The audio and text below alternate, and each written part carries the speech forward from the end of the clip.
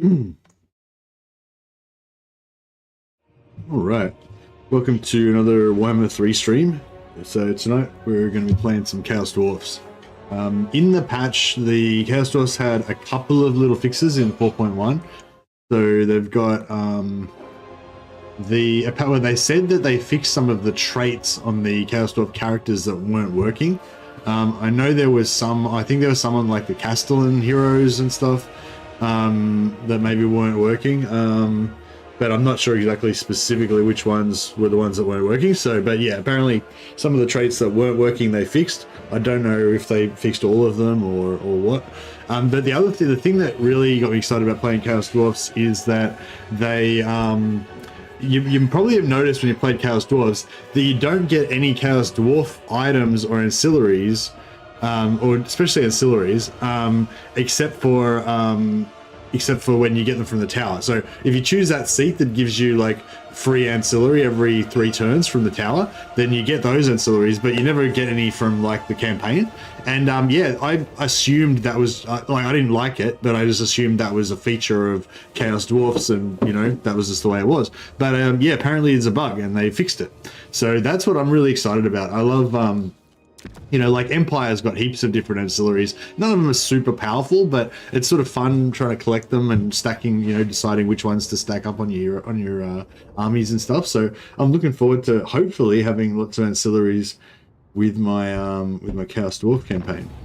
Also, yeah, I want to just play kind of proper Chaos Dwarfs, I guess. You know, like I feel like quite often I'll I don't know, I'll be like migrating to somewhere or doing something weird, and yeah, so I just wanted to kind of focus on just what I guess normal Chaos Dwarfs, trying to like just build up a big empire, get supply chains going, you know, produce lots of materials, all that good stuff. And yeah, so I threw out some polls and stuff to try to get a bit of advice from people, but hopefully you guys can give me some advice as well.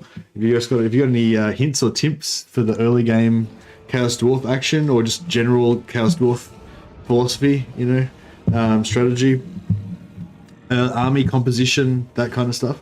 I guess just to give you an idea of what I'm talking about, I threw up a poll with some of the common like things that you keep in mind when you're playing Chaos Dwarfs.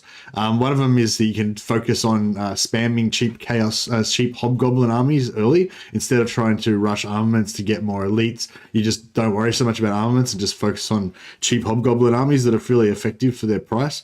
Rush Grimgore early. This one's not really that much of an option if you're playing as Drazoth or as Zatan, but if you're playing as Astragoth, you certainly have the option to go straight for Grimgore and try and take him out early. If you don't, then you know, Grimgore can become a bit of a problem. And also if you leave Grimgore, he'll probably eventually declare war on you, and then he'll start killing all of your caravans as soon as they spawn. So it kind of like removes that caravan gameplay.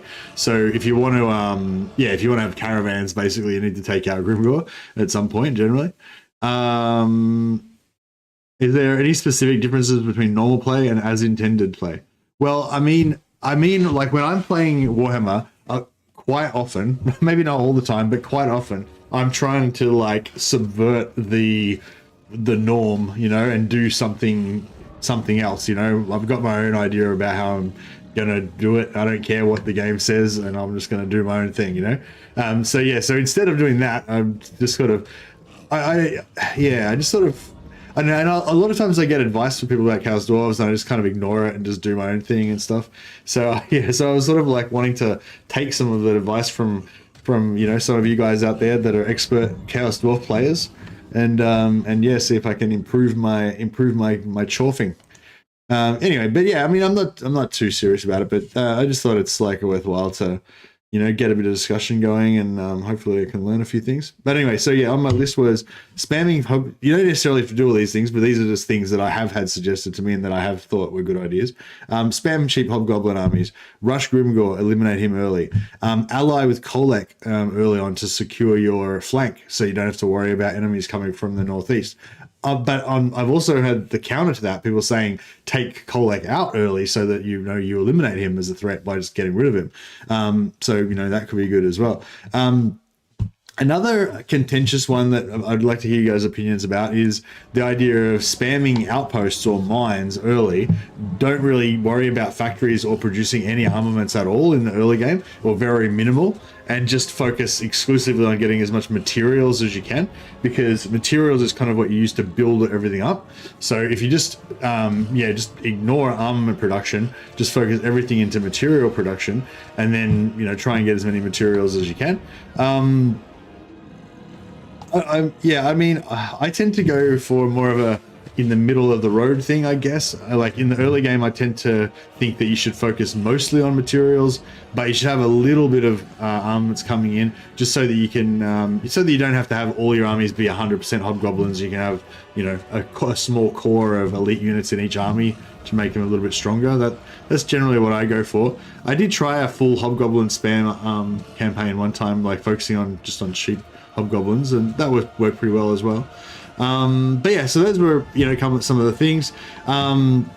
And had a good suggestion. Somebody said that if you want to rush Zatan the Black early and farm his Lord Defeat trait, he actually gives you a plus 40% magic item drop chance. So if you farm a few heroes with that, then you'll end up getting like heaps more, early in your campaign. Then over the course of your campaign, you'll end up getting a lot more items, especially if you're going around with like 4 lords, because you don't have supply lines with Chaos Dwarfs. So 4 lords is generally the way to go.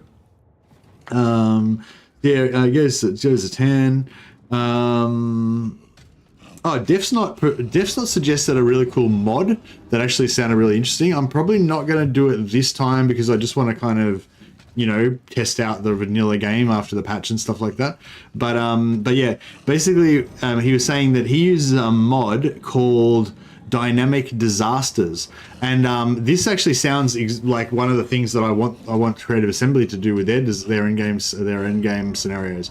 So basically what it does is, instead of you just having one time when either one of the end games goes off, or if you've got Ultimate, you have all of the end games go off at the same time, basically Dynamic Disasters allows you to have like 3 or 4 different disasters and schedule them to have different time ranges when they can occur. So you might have a greenskin endgame go off, but somewhere between 40 and 60, turn 40 to 60. You deal with all that, then like 30 or 40 turns later, you might have Skaven endgame happen between turn 90 and 130 or something, and you can just keep having them keep going, so you can kind of play forever and just have different challenges arise at different times of the day of the game, and you can have them with different intensities as well. So you have like an early game one that's only like a 25% or 50% end game difficulty, and then but later on you have a really powerful 200% end game difficulty one or whatever. So yeah, so that mod actually sounds really cool. So yeah, I might try that out sometime, but I think I definitely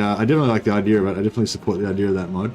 I'm not going to read through. I'm going to get started in a second. There's just like quickly skimmed through. A few other people were agreeing that taking out Grimgor is a good idea. Lumen said, don't worry about allying or doing any diplomacy with the other Chaos Dwarfs, as you can easily just, confederate them for free through the Tower of Zar. So yes, we might want to focus on influence to try to pump up through the Tower of Zar quickly. Cloud suggested that I should just not play Astragoth and play Drazoth instead. That might be a good idea. But I'm not going to follow that one. Blackwell actually gave me like his full like first 5 turns, like optimized first 5 turn guide, but he didn't. Thank you for writing that for me, Blackwell. But he didn't provide any like explanation of why he does any of the stuff. So it's like, I don't know. I'm not sure about it all really. But anyway, So that's basically what we're all about tonight, guys. We'll hopefully have more ideas and discussion come up as we go. But that's kind of where my head's at with this campaign. And let's get to it.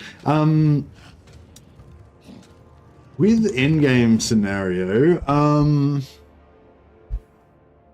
I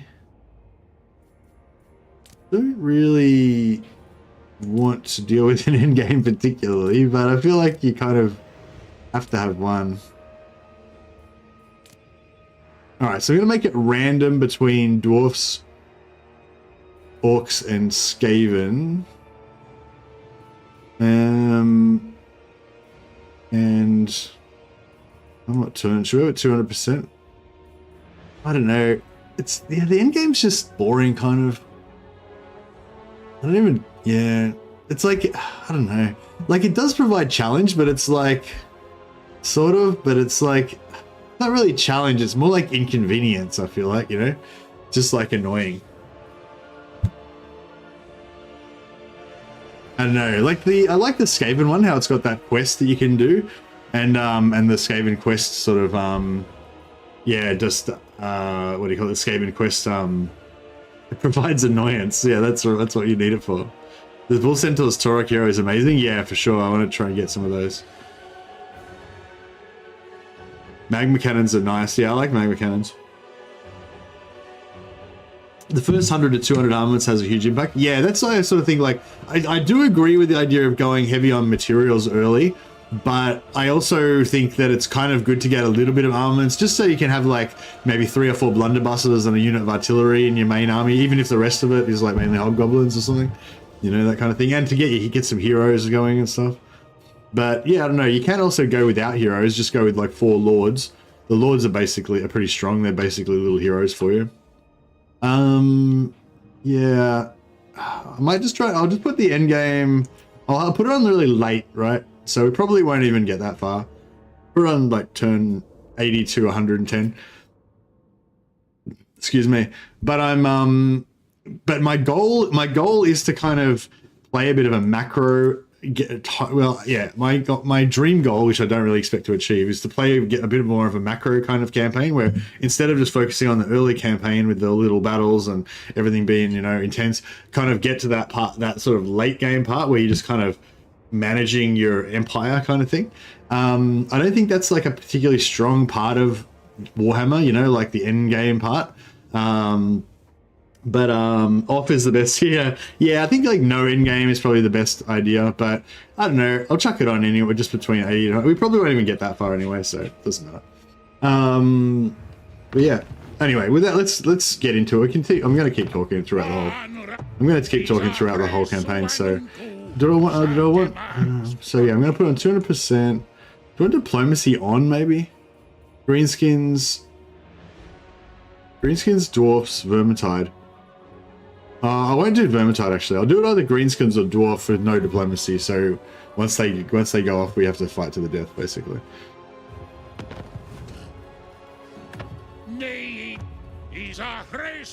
All right, so we get increased conclave influence, so we can get towards those confederations a bit faster. We get extra research rate, extra control all provinces, makes our slave decline not go down as fast, which is nice.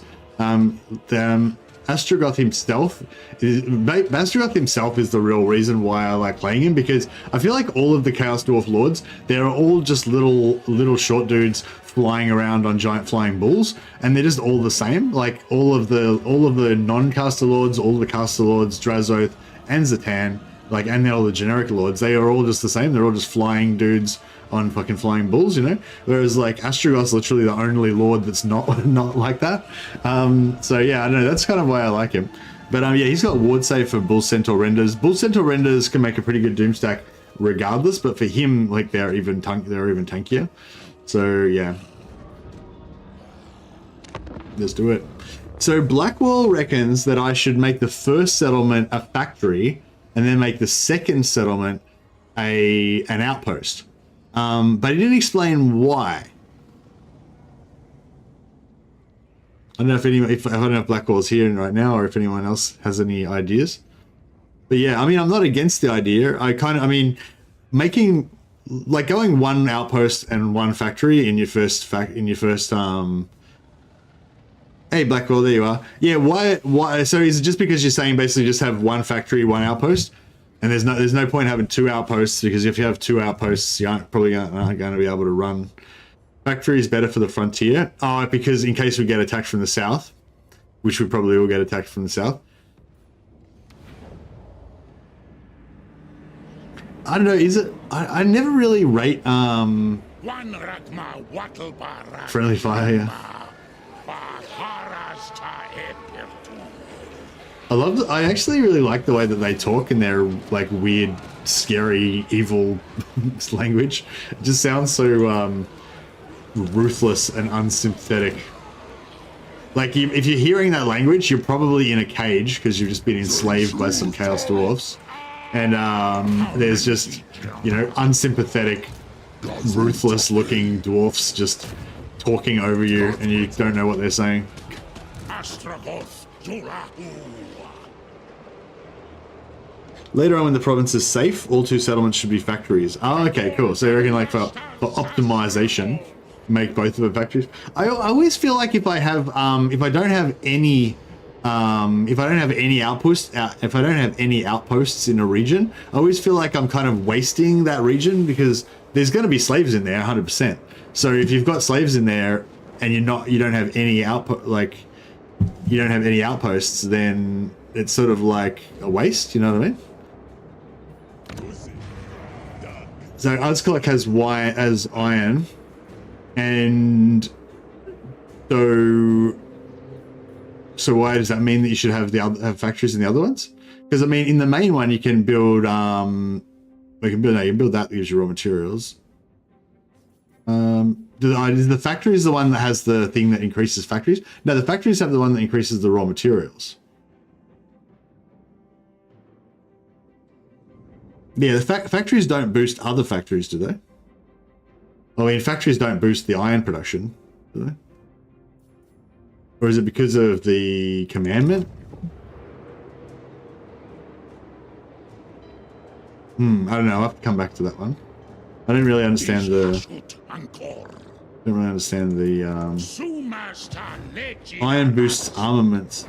Oh, the iron boosts the iron is boosting the factories. Armaments output produced in local province plus 15%. Okay, yeah. But see, but still, it's like, is that worth like losing the material production though? Like, because yeah, I get that you're getting 15% extra from your factories, and so if you've got 2 factories, then you're getting more out of that 15%. But you're losing 100% of your material production that you would have had there otherwise. You know. So is it like, I don't know, how do you measure that? How do you measure which one's better?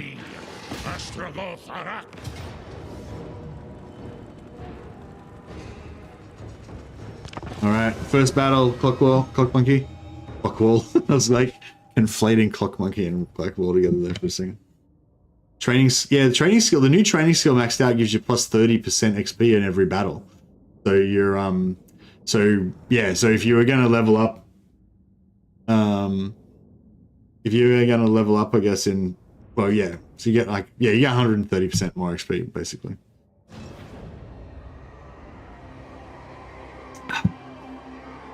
Now, thanks for explaining that, Blackwell. Sorry, it took me a bit thick. Took me a little while to get there. Is the 30% actually noticeable? Well, yeah, I mean, 30% is pretty noticeable. That's 1/3.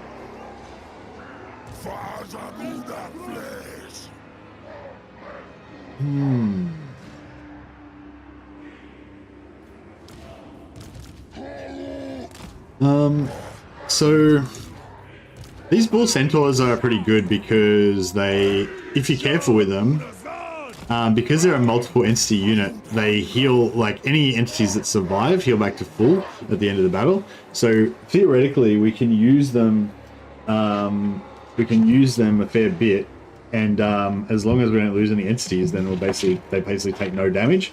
We can take a fair bit of HP damage on them without losing any entities. Whereas, you know, if we take any damage on Astragoth, he won't die, but he'll still have those hit points lost at the end of the battle.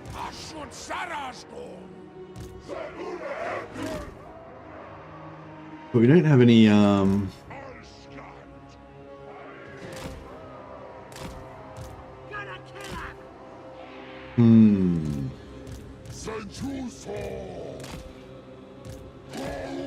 don't know. I'd like to kill some of these, I'd like to kill some of these, Black Orcs, but this Burning Wrath, is it still like super inaccurate and kind of useless? It's like when you if you've got it upgraded and you shoot three projectiles from super close range, then it's pretty good. But when you fire it from a long way away, it just kind of scatters heaps. Yeah, more reserves now, which is good. On magic.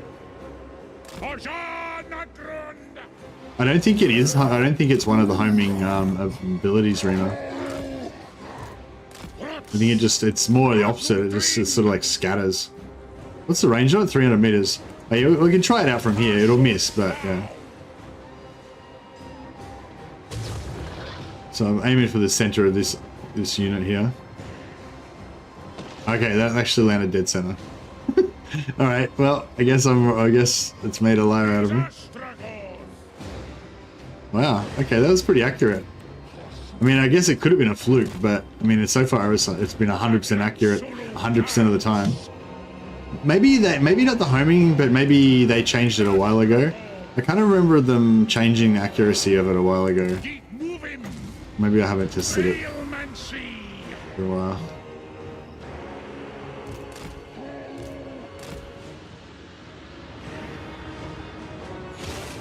Pretty accurate. I mean, that's roughly where they were at the time. Kind of mostly missed them though. Try overcast from max range. Does it scatter all over the place?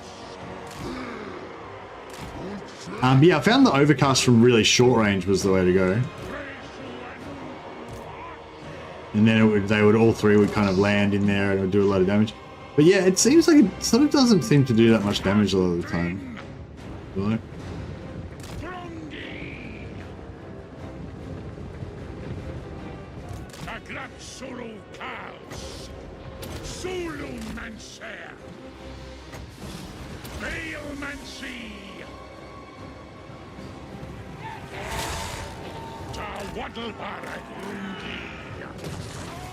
Yeah, it's pretty accurate. I mean, they're moving, but pretty good.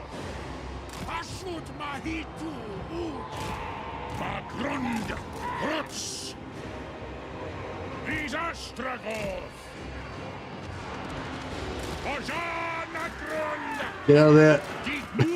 Get the shot. They're shooting him. Friendly fire. That's right.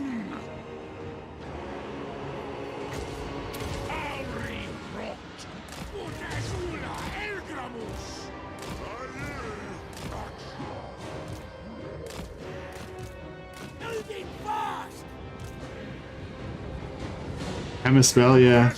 Is it? Oh, it's Draz that gets the bonus from the hammer spell, isn't it? Oh no, Draz gets the bonus from the Draz gets the bonus from the other one.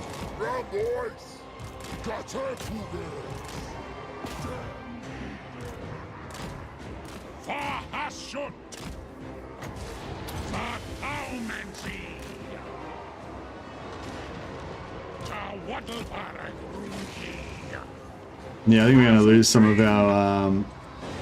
of our scum, hobgoblin scum.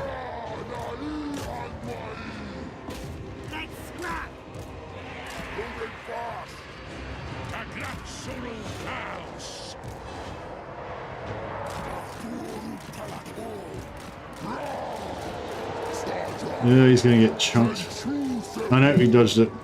Nice one.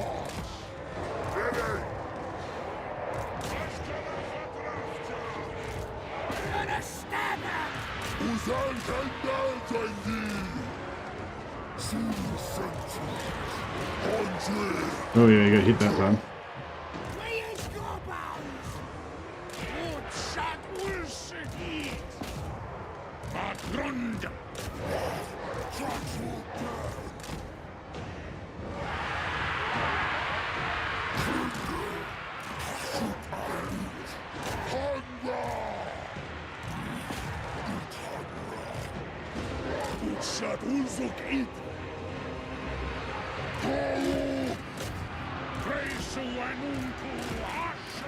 Oh, we lost one of our... He killed one of my bull centaurs. Oh, that dead one's not going to be coming back.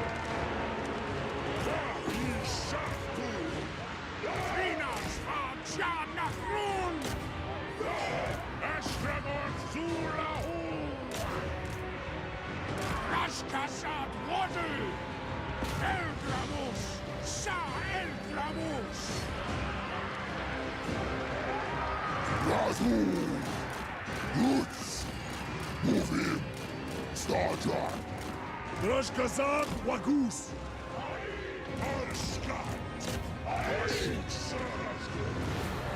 Right. Bit of friendly fire there going on. Gets Flames of Vazgor. Astragoth gets Flames of Vazgor. Or Drazgos. I know one of them gets one. I think Draz gets the hammer and Astragoth gets the flames there.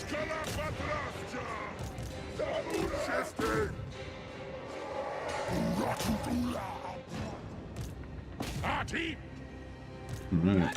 So more of these minions that we capture, the more labor that we'll get after the battle. We can put it on fast forward.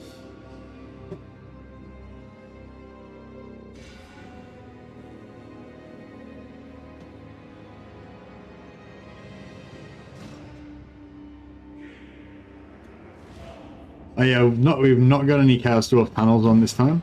So if we want to conquer any distant lands, we have to walk over there and conquer it.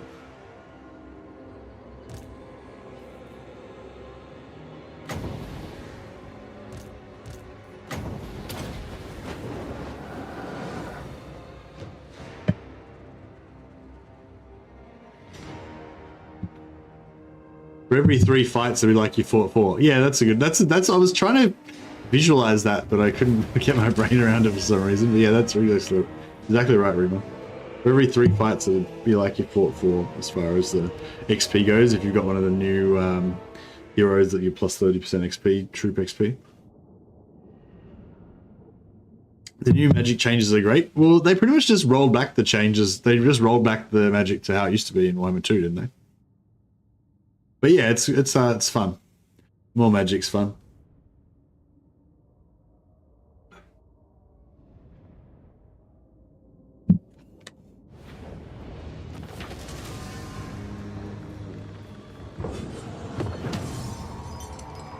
They changed all those skills that you know, in Warhammer 2 you used to have all these skills that gave you extra magic reserve, so you could get like +5 magic reserve on a caster or +10 or whatever, and you could have other lords could have +10, +15, and there'd be legendary lord defeat traits that gave you extra magic reserves and all that, so you could get your magic reserves up to like 150 or whatever. But then in Warhammer 3 they got rid of all that, and they changed it so that if your magic reserves are increasing, then those skills would give you extra increase, like 10% extra increase or 20% extra increase or whatever. So that, yeah, a lot of people didn't like that. So they've changed that back again. So they got rid of all those percent increasing skills and changed them to just flat plus reserves. That wasn't too bad. In terms of Chaos Dwarf lives, none were lost pretty much. Or we lost 1 full centaur, but no Chaos Dwarf lives were lost. Oh, 4 warriors, sorry. But yeah, there was a few of these you know, worthless scum, but I'm going to count them as like, doesn't matter, doesn't count. All right, so we got, we can conscript the captives, 7% replenishment, or we can go 169 labor. Guess we're going to go for the labor, don't we? Yeah, I think it's probably going to be a pretty popular change.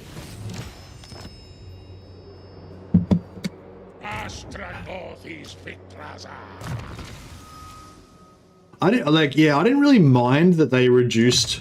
I didn't really mind that they tried to tone down the magic a little bit. But I don't really mind if the magic is more over the top either. I think both ways are fine. You know, more magic, less magic, they're both fine. But those skills, those actually put, like, I would just never put any skill points into those skills. They were just shit skills. Whereas now that they give you reserves, I totally will take them every single time. They're a high priority skill to take now. You know, so in that, yeah, in terms of the overall game balance, I don't really mind whether they go for the more low, well, it wasn't even that, it didn't even make that much difference, but slightly less magic or slightly more magic. I don't really make, it doesn't really bother me either way, but I like both ways. But those skills I think are definitely improved by making them reserves. All right, so we're gonna take this settlement and maybe we'll make it, yeah, we'll follow Blackwall's advice. We'll make this one a factory and then we'll make the other one an outpost. The only problem with that is that we won't be producing materials for the first turn. So we're missing out on 1 turn's worth of materials. That's probably not, you know, and yeah, it's not probably not a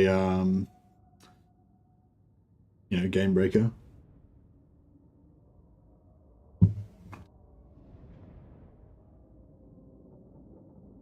Knowledgeable gave faction wide bonus. Yeah, that was the extra magic reserves. Yeah, that was a bit broken, eh?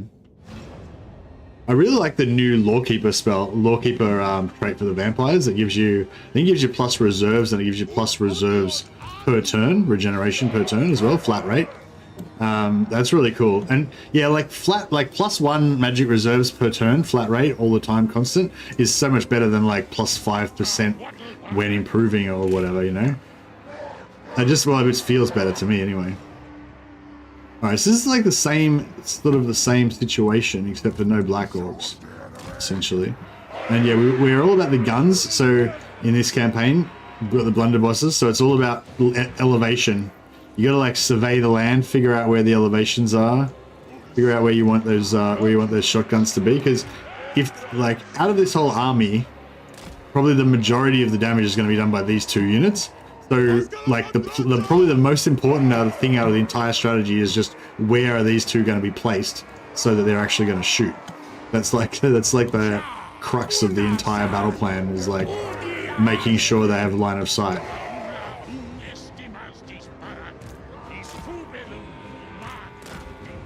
I'd really like to get some of these, well, maybe some Goblin Wolf Riders with bows. Hey, Moritz.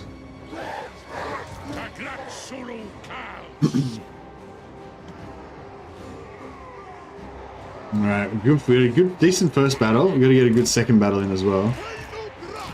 For the augurs to be complete. Oh, I literally just realized today what under the Aegis of meant.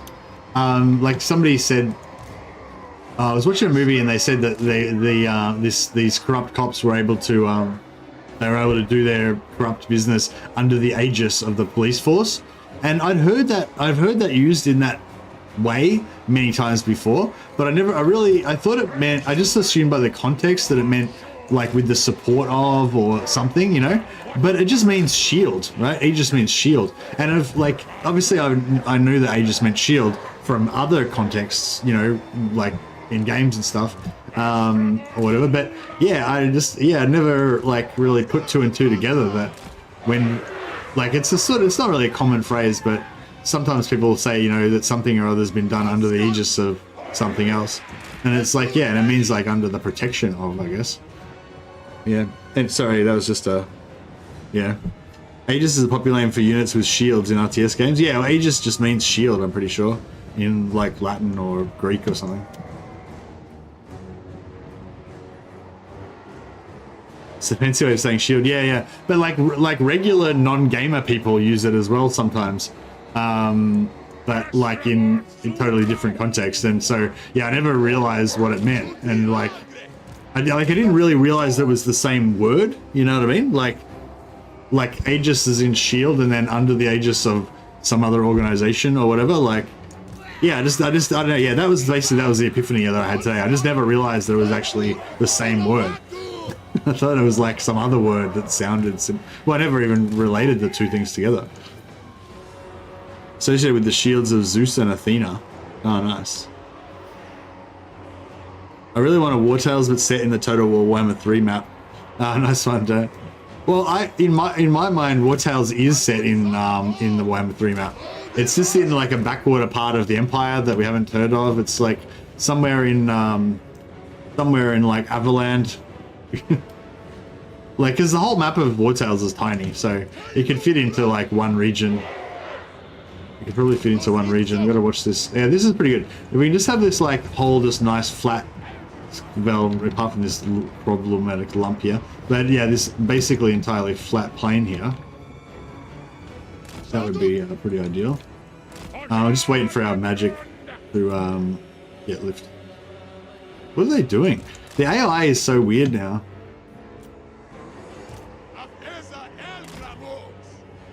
See how they're like, yeah, they're just doing this like verticality thing. Like, instead of going like extremely flat even across ways like they used to, now they do this thing where they kind of do like that, or sometimes they go in a straight line. They'll just have like unit, like in a column. And yeah, I don't know. I assume it's like a malfunction, but yeah, it's weird.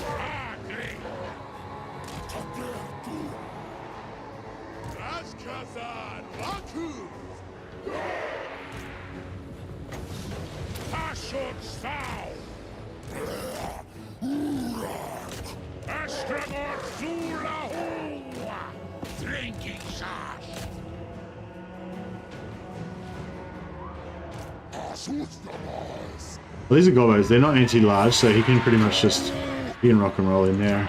Just ignore them. Actually, yeah, they're all gobos. We could just roll over the whole army, really, couldn't we?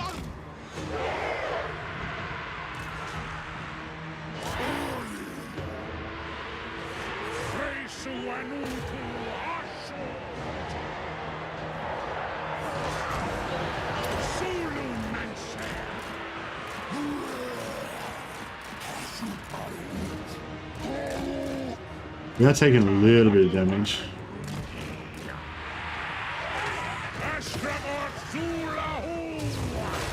Oh, he just did a double shot. He just shot twice. What the hell?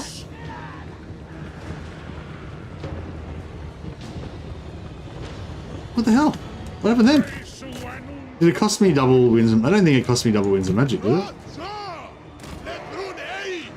It wasn't over. No, it wasn't overcast. So I haven't got it. I haven't got it level 2 of it. I can't overcast it. That was really weird.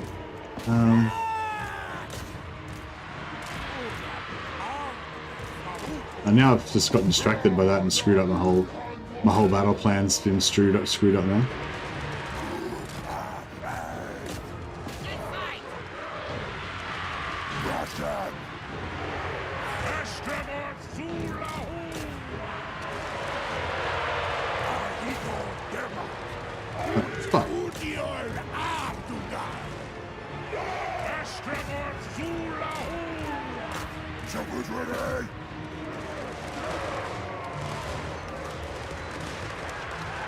I love these guns, man. They're so cool.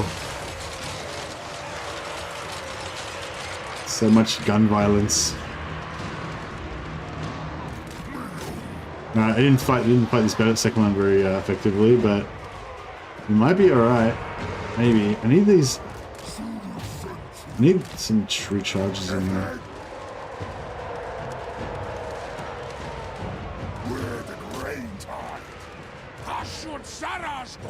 Yeah, we lost 2 guys already. I'm pretty sure it was from friendly fire from this other guns. Like I doubt these goblin spears are doing any damage. Probably just shot my own guys with my shotguns.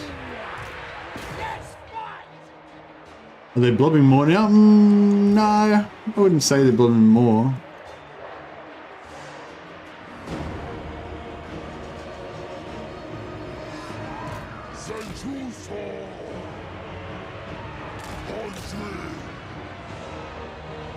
When you're moving, if you hold down shift and then drag, you can draw a path for your units to follow. Is that what you mean?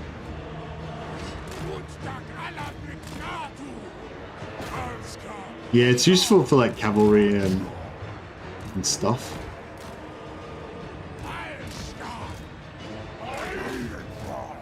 Yeah, we didn't fight that one very well. But to be fair, this skull needs to be deleted anyway.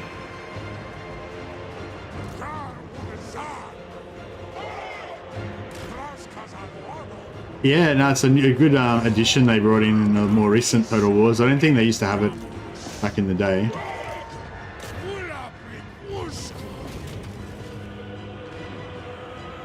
Ah. Gun violence. Excellent.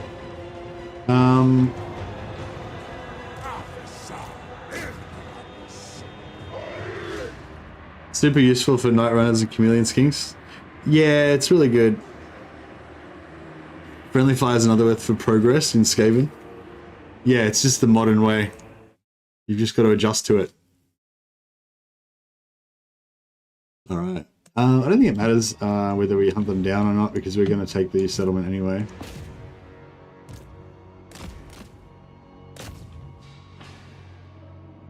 We get a bit of experience on our troops, but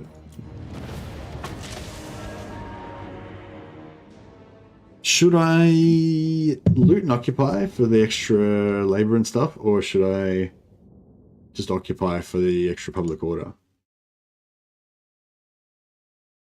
Get more slaves if you kill more fleeing units. You do normally, but I'm not sure how it works with settlements. I feel like settlements are weird, but I'm not sure if, I don't know. I haven't really tested it recently. Like I did a video about it ages ago.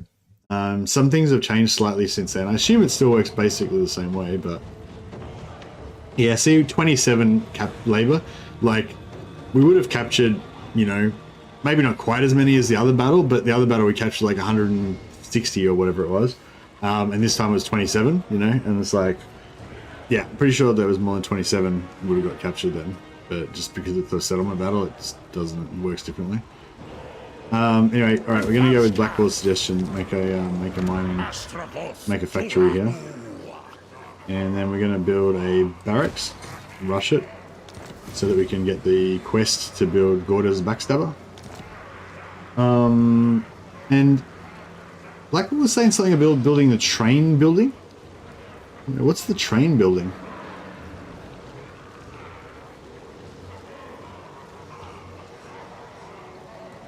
Oh, the campaign movement range. Patrol routes. Is that the one? Oh, okay. And what you reckon, like rush it so that we can get extra movement? And you were saying like build it now and then destroy it again. It's 250 materials. How much do we get back when we destroy it? I don't know if it's worth it, because if I destroy it, like, yeah, I don't know if, because we've only got 500 materials.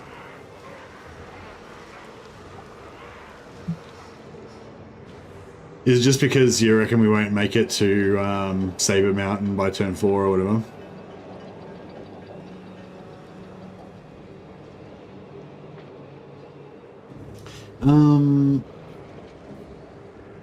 Because yeah, we could build you can't reach the Ogre tribe at turn 4 when you don't build it. Ah, okay.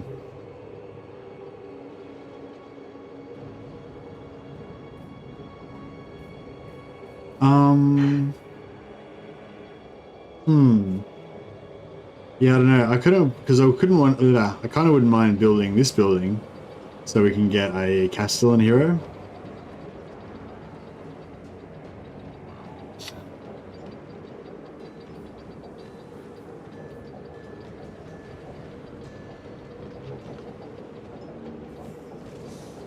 Don't you have to build a Hobgoblin camp to get the Goddess quest? So just getting one pre-built is useless.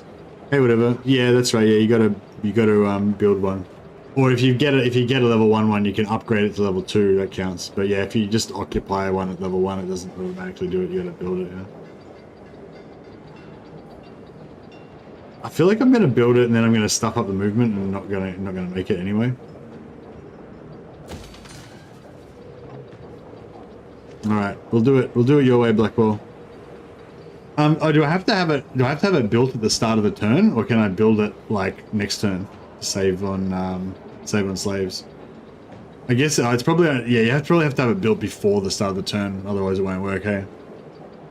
Oh, really? So if I rush it next turn, it'll still work? Or, oh, you reckon, or don't rush it. I don't need to rush it for next, I don't even need it for this turn. Can't I just build it in, well, can't I just build it in Fort Dorzine next turn? Because, like, we can get there in one turn, right? So next turn I don't need it. It's not going to do anything. Yeah, so turn 1 I'm here. Turn 2 I'm going to be here. Turn 3 I'm going to be there. Well, turn 3 I'll be here and my other army will be here. And then turn 4 I'll take it.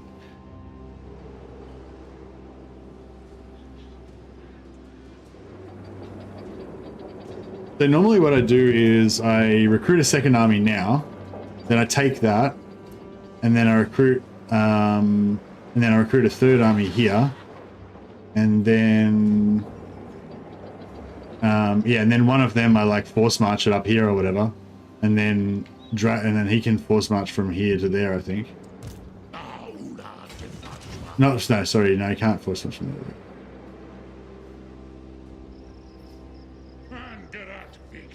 Yeah, it wasn't from there to there.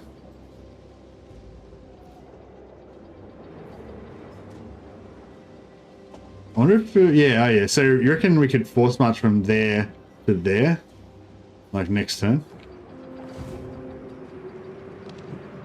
But yeah, wouldn't it be better to?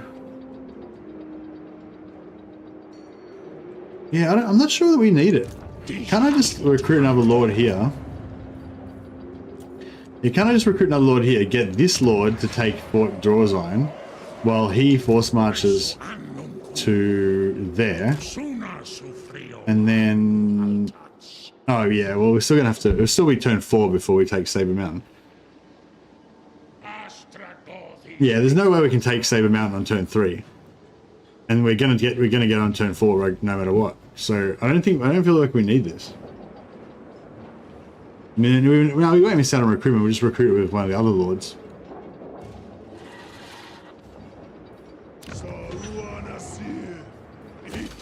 Yeah, I don't think we need this, man. Can't you just force march with one of your other lords? I don't know. I don't really understand that one. But yeah, I think I don't know. I'm kind of considering even if it is going to save me a turn, I'm kind of thinking I'd rather just lose the turn and keep the 250 materials.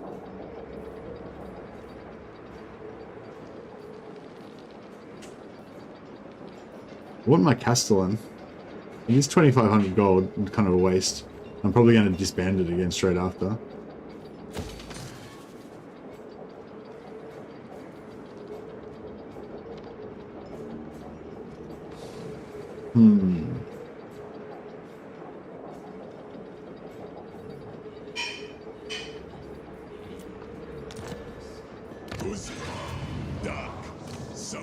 Alright, so these are the traits. Some of these traits apparently work now.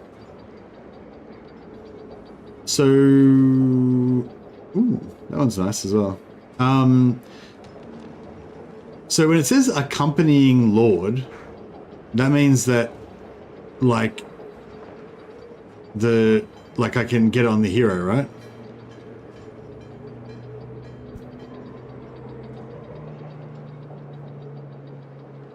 Yeah, so I don't trust those ones. Even though they say they're fixed, I still don't trust them.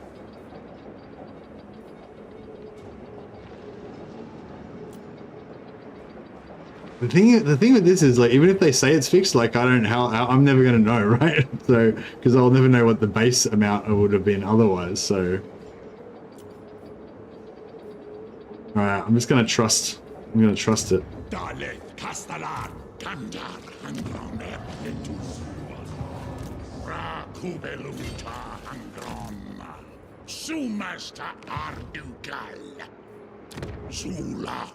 Should buff the Lord of the Hero's Army. Yeah, that's the way it reads to me as well.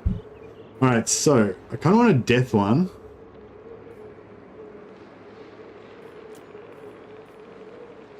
Just checking out these traits that are apparently all working now.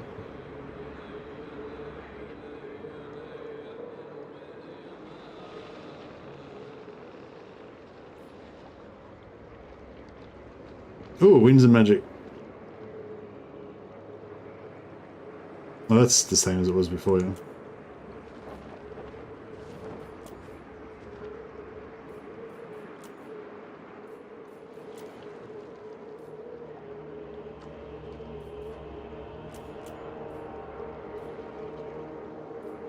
Yeah, I might just go for a Death Lord. Get some research right now. Yeah, go for the research. That way, even if we disband him, we can still have him in there.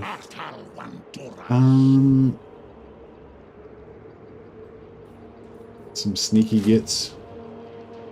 Oh yeah. So diplomacy, Rise. You were saying. So you reckon join the war against the Cool. The great horned rat favors Mimi. Together we seek in exchange for non-aggression pacts. Good. And what was the other one? Join Azag's war against the Rock Skulls, because they're going to get wiped out pretty much instantly. Get a bit of free cash.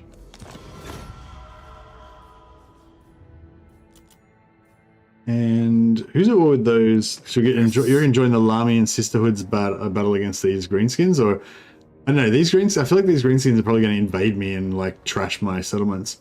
So it might not be worth it. Mostly glows, I can tell. You come thinking to bargain, but I End alarm in. ready. Oh yeah, I'm going to attack them. I just thought it'd be good to get the money out of them.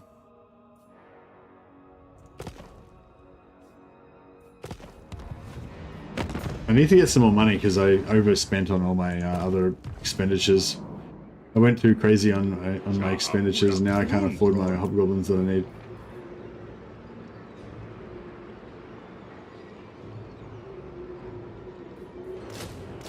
There we go. We can just get some cut price hobgoblins.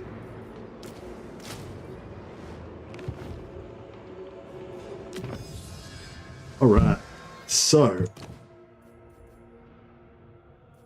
you can go straight for labor organization. So if we want to go for like the max, like, and get to the, you know, more efficient end game as quickly as possible, then if we zoom up here, we get, well, at the end we get workload requirement for raw materials minus 10% for all provinces, labor gain post battle all provinces. Excuse me. Oh yeah, this one's massive. +5 control for labor, or +750 gold for labor sacrificed. That one's massive. So instead of 1500 gold, you get 750. So it's like, you know, a huge increase. Oh yeah, iron and timber provide extra armaments. Extra income from refinery, extra armaments. So basically all of your kind of, yeah, this is like the, you know, super boost all of your slave economy stuff, basically.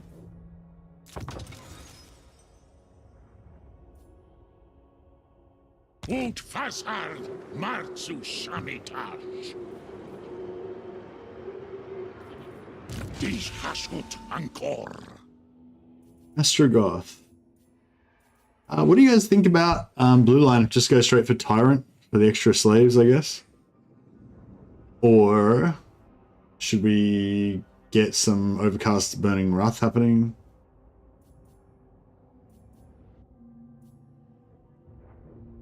Do it, yeah. I feel like the extra 1 point in Burning Wrath would be good, but I don't think we probably need it for the next couple of battles. More mandatory volunteers. Yeah, I definitely will get to it. Should we get our XP boosted by our new 30% extra XP as well?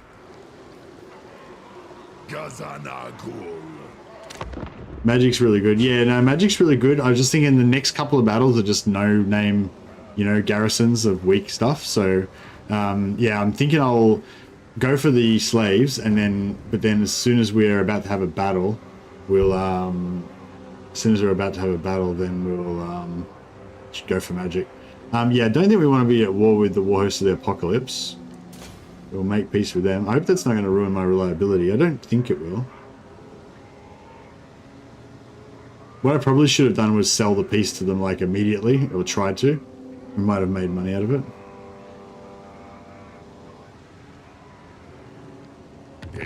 I think they might have lowered the amount of money that you get from selling selling battles like that as well.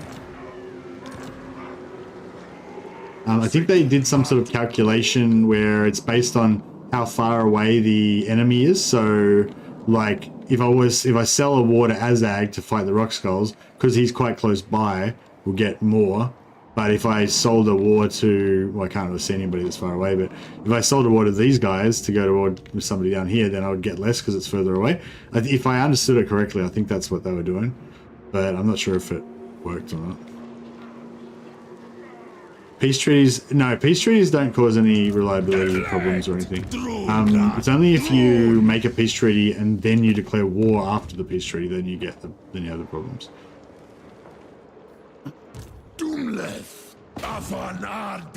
So yeah, so if we initiate the battle with this guy, then we can force march with Astragoth.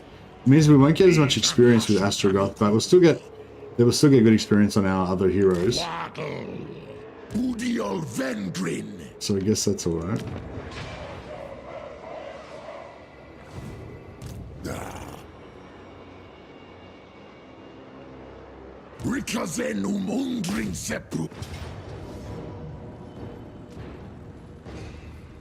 Gotta fight this one again.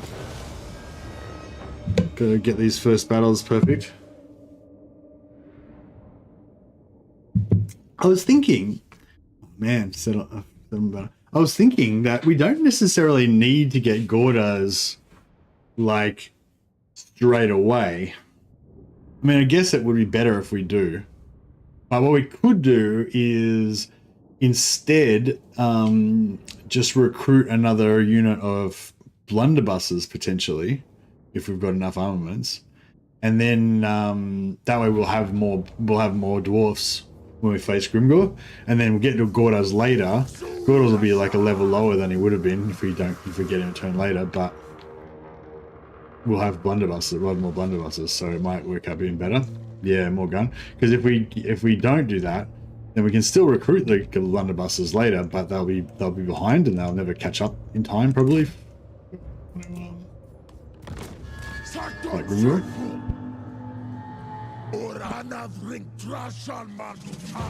Yeah, I've got to be more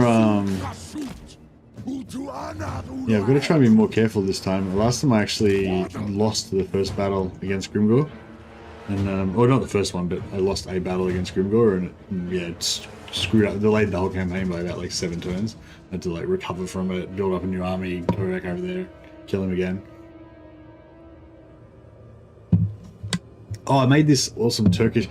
When I was younger, I used to live in this hotel, and we just ate crap food and drank and had bad lifestyles, you know.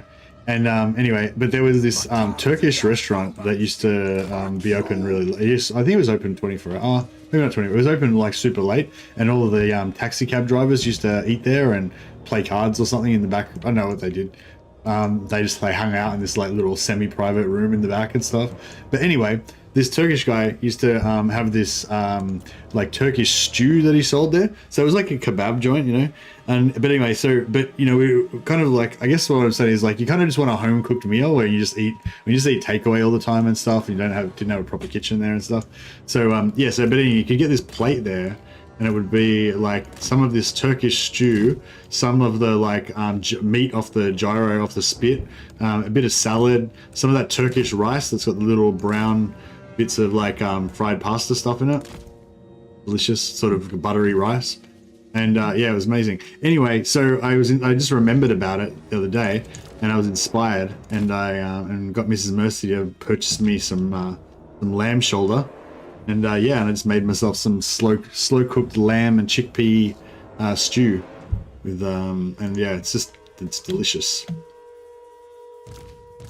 I had it for dinner.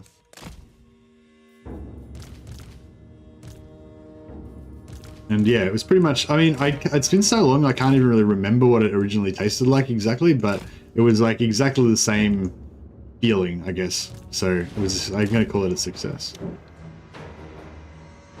How are we going to do this? I really wish I just had, you know, a proper spell like Burning Skull, Burning Head.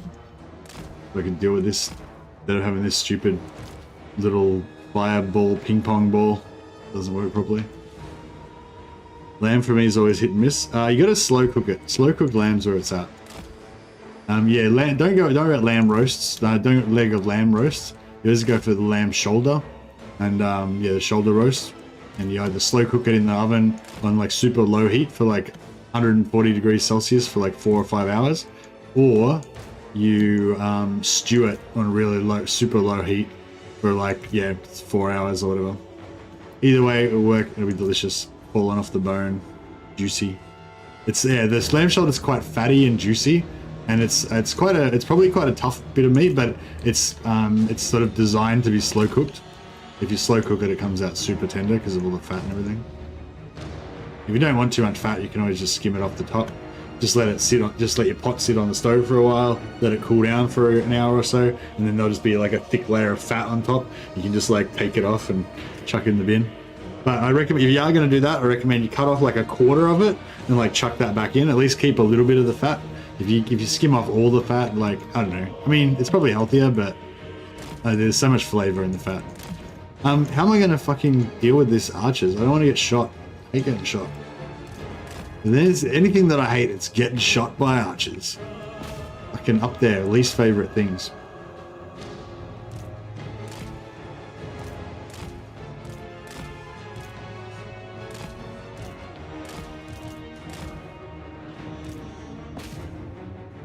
that's right. Astragoth's got this handled.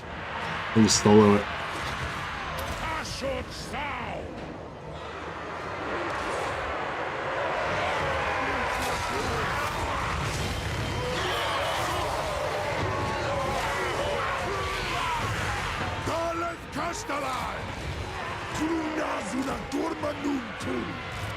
These two have got guns, so I might just pull them out and they should be able to do a bit more damage. Especially this guy, he's got a special gun that does, he's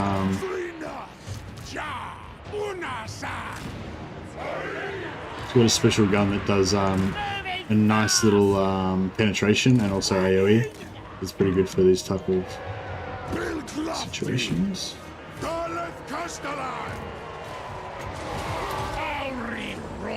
He's getting damaged a little bit, but not too bad. Does the gun guy not shoot me in melee? No, when they're in melee, they switch to melee mode. But this guy shoots. Check him out when he shoots. I don't know if he's going to do it. There he goes. Check that out. He just deleted like 10 units.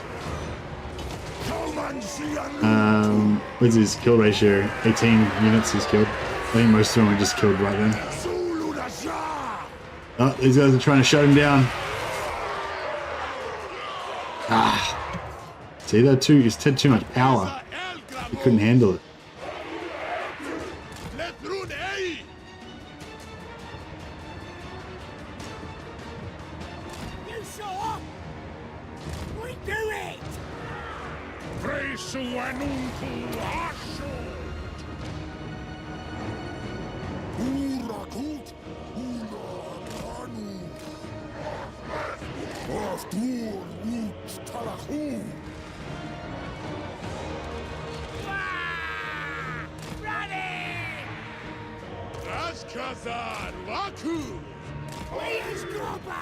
These archers don't seem interested in coming down here, so pretty cool. It's 21 and shoot. 21 to 31. So you just killed 10 entities with that one pistol shot. Oh, and a couple more died. It's sort of like a two-stage that like it shoots through and kills them instantly, and then it does like a little dot at the end or whatever that kills them in like the next 1 or 2 seconds. Yeah, so you just killed 12 guys in one shot. Just killed 9, 10, 11 guys in another shot. Pretty cool, hey? It fires pretty slow, but still. Yeah, if you can get these guys off to the side like this, they actually do massive damage with those pistols. But you have to be close range, because if you're really close range, they shoot really flat and they'll penetrate through like 10 guys and kill them all. But if you're far away, they actually lob it over and it'll come down. It'll still kill like 6 guys or whatever with the AoE, but it won't get that penetration and kill like 5 extra guys or whatever. No Tomb Kings, that early game cap increased dilemma, turns out doesn't care about lore of shadow book restriction, get delicious. What? No, I don't. Oh, sorry. No, I don't. The answer is no. I don't know. Sorry, I don't play Tomb Kings much. Sorry, Vasily. I don't really know. Like, yeah, it's probably been 6 months since I played Tomb Kings. And I've never been into it.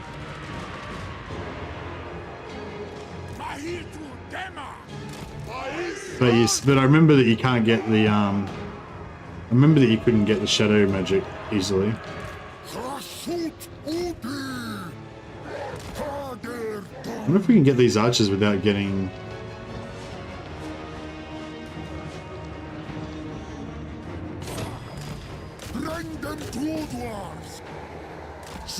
shot by any reinforcements. Damn it.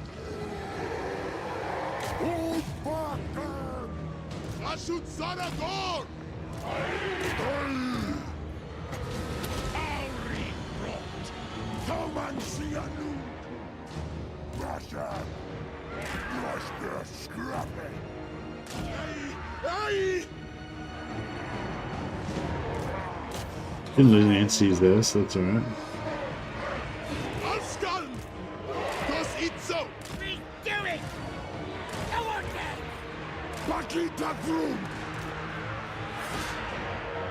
Those archers are bananas. You have to get a specific book. Yeah, I know, yeah. So what are you saying? What's different now?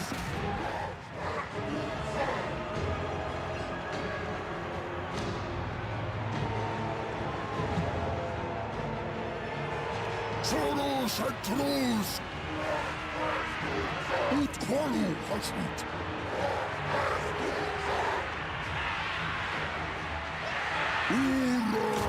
But doesn't that just increase your priest capacity? It doesn't actually give you a shadow priest, does it? I don't get it. Oh no, it does actually. Does it actually give you? It gives you a priest and it increases your capacity as well, yeah? Yeah. And is shadow priest one of the options?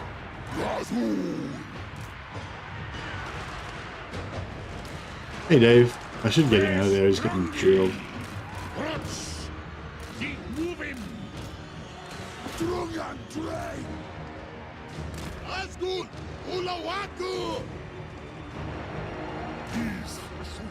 Nice one.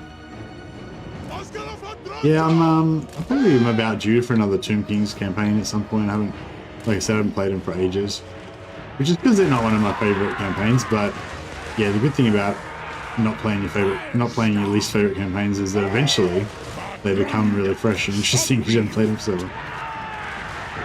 Oh, friendly fire! Get out of the way! Dodge those bullets.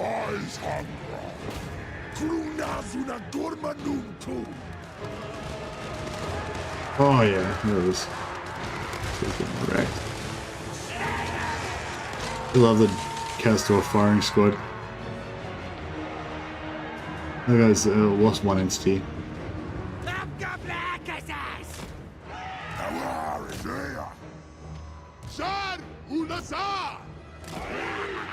This was boys! Ut odion Arduga!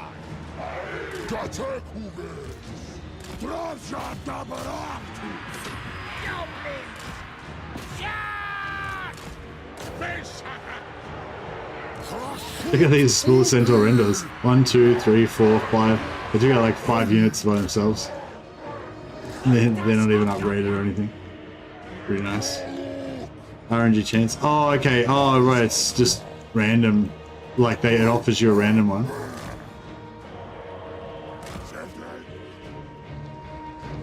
Yeah, the Shadow Mage is significantly better than the other Lords of Magic. Hey, like I guess I don't know. I guess Light's okay. What's the other one they get? Oh, yeah. I don't know if I like their special Tomb Kings lore that much.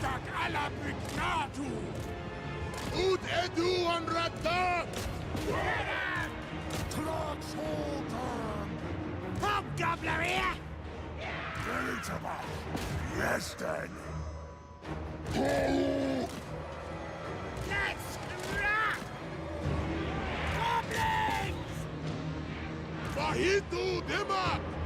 Dat Alapikratu!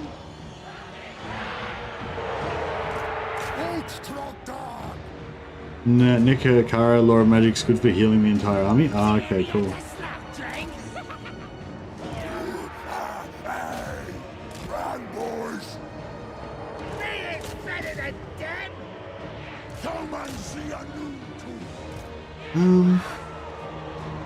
Yeah, I'm basically just trying to protect my guns, keep them nice and healthy.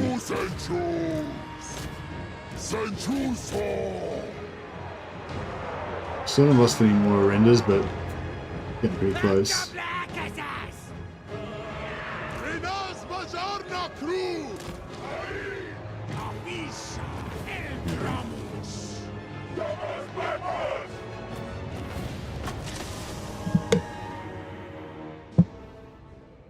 Any tips on the Chaos Dwarf economy? Just it's all about the slaves, I guess. Generally, just for money, you just want lots of slaves and lots of provinces. Like every province that you've got, you can sacrifice slaves every turn for money. So the more regions you've got, even if they're not built up or anything, just like you just conquer one region in a new province, and then that's another 1,500 gold per turn that you can sacrifice slaves for. But you need to be getting lots of slaves, I guess. So it's all powered by killing people and taking them as slaves, essentially. I mean, they probably got a pretty good passive economy as well. Like compared to the Empire or whatever, they probably make more money than the Empire, I would guess. I haven't really figured it out, but you make way more money from just war. Yeah, if you're having trouble with economy, you're probably not killing people as much enough. Probably need to go out and make some more wars. But yeah, I mean, I think that's a problem with lots of factions, you know, like you build all these armies, and if those armies aren't out killing enough stuff to make up for their value, then you start to get problems. Pawn commands. Smash a lot of stuff and let hobgoblins do all the work. Yeah, that's another point. Hobgoblins are cheap, whereas the rest of their units are mostly expensive. So if you can't afford your armies, then yeah, you mix in some hobgoblins or just go all hobgoblins. Cheaper and more efficient. Yeah, I quite like playing passively and doing a bit of a turtley campaign. But yeah, I don't think we can take it by turn 3. But yeah. Oh, is this what you were saying, Vasily? That if we had built the building there, then right now I could be like there or something, and then I'd be able to take this on turn 3.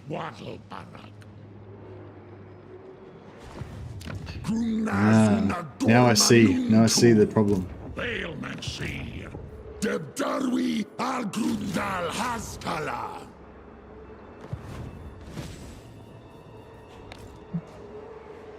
Astragoth is Victraza. So yeah, so I could build 3 hobgobs, or I could... I don't know if I'm going to even bother with the Great Taurus this time. Like, it is kind of useful having a flying unit, but I don't know. It's not really that... I don't feel like it's very strong. And you get more flying units pretty soon afterwards, but I don't know. It does have terror though, hey.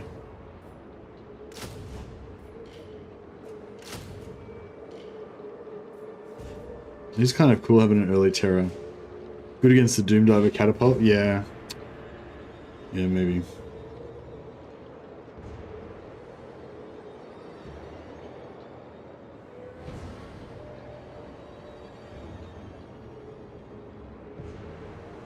Yeah, I don't really care about being the most optimal generally, but I'm trying to be a bit more... I'm trying to focus a bit more on optimal this time around.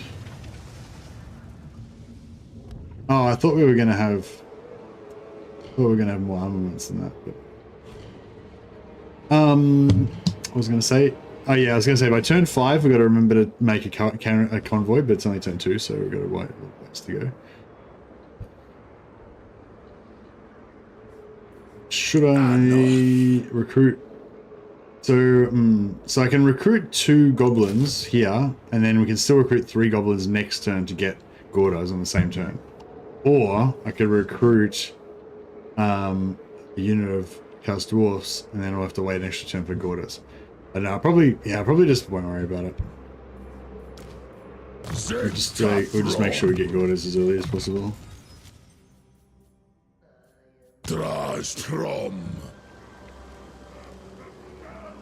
No, I'm not going for the caravan tech this time, Astragoth. I went for labor. Well, it's only turn 2, but yeah.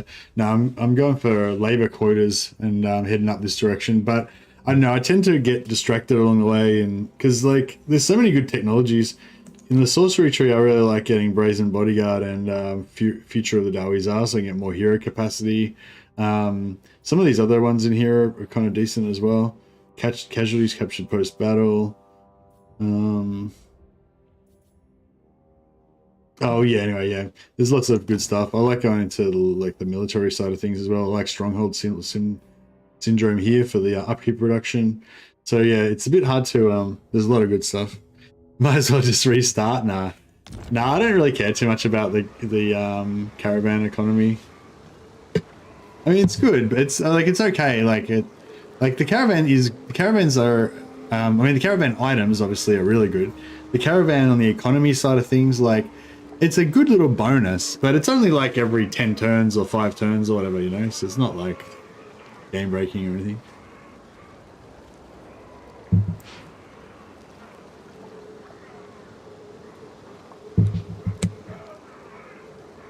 Is it worth upgrading minor outpost settlements? About 7k to level 3, and the mines only provide a minor workload upgrade. Yeah, I don't bother upgrading much at all, at the start at least.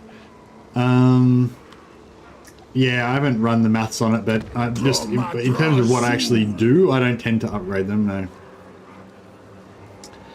Oh, actually, yeah, actually, that's a good point. So if you build the factory in the first one, and then you build the Hobgoblin mustering camp there, then you can knock down this one and build a mine here.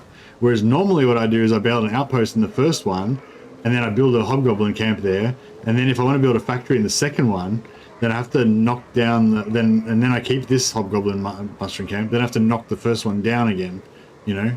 So that this way, I mean, it's, well, I suppose I'm still knocking this one down anyway. So yeah, doesn't make much difference actually. But oh, whatever. Upkeep? No.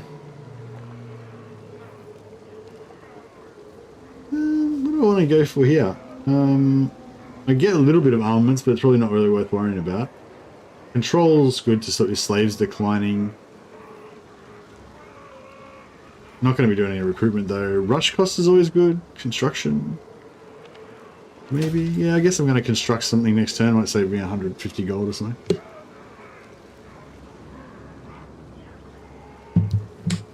Yeah, it's all about getting those items.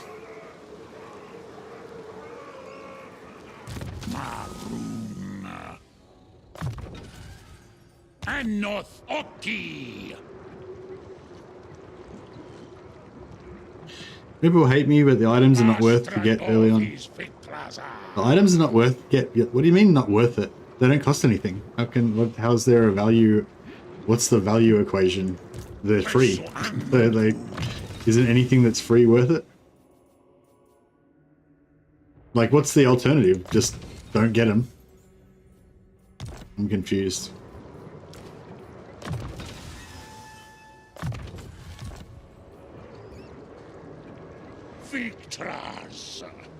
They cost time to get.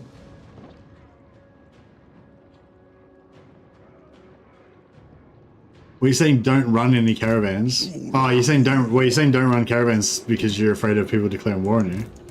Doomskull key. Well, I guess that's, you know, I guess that's a valid thing. But it's like, you know, if you find yourself getting into the sort of argument where you're saying, oh, the most optimal way to play is not to use any of the legendary characters, not to use any of the special magic items, not to use any magic, you know, like if you're just like listing off everything that's the most coolest, funnest, best things to play with in the game and saying, oh, I don't get any of them because they're not efficient. It's like, yeah.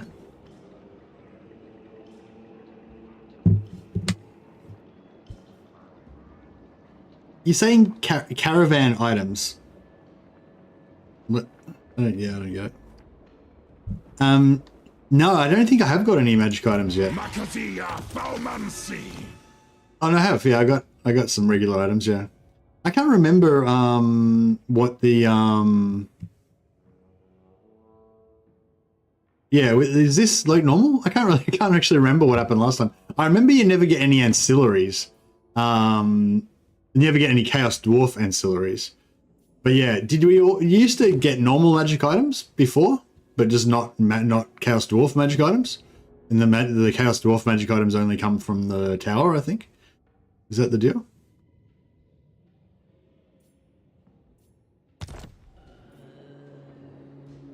Astragoth. Well, I don't know. We might have to just agree to disagree on that one, Blackwall, because yeah, I'm not even tabling that one for a possibility. Like, there's no, like, yeah, I'm not even considering not getting the magic items. Like, I recognize that you've raised that it's a possibility. It is an option. If you want to not have the coolest magic items that you can get, then that is an option. You can skip them. Alright, cool. Thanks for letting me know. I'd never actually considered that, but now I have.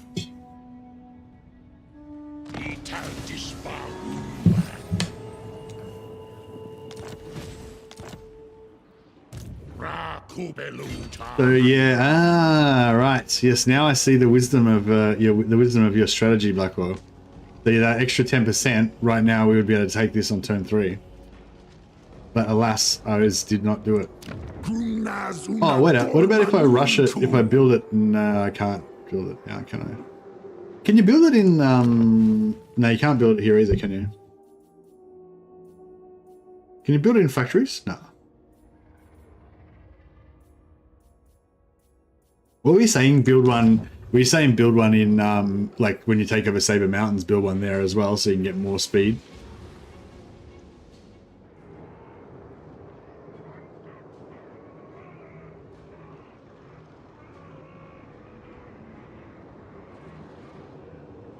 No, I wasn't saying that legendary lords are inefficient. I was saying that if somebody was making an argument that you shouldn't use legendary lords because they're inefficient, I wouldn't give a shit, because I'd still want to use the legendary lord because they're fun to use, you know? Probably, you know, depending on how bad it was. If you rush at the same turn, it won't apply till the next turn. Yeah. Okay, so that was actually a good tip that I ignored, Blackwall. Yeah. So Blackwall's guide that he sent me, he was saying that basically you should build this. Where is it? This building? Yeah, build this building on turn 1 in your capital. It gives you 10% extra movement. So then you can so you build that on turn 1 here, and then on turn 2 you can take this settlement and then force march Astragoth exactly as I did. But instead of being here, you'll be here. And then now on turn 3, if we had been there, we could now take this on turn 3, but now we can't. But that's all right. It gives us an extra turn to recruit. Should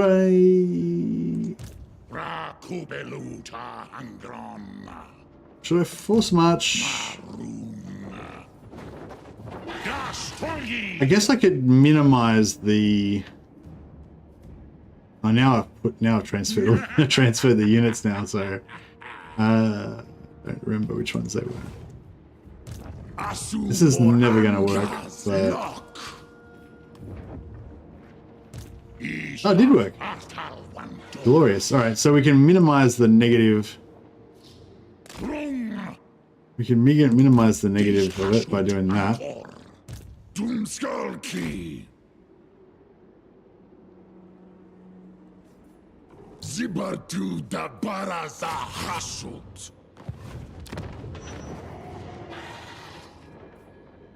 We're a little bit short on cash again, though.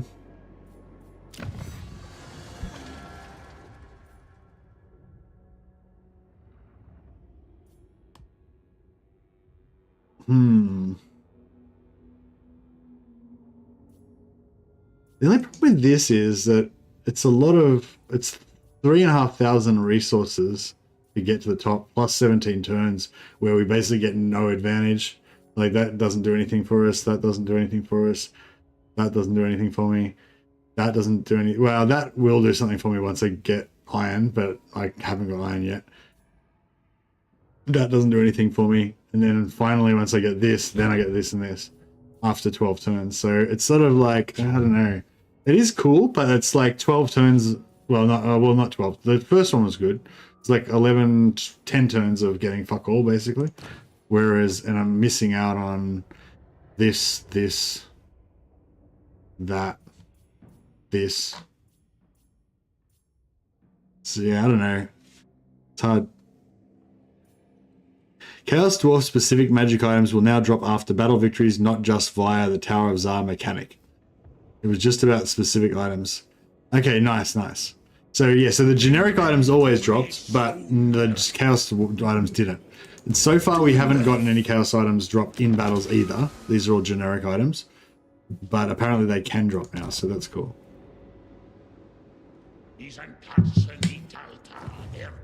Alright, so what other diplomacy shenanigans can we do? Who are these fucking guys? Let's enter then. Can I? Oh, we don't have vision on Archeon. This sucks. Schmelted Dwarf Day.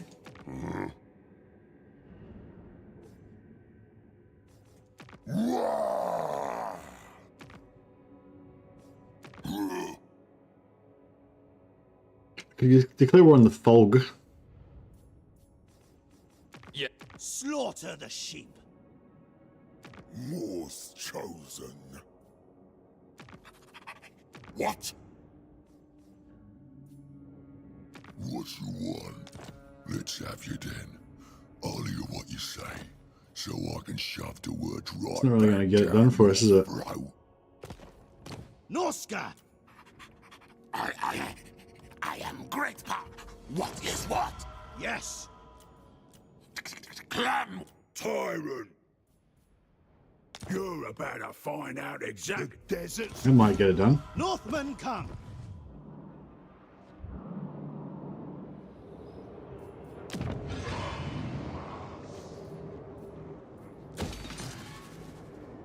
How much labor we got? 578.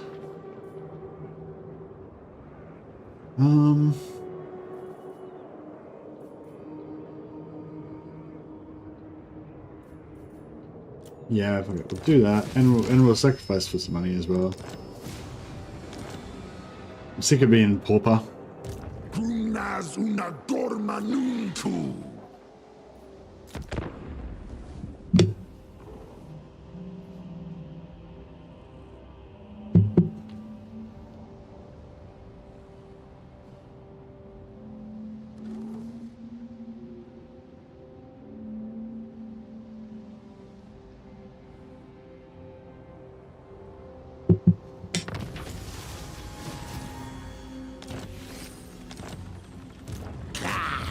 Goddess! Collins! I'm getting in 900 materials.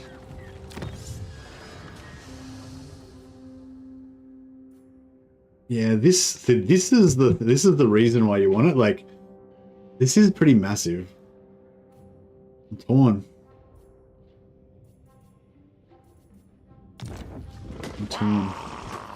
I do want it, but Dengaris! More's the queen. Dromadrazul. God will strip the great Moor will deliver. all right. Let's hope we can handle this army. Gomlet.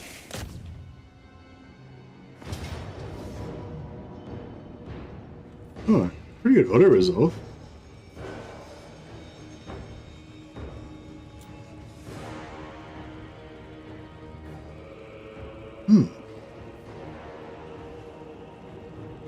Do I want to just auto resolve it, maybe?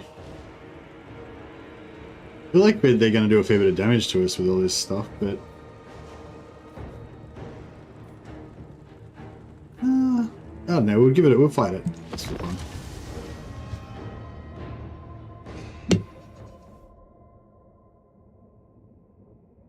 I'll recruit a third lord after this, maybe. Yeah, I'll recruit a third lord after this, maybe. That way we can have more magic item drop chance. Should I get another melee lord as a tank? Or maybe just get a fire mage?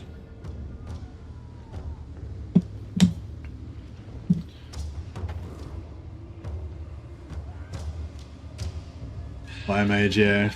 It's nice having a fire mage and a death mage. That way you've got like all the tools to shatter them and get more slaves for those big field battles. We need to do like a massive field battle where we can just get like 500 slaves out of it or whatever. Yeah, I think this is a pretty good map for manual fighting. Although coming on this side isn't the best.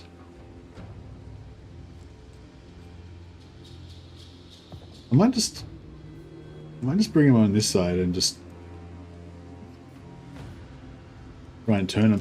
I've noticed I haven't been having much luck with turning the enemy recently. Like they I don't know. They've been turning weird, like they've been turning like weird and then like attacking me or getting too close because they didn't turn properly and then ending up attacking me. See how it goes. Metal? Nah. No, I won't go metal.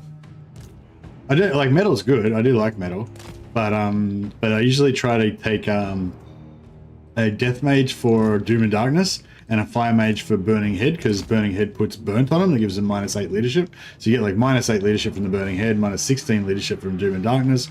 Plus you can cast terror on a couple of your units. Plus you got heaps of terror anyway. Yeah, see what I mean? They like turned a bit, and then now they've just like decided to attack me. And now my whole plan is totally fucked.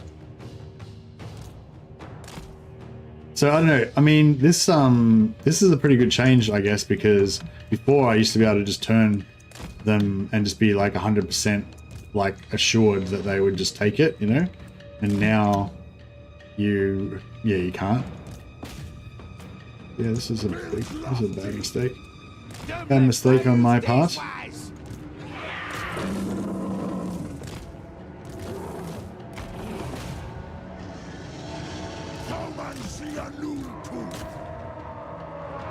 He's not falling for my fake charges. I'm trying.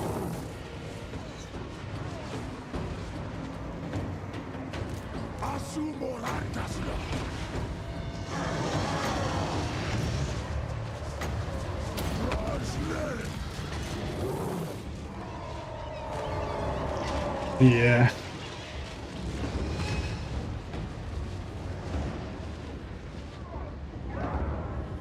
No, Death Wizards are really good if you're playing as Chaos Dwarfs or Dark Elves. Not for the damage, but for the Doom and Darkness, for the to break the enemies to get more. Break the enemies to get more. Oh nah, these dudes are fucking dead. This is just a delay, just the delaying tactics. Probably would have been better off just saving the bull's health and letting these guys get wrecked. They're all going to be routing in a second. I don't know. We might be. I might have fucked myself pretty bad in this one.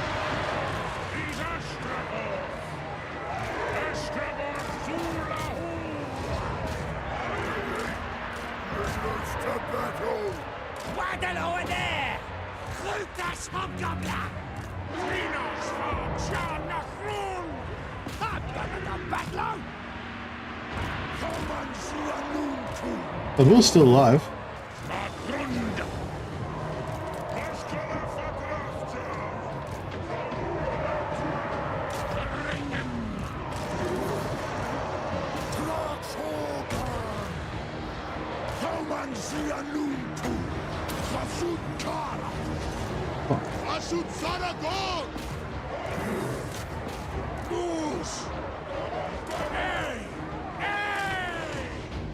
These hobgoblins still got wrecked.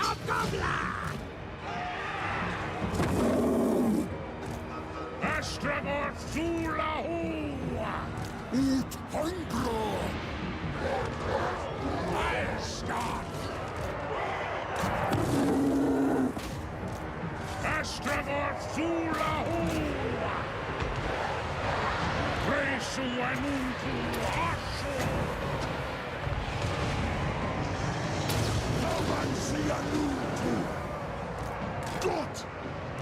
You see, if we just had Burning Head or some proper Law of Magic, it'd be good.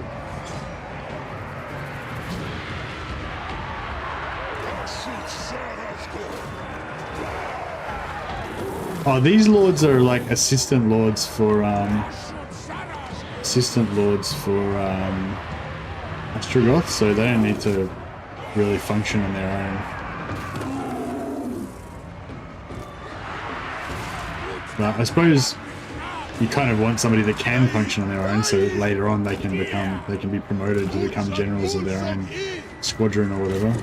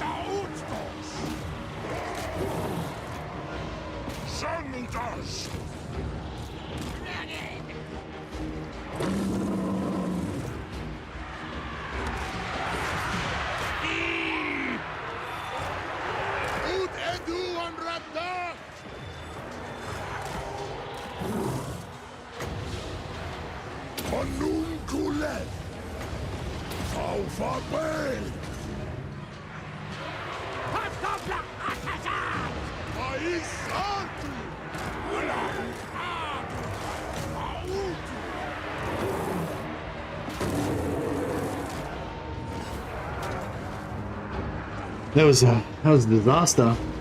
Yeah, so you can't just turn them around anymore. That's like the third or fourth time I've done that and the same sort of things happen. That's the worst That's the worst that's happened though. That's the most screwed I've gotten because I had the because I had the majority of the army off this side of thing. But yeah, in the pre 4.1, you if they were defending, you could just always edge your way around the map to wherever you wanted, and they would just edge their way around the map until they were facing you. Whereas, yeah, they seem to have some sort of AI now where if you move around if you flank around them too much, they just attack. So I hadn't even done any damage to them or anything; they just attacked. So yeah, so that's a good change because it was a bit like unrealistic that you could just force them out of position just by moving all the time. But it kind of sucks for me because I love doing that. But you know, what can you do? You love Mash Storm for the minor slow. Yeah, the slow's nice. Yeah.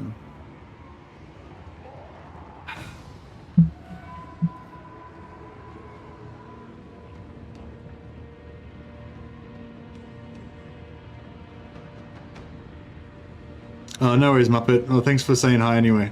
Catch you later.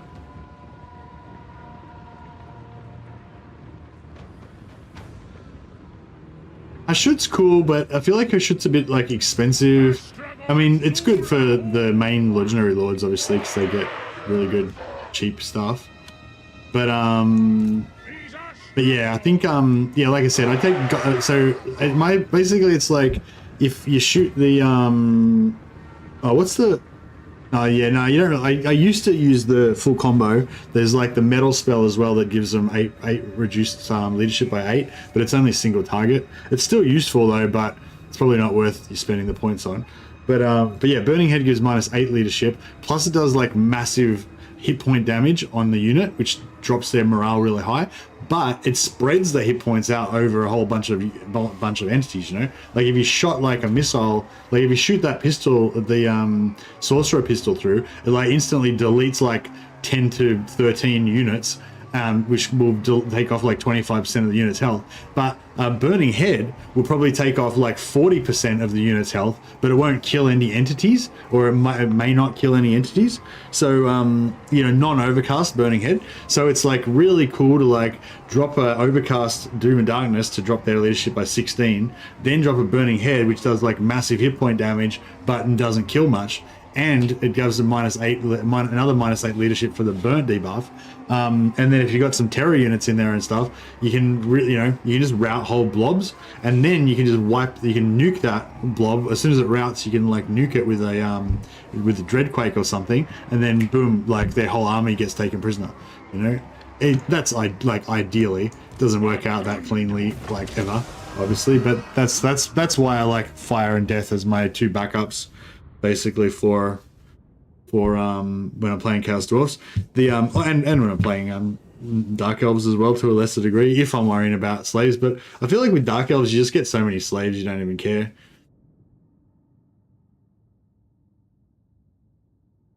Isn't the main reason for Chaos Dwarfs to get the Fire Mage? The passive increases fire damage boost to their units like Hobgoblin Archers, Fireborn, blah blah.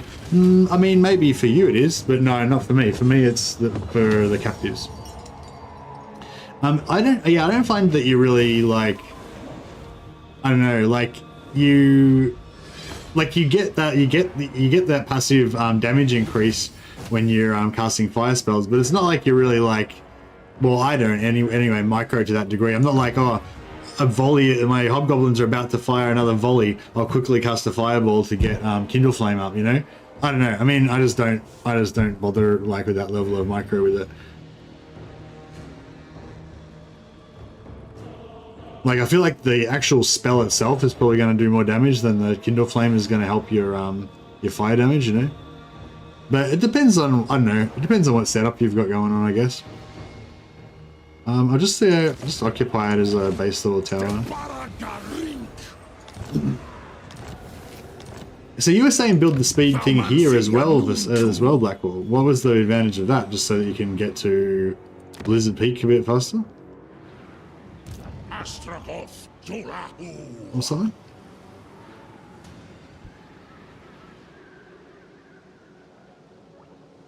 I feel like I should, I got good results with Flaming Sword of Ruin on Killer Classic. Yeah, that's pretty nice. Yeah, I'm kind of thinking I might not, I don't know, I was thinking of pushing on, but I'm sort of thinking about just staying here and getting the replenishment now. Mangerat Victoras. Move him. Grunaz una dorma nuntu. I don't think there's any good traits that I want.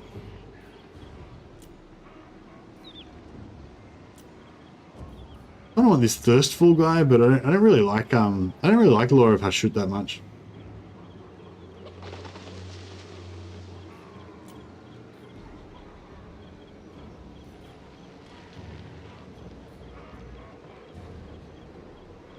Yeah, I feel like you don't really need magic for ogres. Ogres are weak anyway, and the lore of the gun is the best one for the ogres. The ogres don't like getting shot. That's their weakness. Yeah, I don't really want these traits.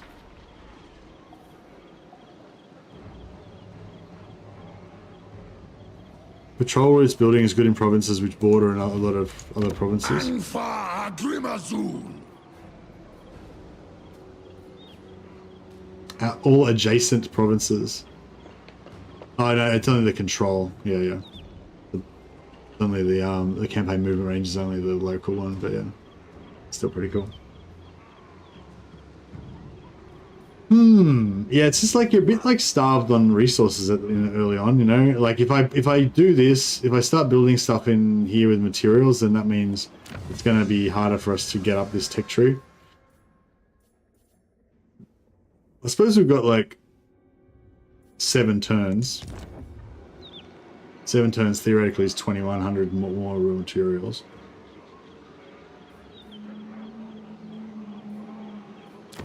And then another 10 turns after that. 16 turns after that. Yeah, I suppose we can afford it, hey?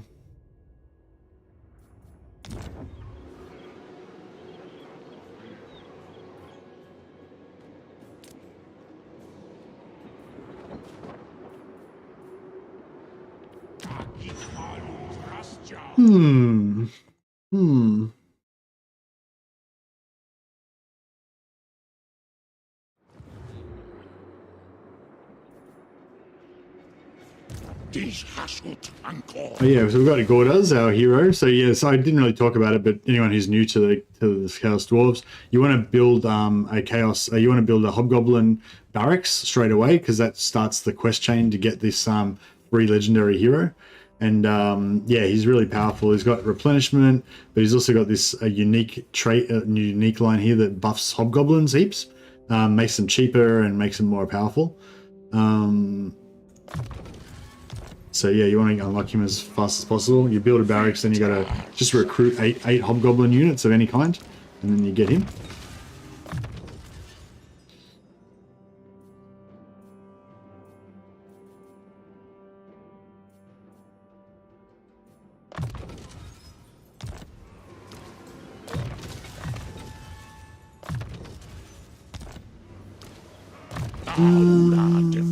We are getting up towards the orcs now, but yeah, fuck, I wish I'd have hired that fire mage earlier now, because yeah, like, don't worry about the ogres, it's the greenskins we need to worry about, and the fire mage would have been good. I still can hire one, but they're going to be low level.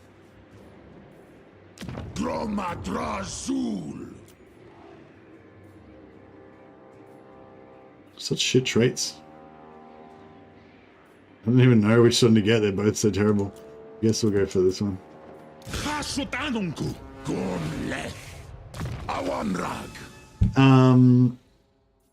Yeah, Doom and Darkness is the one you want.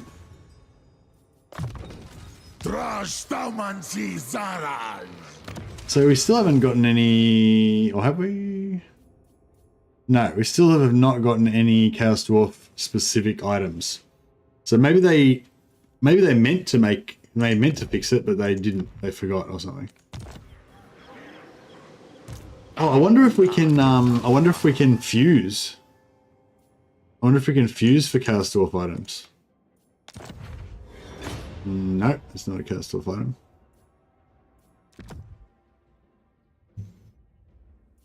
Diesen Frost as thee.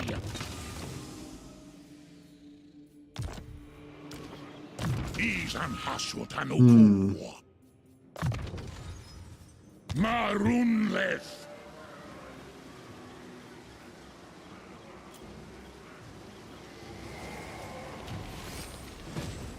Yeah, has anyone been playing Chaos Dwarfs? Like, can you confirm if you've actually managed to loot any Chaos Dwarf items?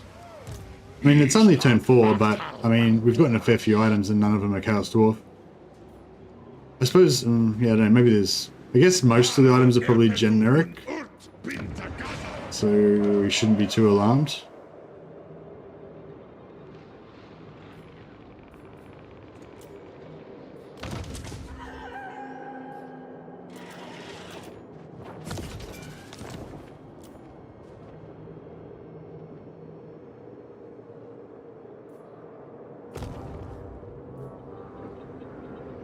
No special items for battles, only generic ones in your campaign, New Indica.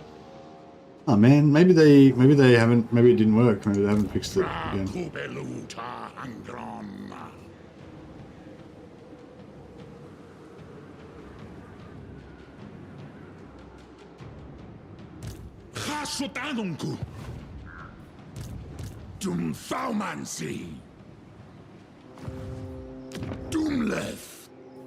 Might just rush a hobgoblin.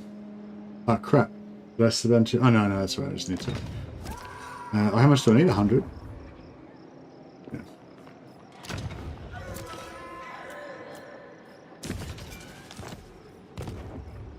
I might just rush a hobgoblin building here. 4 turns every. Yeah, 4 turns isn't very long. So the seats did give you special items. Yeah, the seats always give you special items, but apparently, according to the patch, you're supposed to get special items from the battles as well. There's an awesome sword they get with Regen. I know. I want the Regen sword. The Regen sword is pretty good, actually. That's probably actually better than the caravan items even. Yeah, let's keep our army of darkness growing.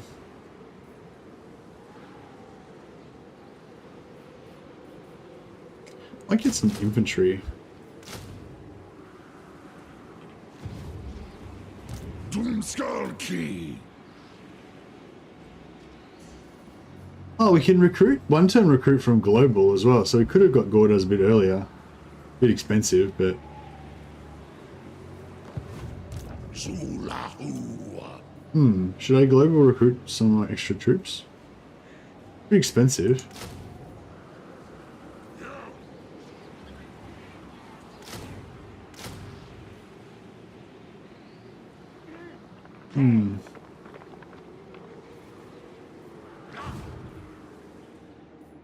Awanrag.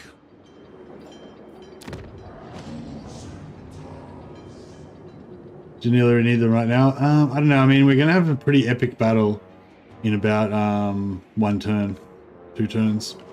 So we might need them. Gordas gives you -1. Yeah, nice.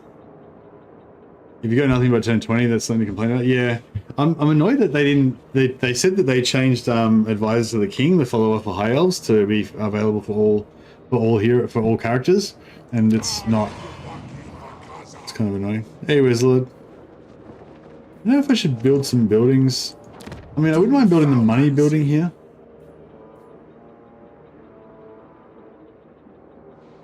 Maybe we should talk about strategy again. So, okay, so what I'm heading towards doing, what I normally would do, is I try and rush through here, try and kill Grimgor. Usually I run into Grimgor around here or around here, kill him there, and then I spend about 3 turns running around and mopping up all of his remaining settlements and his like last armies that are running away. Once you kill his initial army, then you're basically good if you do it. Last time I did it, I mean I've successfully done it a number of times, but last time I did it, I managed to get killed by Grimgor. I had to rebuild from turn 7. But yeah, so normally down turn 6 or 7, I kill him around here somewhere. And then what I usually do is I sell Ice Spewer and Blizzard Peak to Kolek in order to get an alliance with him, and then just let him kind of guard this area, and then I can kind of go back this direction. But yeah, I think what Blackwall's sort of suggesting we do is try to just keep peace with the north and west and south and just actually expand this direction. Is that kind of the plan that we're going for, Blackwall?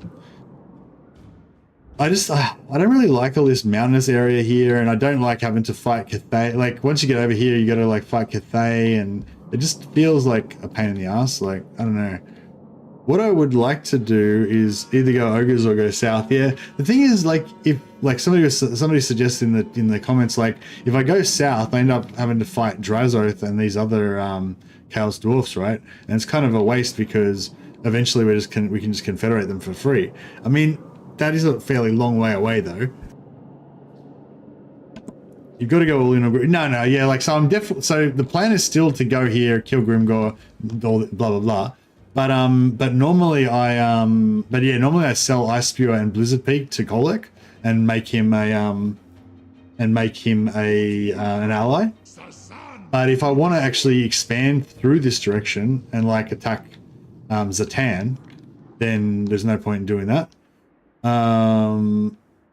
The capital is a choke point in the north and everything is pushover. Yeah, the capital and the choke point in the north choke point at Oskaluk's pretty good. Although I find if I sell wars to like against Kislev and stuff like that and they come over, then it can get a bit hairy. Yeah, Drazoth's defeat trait. Yeah, I don't know if I really rate Drazoth's defeat trait that much. Like, originally I thought it was cool and everything, but then it's just like, I don't know. It's a lot of fucking around. You can only farm him once every 5 turns. And it's like, I don't know, like, it is good, I guess, but it's not very, I don't know.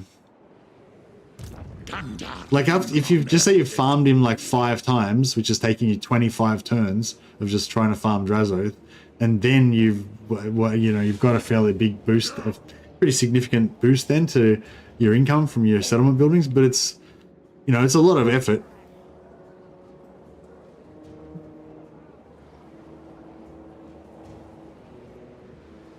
So yeah, so what are you suggesting we do about this situation up here?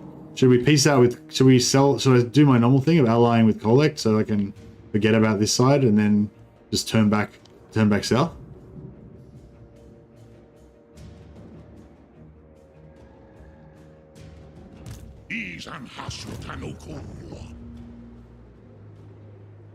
And should I build a money building here?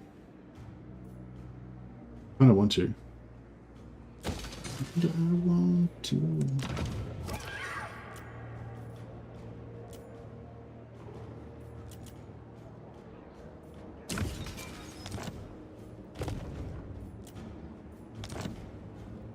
Oh, I just spent 400 gold and 200 slaves so that I could get this up 2 turns earlier. So for 500, so I spent 400 gold and 200 slaves to make 500 gold. Essentially, it's probably not really worth it. So take out Grimgor, make friends with Kolek, then go south, smash the minor greenskins and Tretch. Yeah, cool. All right. Since that's kind of what I like to do anyway, I'm gonna go with that. And also, Weslord agrees. Form an alliance with Ungram really threw them off guard.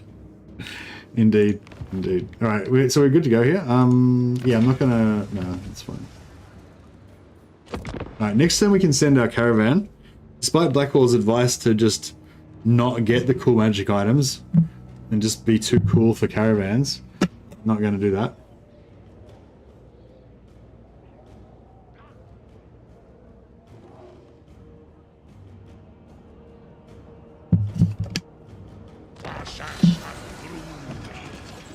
All right, let's convoy it up. I really hate it when I forget to send my convoy out in turn 5 and I'm like 1 turn behind.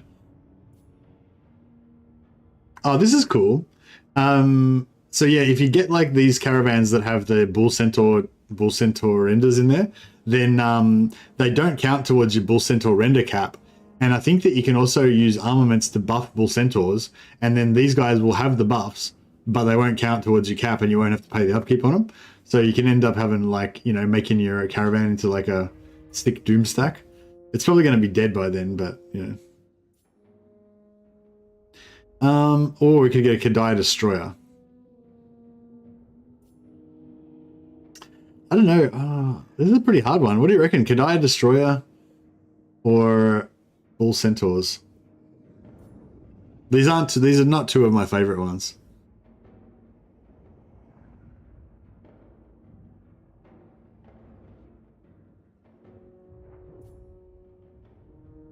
Centaurs, yeah, I'm kind of leaning towards the Centaurs myself. I don't really rate the Kadaya Destroyers.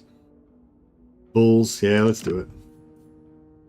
I wish we got the one that had the Dreadquake mortar in it. That would be the ideal. Okay, so we need to browse our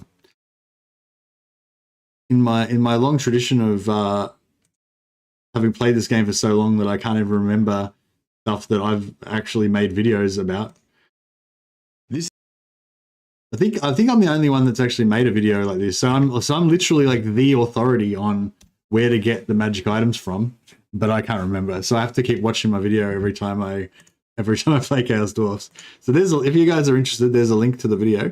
Shows you which every settlement, which magic item and which unit that you get from each settlement. And so I always have to refer to it to remember which ones I want. So my first one, I always go for either Black Crag for the Mirror Shield, which gives you free shield, or I go for Drakenhof for the Crown of Skulls, which gives you regeneration. I think out of those two, Drakenhof for the Crown of Skulls is probably the better one.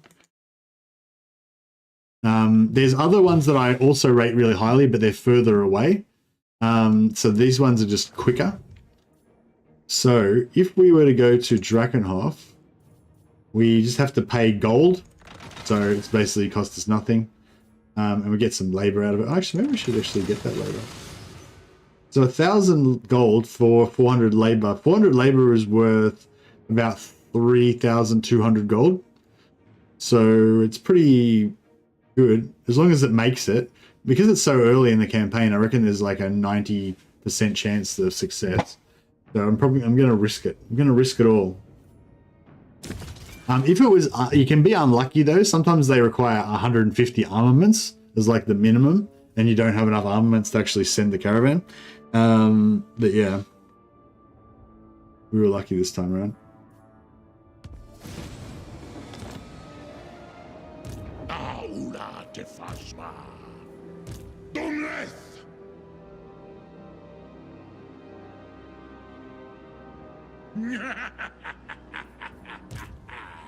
You never feel like Chaos Dwarf caravans are worth the trouble? You really don't need them. No, you don't need them, but like they're free. Like, why wouldn't you why wouldn't you use them? Like they said, like, oh, actually no, are they free? Actually, did I have to pay for that? Wait a second. I might have to revisit this whole process. Did I have to pay to buy that caravan? I didn't even notice. I probably did have to pay, did I have to pay? Shit. I know, this is a whole login. All right. Well, maybe they are. So yeah, maybe you do have to work out whether it's worth it.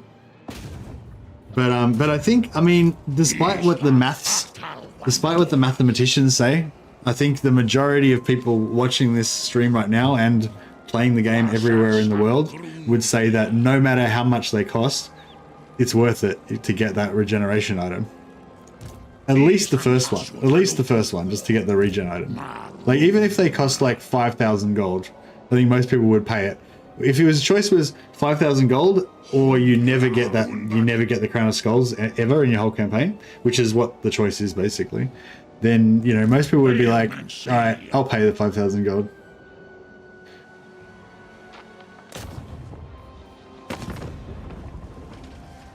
Oh wait, do we have vision on Colic? Probably not. No. One more.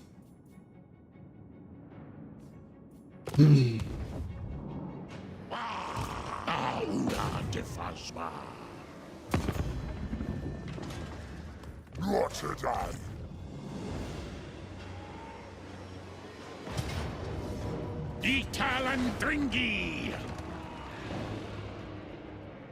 Never knew about the Crown of Skulls. I retract my earlier statement. Have you watched the video? Did you see that link that I put up, Orcotus? That shows you every magic item that you can get and where you get them from. There's at least 4 magic items in there that I would not, there's no way I would consider giving up. But once I got those 4 items, then I'd probably consider giving up on the. I don't really care that much about the rest. Like, yeah, after like the Crown of Skulls for regeneration, #1 priority. The Mirror Shield's really good, but it's not necessarily like the next best item, but it's really close. It's only 6 turns away. Then the Eternal Servitude gives you like 10% extra movement range or something, and then there's another one that gives you 1 turn reduction in all build times. Those 4 are my like must-haves. Once I've got those 4, there's a couple more that I really like to get as well, but those are like my 4 kind of must-haves. Like if I don't get those 4, I get depressed.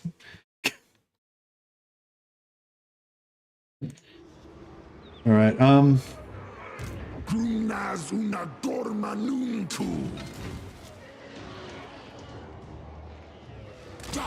Dwarf, God. Orula. Might have to do a bit of might have to do a bit of shenanigans. Yeah. Do one like a waddle. How manzy jar.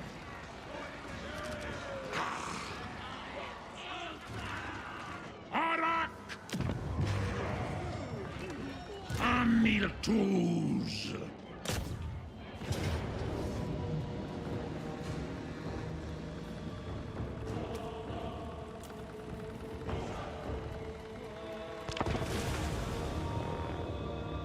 A poll on whether getting magic items is worth it. I don't think we need to do a poll, but I mean, and I don't think it would sway. I don't think it would sway Blackwall either. Anyway, he doesn't care what a bunch of peasants think. Our opinions don't matter.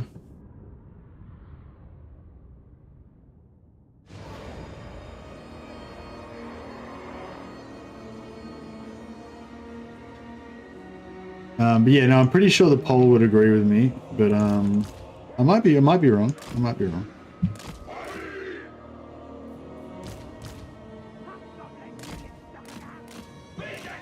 But yeah, I mean, that's another cool thing about this game. I love how there's like so many different ways to look at things, you know?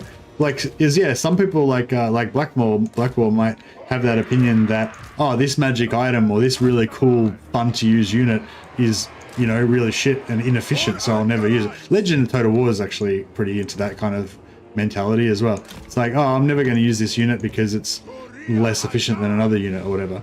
Whereas, you know, other people like have kind of the opposite thing of like, oh, I'm willing to put up with any amount of efficiency just so that I can get that magic item because it's really cool. You know, like the goal is different. You know what I mean? But yeah, and that's one of the reasons why Legend and Blackwall are so good at this game, because they don't care about that sentimental crap. It's all about efficiency. Some units are just too cool to ignore, even when they're shit. Yeah, exactly. Those Medusas were pretty cool that we were using yesterday. Like, I don't know, just like every time, like, I don't know if they were that powerful, but like every time I shot something with those sonic laser beams, I just let out this girlish giggle of glee. It was just fantastic. It's the increased difficulty that kills fun, in my opinion. Well, I mean, you can tailor the difficulty a little bit to how whatever level you think is giving you the fun. But yeah, I think a lot of people like, yeah, I think a lot of people would agree with you though that yeah, if the difficulty is tuned too high, then it can hurt the game. But it's sort of like that, but it's sort of not like that as well, because it's like you can sort of tune the difficulty yourself, and also like so I guess as a counter argument to that, I guess like the current state of the game, a lot of people think it's too easy, right? And like Legend of Total War is an example, and probably this Blackwall is probably an example as well, where I think Blackwall was it Blackwall? No, it was Vasily, I think they were saying this to me the other day. Basically the game's so easy now that there's no point trying, you know, like there's no point playing efficiently, because you can just win even without playing efficiently, you know? So basically what I'm saying is the people that have that mentality, they'll like make the game harder like on purpose because they need the game to be hard so that they can, you know, so that it's worth playing. You know what I mean? So it's like, yeah, it's like this, yeah, like I said, there's different ways of looking at everything, you know, and like, yeah, it's like on the one, so one group of people, if the game is too unfairly difficult, then that sort of sucks because you're forced to use all these hyper efficient strategies that are not fun. But then to a totally different group of people, if the game isn't that hard, then they can't have any fun with the game. You know, they can't get any enjoyment out of it because it's too easy. So it's like, yeah, it's just, I don't know. I don't envy Creative Assembly trying to deal with this balance.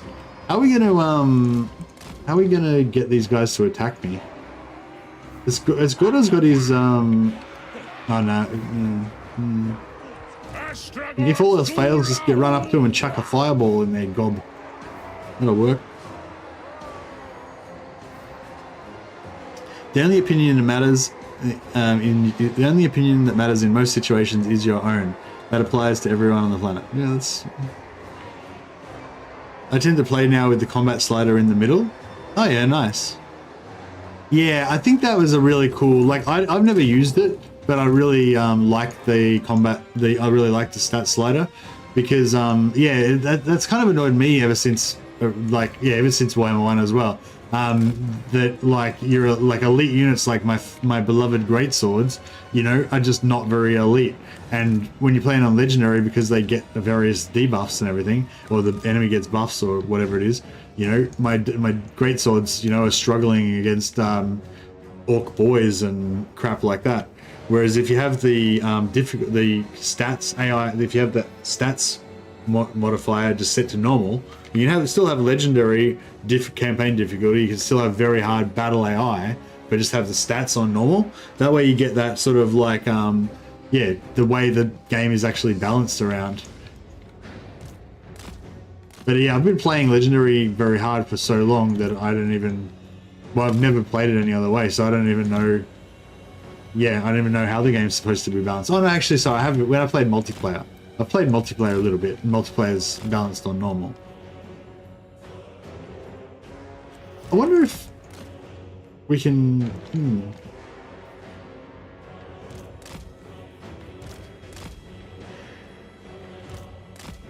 Because before when I repositioned, it attacked me, but maybe my army's too far away, so it's not working. Some good blobbing, man. Imagine I had Flamestorm. It'd be glorious.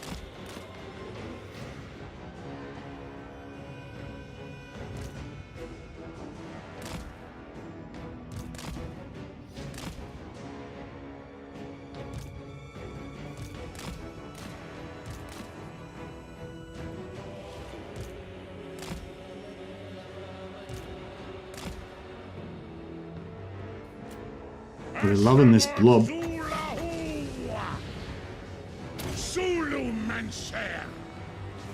meant to shoot into that blob.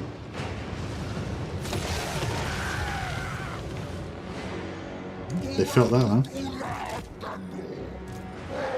They haven't got much wins.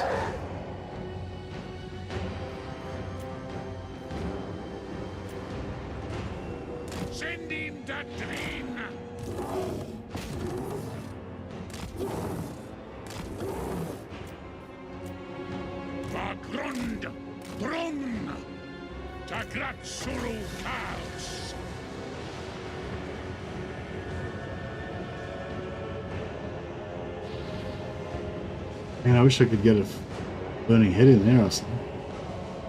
I could try and shoot it through the trees, but I bet it'll just all bounce off the trees.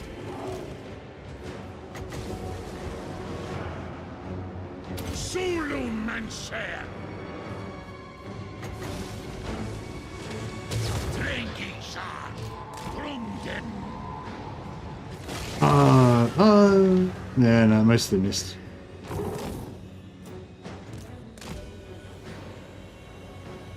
Yeah, I think they're angry now.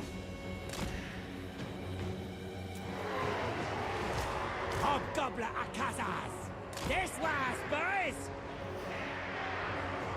The base gates!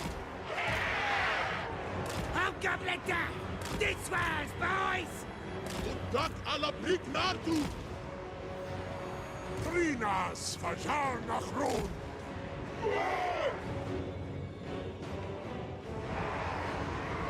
That's that, Zaid! Savvy kids!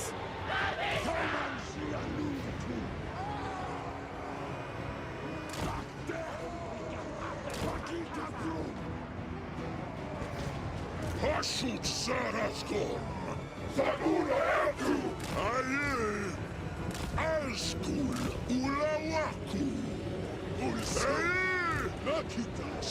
Uthangra!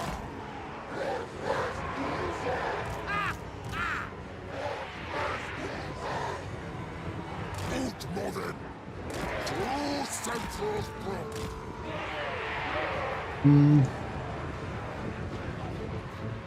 Look the Dwarf, ja! Sar! Unasa!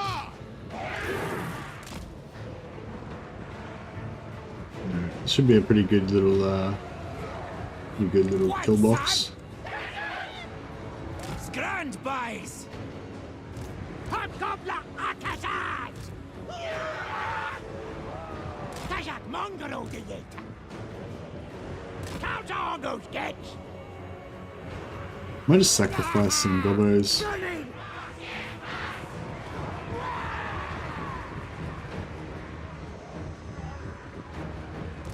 Hobgoblin Akazad! Mustak!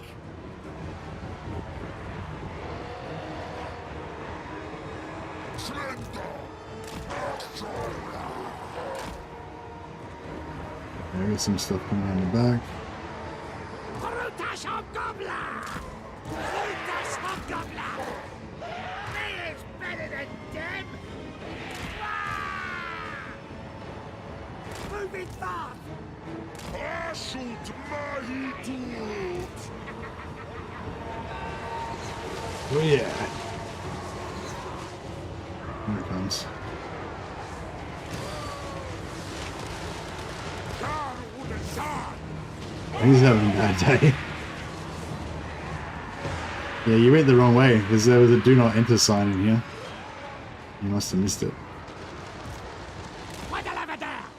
Is Hashut Andra! It's a real nice choke point.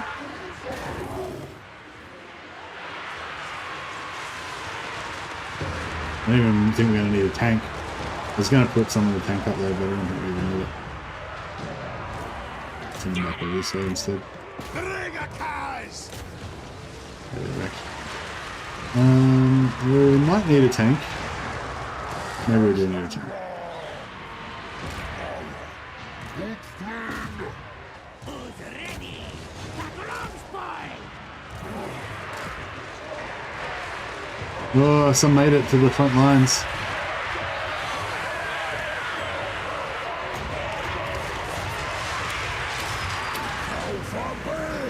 See, we just Doom and Darkness, this blob, didn't really get it in the middle, but they're all nearly about to break anyway. And they're all leadership sort of fucked. And then, yeah, when you just break them all, now they're all broken. If we could kill all these guys, we'd get all of them as captives, or we'd get all of them as captives, and then we'd get half of the captives as labor, I think. That's how it works. It's been a while, I forget now. Hobgoblin Akazaz! Cows are goose kids! So yeah, that's why I like Death with Chaos Dwarfs. Gardas Backstabber! The best kids! Hobgoblin Akazaz! But yeah, and if we had Burning Head as well, we had some more AoE, we could break up these guys, or a Red Quake Mortar or something, would be good. The lads are ready!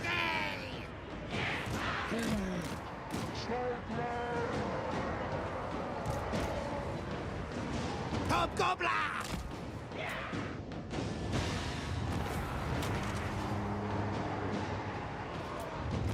But yeah, as soon as I saw this map, I was like, oh yeah, I love that choke point on the side there.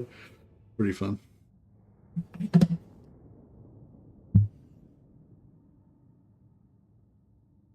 I don't want to play a melee heavy army that isn't really made for that. So ogres, I don't mind the extra stats on enemies. Yeah, ogres are pretty good. Yeah, it's a hard thing. It's a hard call with the optimizing because it's a strategy game, you know. So like the fun, like a lot of the fun of it is optimizing, right? Of power gaming, figuring out what works well and everything, you know. But yeah, I don't know. I think everyone, it's like everything, you know. Everyone has to sort of choose their own balance between you know, some people like to really go hardcore on the efficiency and kind of almost try to figure it out as like a math problem, you know. And other people like to just kind of do whatever. So yeah, it's you know, kind of caters to all those. But I think there's definitely a sweet spot. You know, you don't want to dumb it down to the point where it ceases to be a strategy game and your choices just no longer have like matter at all and stuff. See if I can backspace Astragoth and save my movement. I did put him on slow mode. Got him! I got him! So what I was doing then was I was clicking madly on the screen trying to select him, because unfortunately for some reason after you sack it, deselects a unit, so I didn't have him selected anymore. So I was like spamming on the screen trying to select him, and then I was spamming backspace to cancel his movement, because normally you sack it and then you kind of retreat off the battlefield over here somewhere. But yeah, so we did it. So we managed to conserve a bit of his movement, so we can keep charging on this direction, if we should so wish. And this bad boy. Victras. Pasardu Adugal Ula Hurry. Got Gristas Wanas. This bad boy can come in here.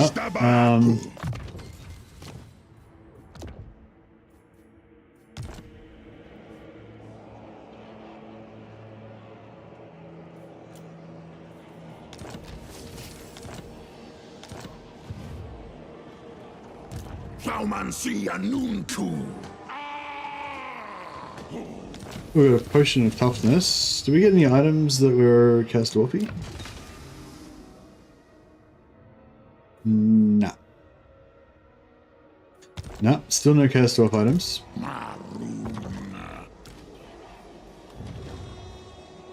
Dum Thaumancy.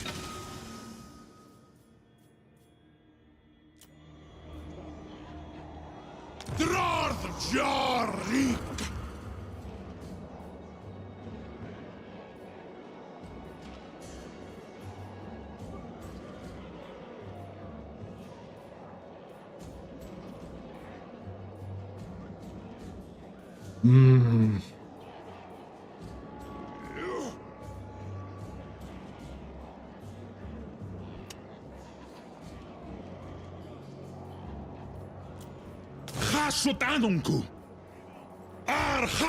Yeah, I just replaced him so I could get my movement back.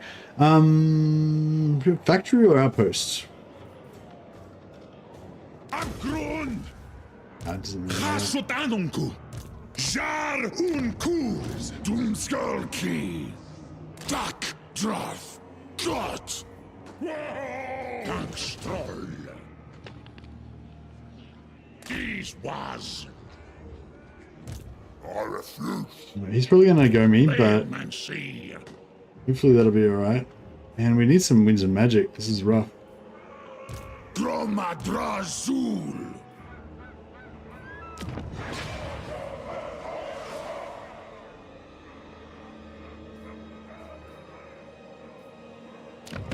I am the Tempest.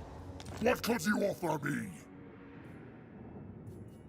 Okay, so he's only going to give us 4.8 right now. So we'll just chuck up a barracks and see how much that changes things.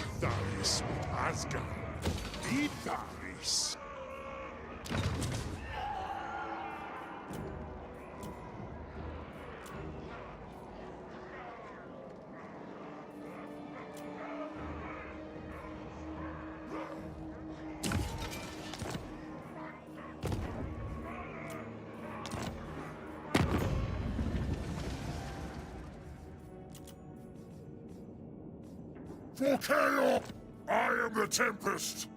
What could you offer me? Yeah, that's better. So we get military access, defensive alliance. not get much money.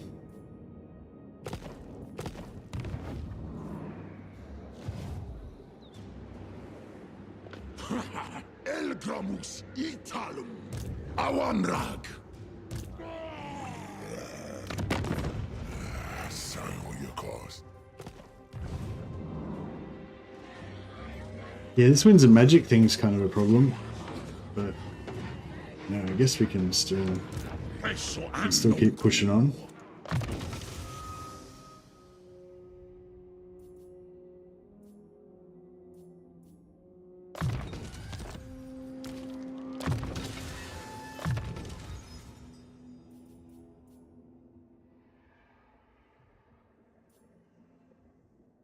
Gotta go the shotgun. It's another perfect example. It's like the health forged bolts and the sniper gun might be, you know, better, like objectively better, but subjectively the infernal slug shotgun is much better because it's a shotgun.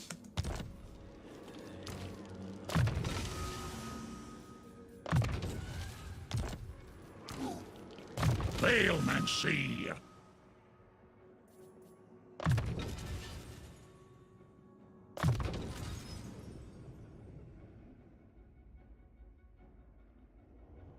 Alright, well, we've got our crappy starting spell.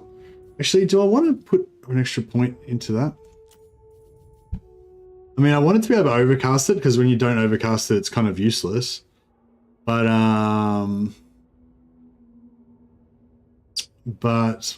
once we get... oh, it is the hammer. It is the hammer for him, right? So it's Draz that gets the volcano thing. So yeah, once we get the hammer, we aren't going to really use this anymore. So we could save a point by not going. We're not going in. Does the hammer do fire damage? Yeah. So yeah, the Kindle Flame will help us with the hammer. Have we already got Cascading Firecrack? Yeah. What does this do? Cooldown reduction, Winds of Magic cost reduction. Yeah, that's pretty cool.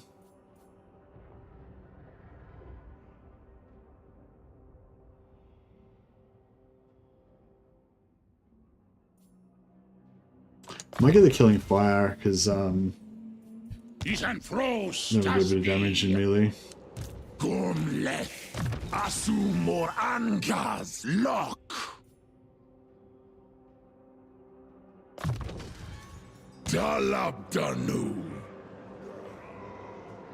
Guessing they forgot to have the set bonuses in the last patch. Oh, did they forget the set bonuses as well?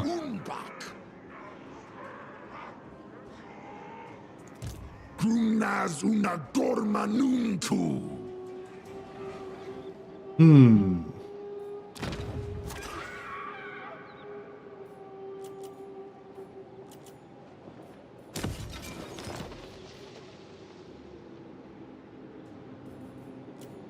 Yeah, we'll let our production lapse for a bit, so we can keep getting our cash. Ash Storm is cool for units slowdown before your guns open fire. Plus, it does make them vulnerable to fire. Yeah, your guns don't do fire damage, I don't think, by default. But you can, yeah, they don't do fire damage as default. But the archers do, which is a significant, you know, boost. And I think you can make your guns do fire damage, maybe, if you want. I'm not sure if that upgrade's worth it though. Is this army going to get wrecked by that? I don't think so. It should be fine.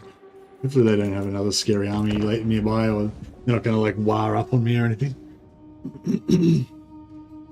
Yeah, I like the cooldown on Ashstorm as well. I originally, when people were all like excited about the fire damage weakness boost, I was like, I'm not really going to bother using that. You know, if I was going to like, you know what I mean? I'm not really going to bother using that to increase fire vulnerability when I could just cast a direct damage spell on them and actually just kill them with the spell, you know? But then now I'm like, but with the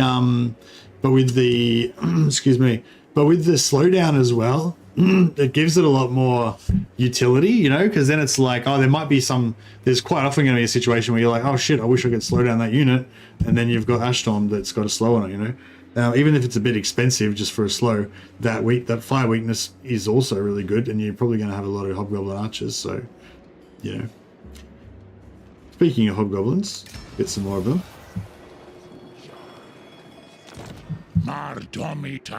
So, where did he go? Did he just go to Blizzard Peak, you reckon?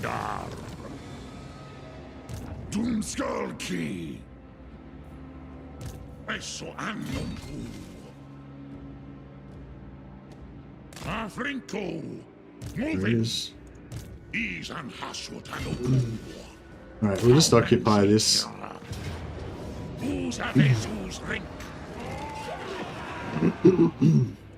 Makazia Faumansi Hasut Udial Manu Araf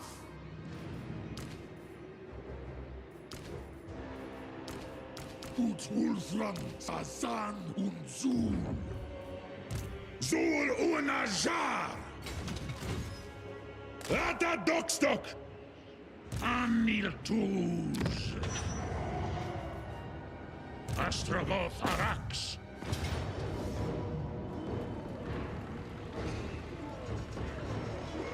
All right. Close victory. Is it really going to be a close victory? I feel like it's not going to be that close.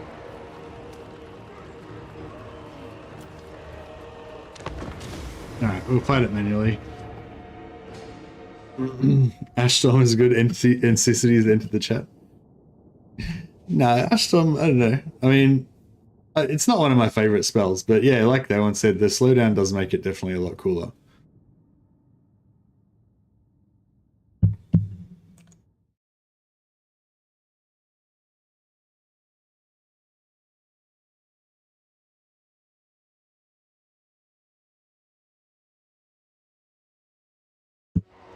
What do we got here?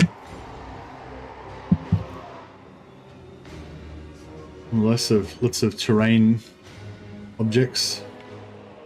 This little pass here is kind of cool. We don't really need our secondary lords, we'll just chuck them over there out of the way.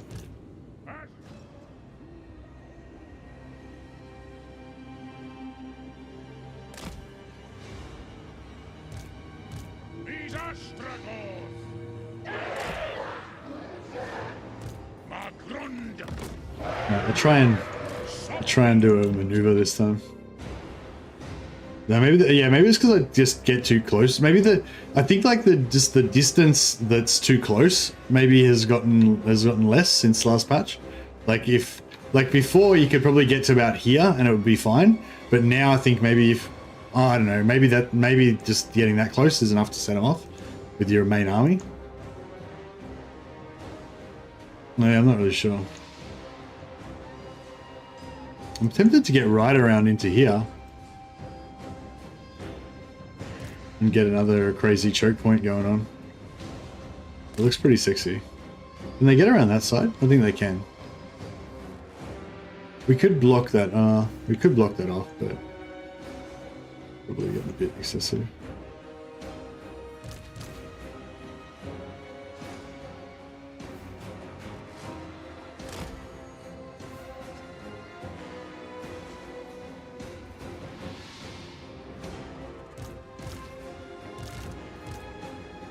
Alright, let's do another one. Let's do another one.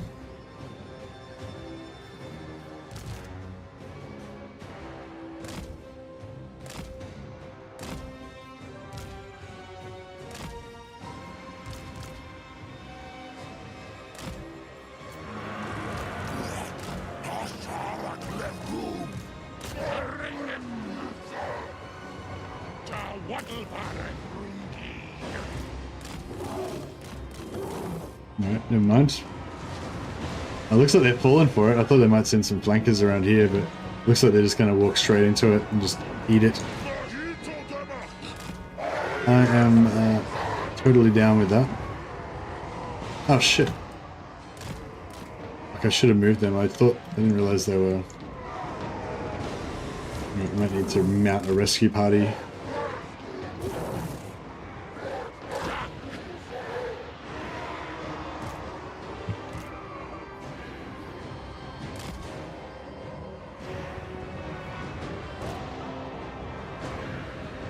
Running!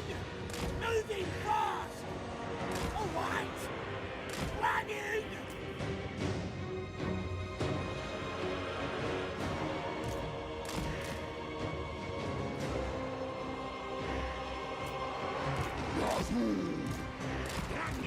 Run, boys!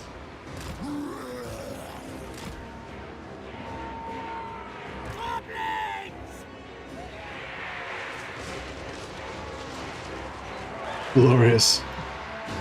Glorious. It's a bad day to be an orc. This guy's gonna make it. Oh no, he gave up. These guys are gonna make it. I don't know if they're still fighting or they're just running now.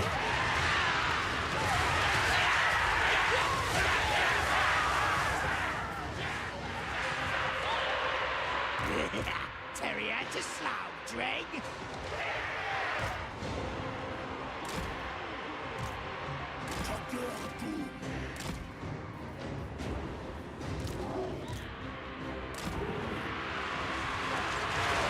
Absolute chaos. Goods! Adoring!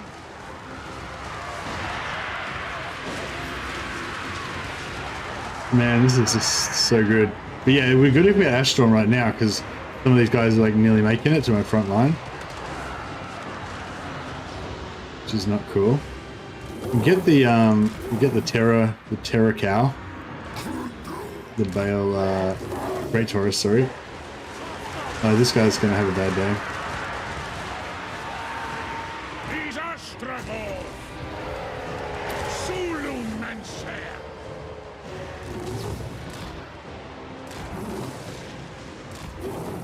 Yeah, just get this guy to kind of come around and fly over the top of stuff, and see if we can inspire some terror.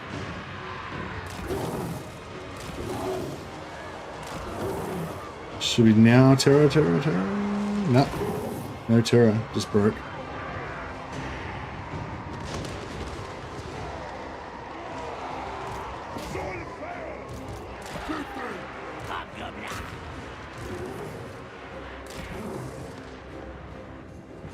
Does terror flying over the top not work anymore? We used to be able to do terror just by being near them. No, no terror. So you actually have to be on the ground, like this flying terror not work anymore.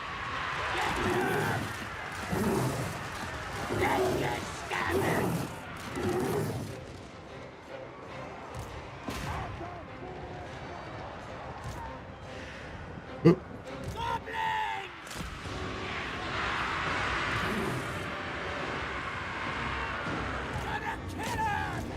Oh, that didn't work. I was hoping to like distract these guys, but they were single-minded. Oh, that terror worked, but I had to land for it though.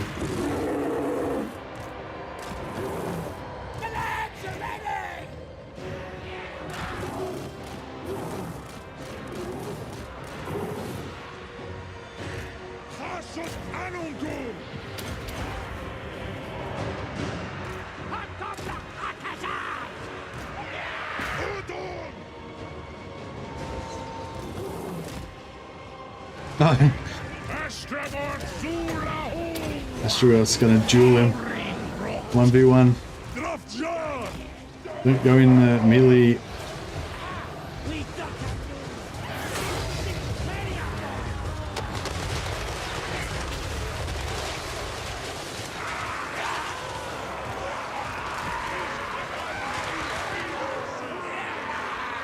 Laughter.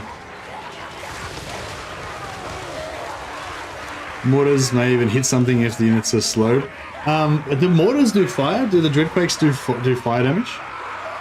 Not that it matters, but you know, that'd be good. Yeah, you kind of need to pin them with some heroes or something first and then Dreadquake on her.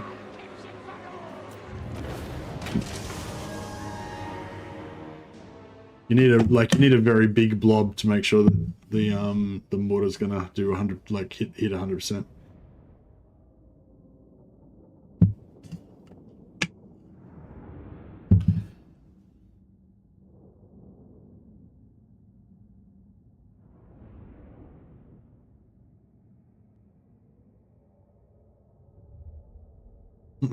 Oh, nice one, Ego. Get on board. Get on board.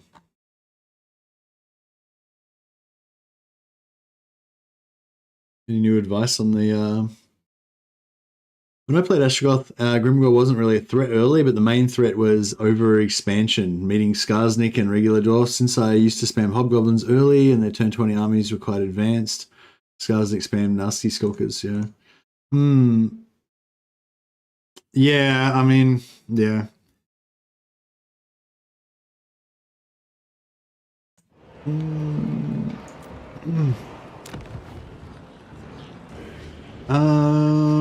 Probably just outpost, I guess. Doesn't really matter. And Cassie! Black shard armor. Alright, sweet. So black shard armor is a Chaos Dwarf specific item. So I'm pretty sure, so we've got something, we finally got a Chaos Dwarf item. So I guess, oh, there we go. We got a black gem of Gnar. That's also a Chaos Dwarf specific item. Alright, so they did fix it. It can in fact get Chaos Dwarf specific items. There you go. Just the RNG we took 6 turns before we had any drop. Bailmancy. Alright. That's not Grimgor. So now, it'd be good if we knew where Grimgor was. Elgramus Italum. Dantalas. What I might do is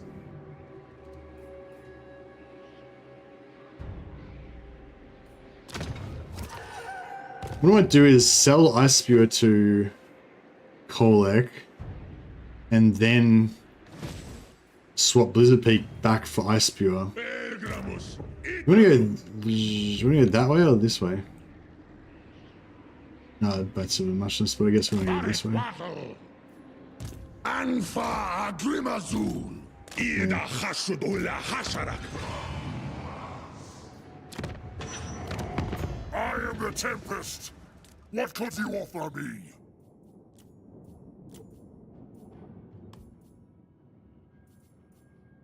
Excellent. Yeah, we've got a defensive alliance and military access.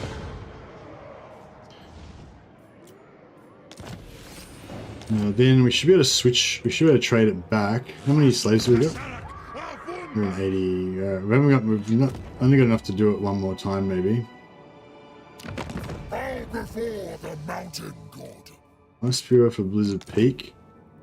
And get trade and 2.6k monies. Very well. And then actually, can we just trade? We'll probably just trade it straight back again for like 4.8 or something. I have bathed in lightning. I am energized. No, it's a 10. But if we rush the barracks again,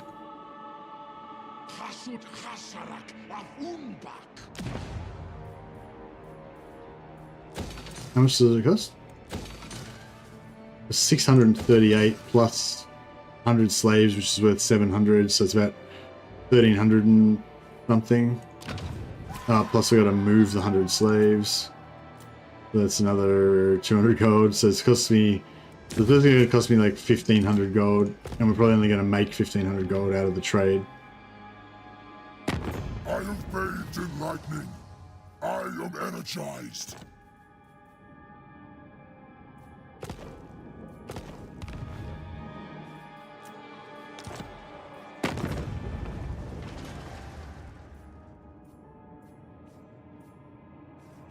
You dare? I have bathed in lightning. I am energized. Oh no, we made 2.3, so I made a profit. The gods will.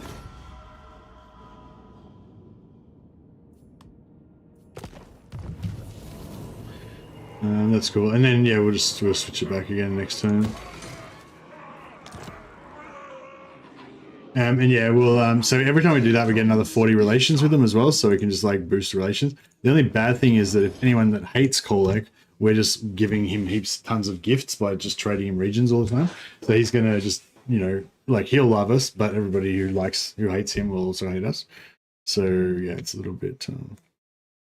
Oh yeah, we can get a seat now. How long have we had that for? Oh no, we just got it this time, so I haven't wasted any turns. So yeah, so you reckon Blackwell reckons we go raw materials first? I think I agree. Well, raw materials is definitely one of the 4 that I go for first. Like I either go for raw materials first, or I go for armament. Like sometimes I go for armaments. Normally I go for raw materials first, but sometimes if I'm like intentionally not planning on building any armaments, like any factories or anything, which I'm not in this time, I might go for armaments just so that I can get, you know, I can still be getting some armaments passively, even though I'm not building any factories. But yeah, I might get that second anyway. But yeah, so yeah, these two are like 2 of my top 4. Then this one, campaign movement range after winning a battle, 15%. So it's basically like you're like Scarbrand. Every time you win a battle, you get extra 15% movement, which is pretty, you know, pretty cool. Can be pretty strong in a lot of situations. This Armor of Contempt battle ability is actually really cool as well. And yeah, Winds of Magic. This one's kind of good too. It's not one of the ones I usually go for as a high priority, but it's but yeah, we have no Winds of Magic right now. So if we had have gotten that a few turns ago, it would have been really good.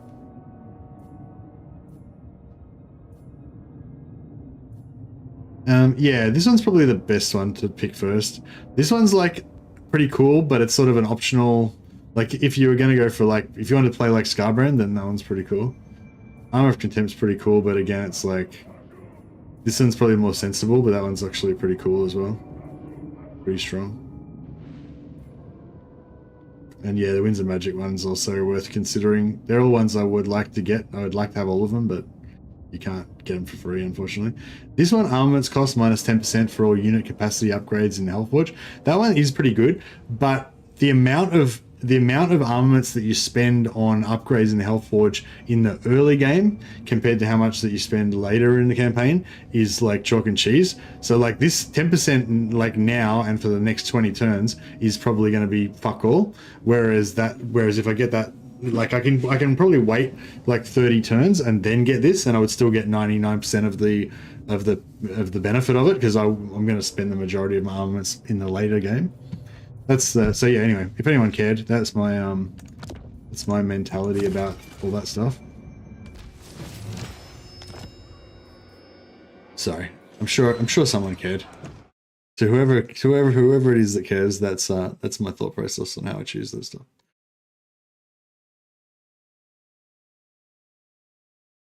Yeah, thanks for everyone who replied to my poll and has been chucking out tips and stuff. I really appreciate it. That's kind of like the goal. Well, one of the goals of this particular stream is just to, you know, hear advice, hear other people's opinions about how to do things. Try to not be myself. I'm not sure if that's right though, exactly what I meant to say, but try to not be, I don't know, like just, it's easy to like get into your like set ways of doing things and your set way of thinking, and you kind of like block everybody else out and stuff. So I'm trying to like, you know, you replied, oh thanks Mark, thanks for the replies, thanks for caring, Clock Monkey. No, that's good. Yeah, well, hopefully you guys found that interesting. I know a lot of you guys have probably got your own theories about it and your own ideas, so you don't really need my guidance or anything, but yeah, I'm sure there's some people who are kind of new to Chaos Dwarfs, and I find it's really good when I approach a new game. You know, I love watching YouTubers that have guides or that explain their thought processes about how they go about choosing stuff, and sometimes I don't like I don't do what they say, because kind of like what we were talking about before, there's sort of like, there's that personality difference, you know what I mean? Like somebody can tell you what the most efficient thing is and you can just be like, but I don't care because I'm just going to do this because it's cool, or whatever, you know? But I still find it really valuable, like hearing other people's opinions about stuff. And it's also cool to just know what sort of things you should be thinking about, you know? Playing Chaos Dwarfs right now, there is no hero in their roster that gives replenishment. The legendary hero does, Credoa. Have you got Gordas, the legendary goblin hero? You have to build a barracks and then recruit 8 hobgoblins to unlock him. But I think you have to have downloaded the DLC. I think he's a free LC. Yeah, Gordas is free with Chaos. Yeah, I think he's a free LC. Is he free LC or is he just part of the faction? I hate how they lock it behind that thing. But anyway, yeah, the hobgoblin, he does replenishment.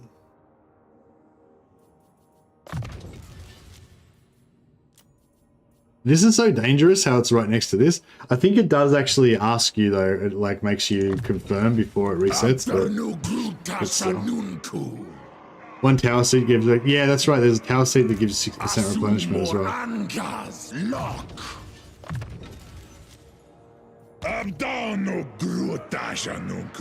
Yeah, I'm not really looking forward to this battle with like no magic, and I don't really have any good spells either. Yeah,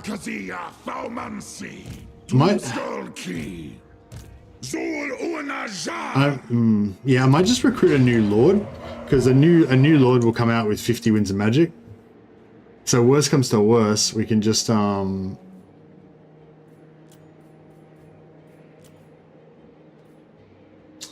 man, I'm really hating all of these. I'm really hating all these traits. Like, there's none that I want. But, I mean, Thirstful's pretty cool. Actually, I might just get the Thirstful guy, because that way, he'll keep his magic. He'll keep his magic up longer.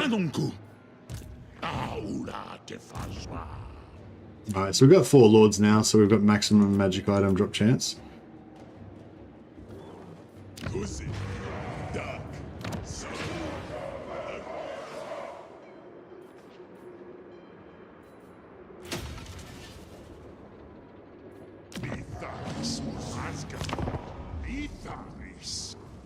Pick the least worst, yeah, that's it.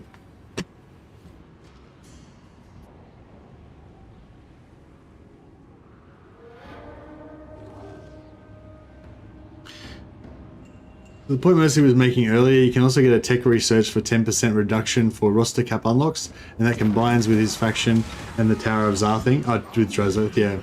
Yeah, that's right, yeah. But again, I feel like it's not really that valuable early game, but you kind of want to make sure you get it before late game, but it's not, you can get it early game, but it's not really that impactful, because you're not going to be spending that much on unlocks.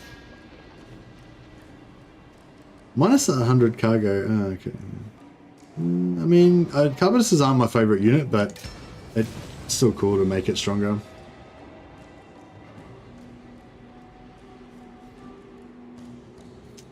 Gotta get my demon smithy up.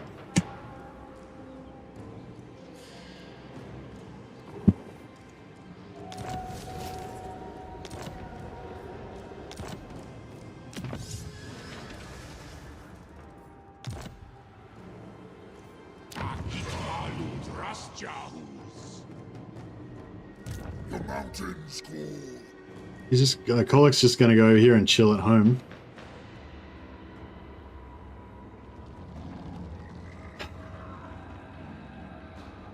I'm special.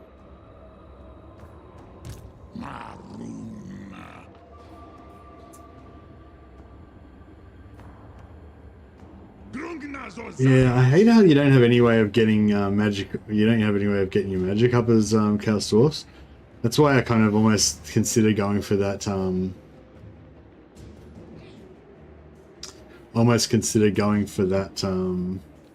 That tower seat, you know.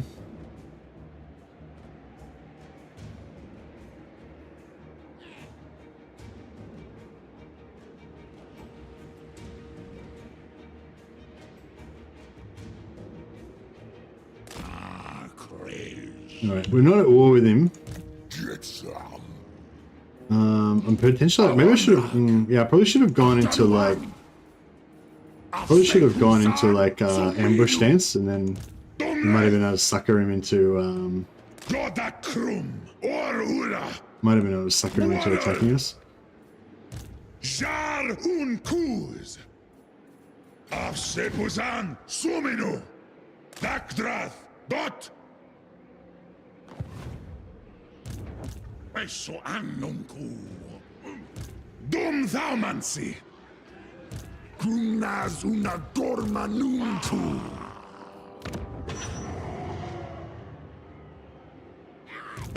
I have bathed in lightning. I am energized.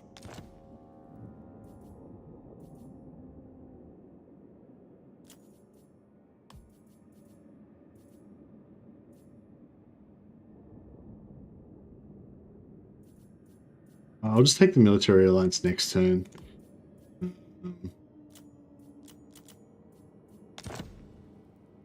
So we can keep getting them cash. Once we go to higher relations, it'll probably be easier to get the military alliance anyway, so. Although, if we get the military alliance now, that might make it less likely that Grimgor will attack us. For now. So yeah, it might be a good idea to just grab it now. Bara erpetu un urt pinta gazan.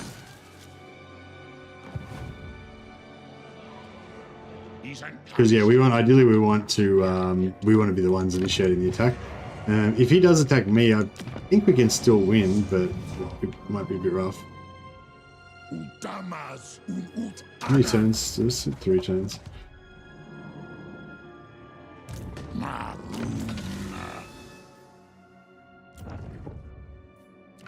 But yeah, I was thinking about that I was playing this other game, and there's this this YouTuber that's made a bunch of videos about it, and it was cool because it's like I got to hear all of his, ideas and stuff. And at first I kind of thought he was like, all-knowing expert on the subject, but then I kind of realized that he was maybe wrong about a couple of things, or not wrong, but there was maybe other ways to do some of the things, or maybe he, whatever, But it's like, actually no, that's a better. Now a better analogy is like when you go to like, just say you need to buy a new appliance and you don't know anything about it. Like, or you got to buy a part from your computer. You don't know anything about it. You're like, okay, I've got to buy a graphics card. You haven't looked at graphics cards for like 7 years since you last bought your last graphics card. So you're like, all right, I need to buy a graphics card, so I need to do research. So what I'll quite often do is I'll go and read like reviews, professional reviews of graphics cards or whatever, and then they'll tell you why they think that their the particular graphics card is good or bad or whatever. And it's not necessarily because I want the review of that graphics card, but I just want to find out what reasons they think it's good, so that so that then I know, and then I'm like, oh, so these are the things that you're looking for in a graphics card, basically, you know what I mean? And yeah, it's kind of like that with games as well. I think you can, like, it's quite often like you watch other creators and or you watch creators' videos and stuff like that, and they even if you don't agree with them or you have a different way of approaching the game or whatever, it's still quite often quite informative to understand how they come to their decisions and stuff like that, I think, anyway. All right, so this is a siege. We've got a lot of arrows. Which siege map is it? It doesn't really matter, does it? We're going in. There's no point. There's no point pretending like there's any choice in the matter. We're going in, boys. But before we do that, we'll force Kolek to go to war with us. Oh no, he's already a military ally. Yeah, he's already military. But that's right. We'll just keep switching this back and forth. May as well.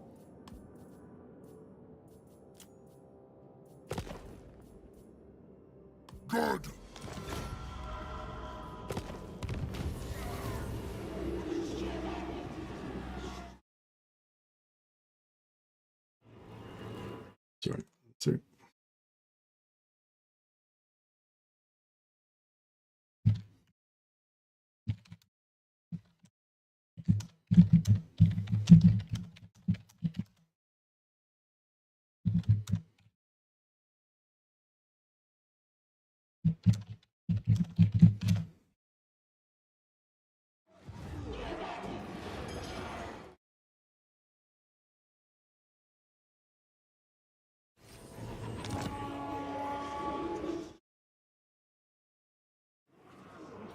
Alright, so yeah, so we've been just keep selling this settlement back and forth to Grimgor. Costs like 600 gold each time to build the barracks, but then we get like 2,000 gold from him every time, so he's just feeding us cash. It's not going to be too good for his economy, because we're just driving Kolek into debt and stuff. He doesn't have any other enemies. Apart from Grimgor, so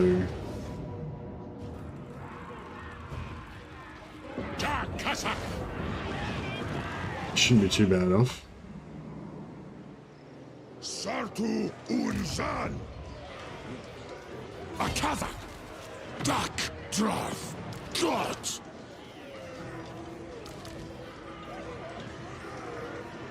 Utan marzu Israel adoras. Groma Drazul! Awanrag! Ardugalzan! Tabarag! Dumleth! Stroll! Huri! Ata Dokstok! There's some angry dwarfs. Oh, we can get Pyrrhic Victory. Pyrrhic Victory with not losing any. Oh, we lose all these guys. Tipti. Dipty's gonna buy the farm. Is it his name? Dipty? Dipty Drakbeard.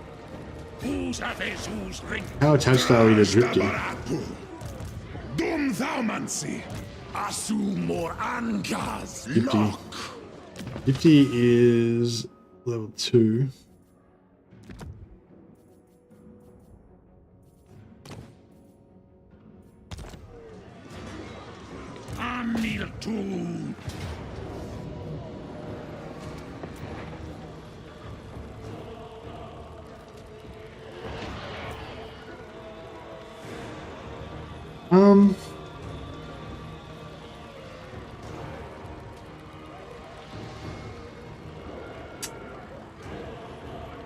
Pyrrhic Victory, so we're going to be shredded afterwards, and they've still got another full stack floating around somewhere. Right, so if we fight it,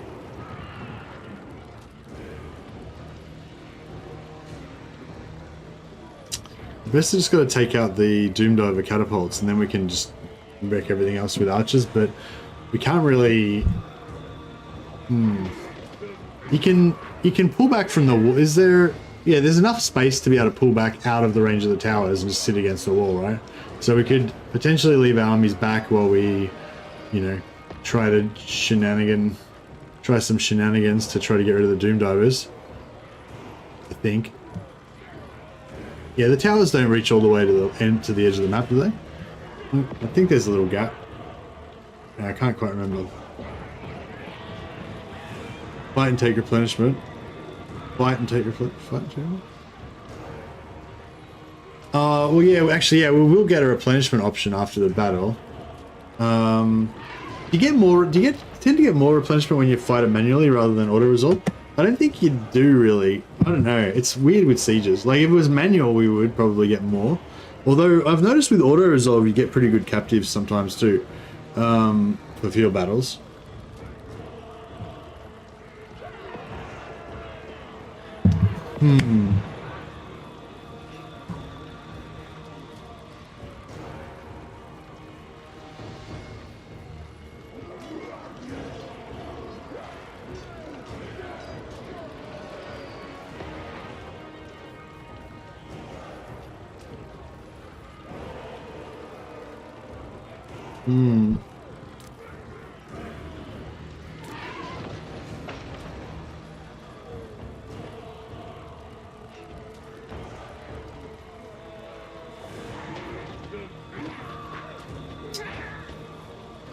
I don't know. Let's just do it.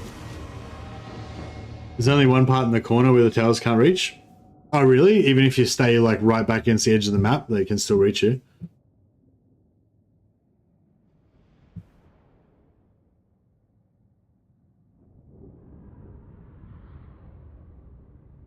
Hmm.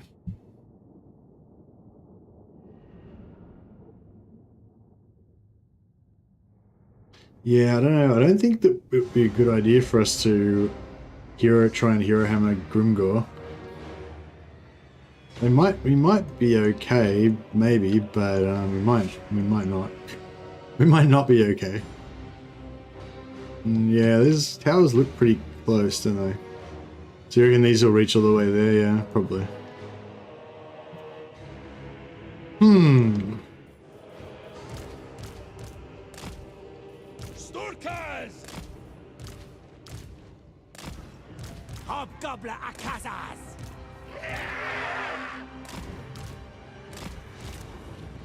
By that crew!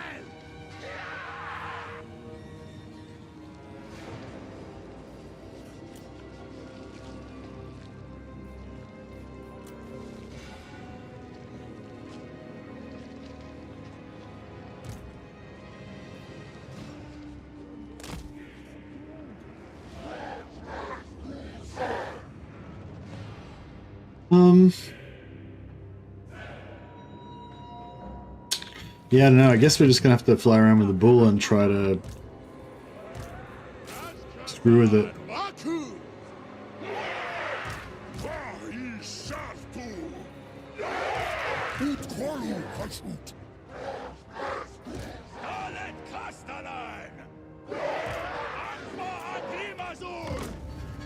Yeah, we got no magic again, hey?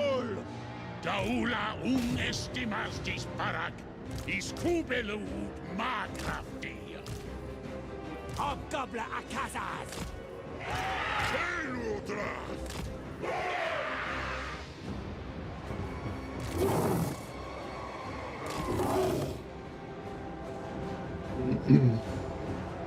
That's interesting. So they covered a little bit of that side as well. But yeah, yeah. We'll try to.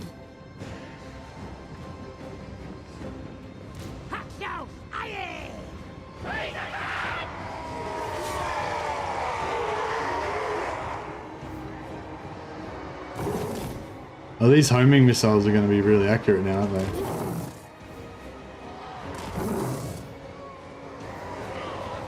How come I can't land? Oh.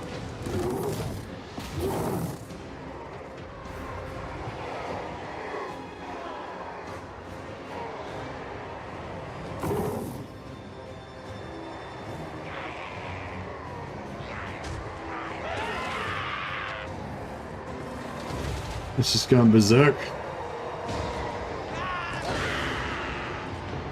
This is maybe going to work out alright. If we can just wreck this... we don't even need to kill them, we just need to get them off their off the thing. Yeah, they're going to melee mode, I think they might be alright.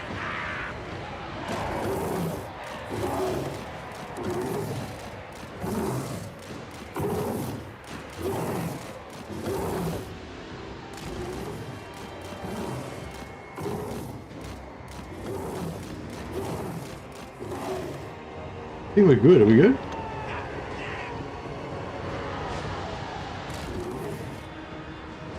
I think they're off.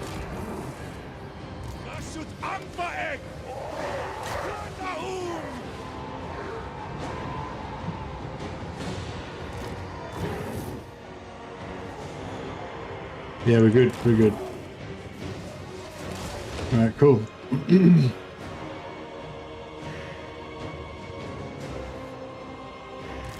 No, it doesn't have a breath attack, this one. This is the baby one. I think if you get... does the Great Taurus have a breath attack? Maybe, yeah. The Great Taurus might have a breath attack. But yeah, I think this one's just a baby one. Oh, this is the Great Taurus. So the Bale Taurus is the big boy.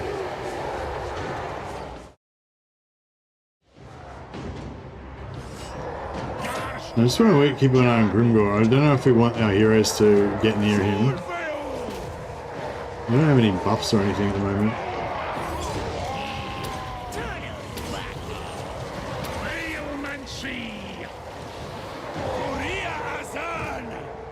Bring them to Dwarf!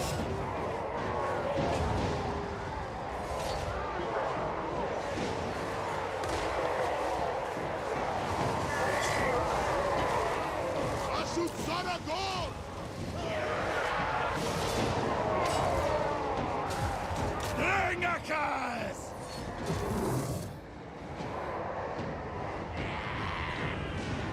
Yeah, it doesn't look like they're going to remount.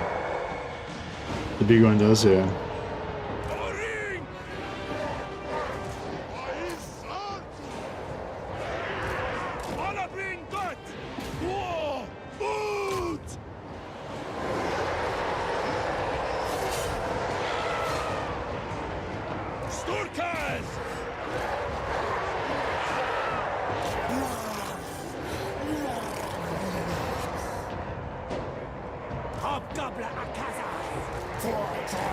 Una flees! Hasud arut! Alla brick drum! Der! Ut go der! Astragoth Zula! We were staying away still. Yeah, gotta watch out for their archers. And, we got Black Orcs.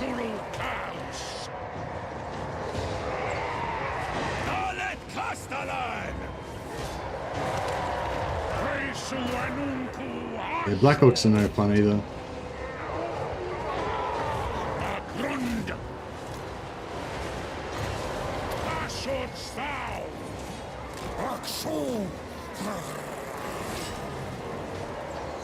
So I want to bring the guns in, but if we bring the guns in, they'll they'll get shot by their archers. But yeah, I don't know. It's like I need them to deal with the Black Orcs. If we get the guns in, but we'll have to send Hibber's crap in as well. Just suicide them into something.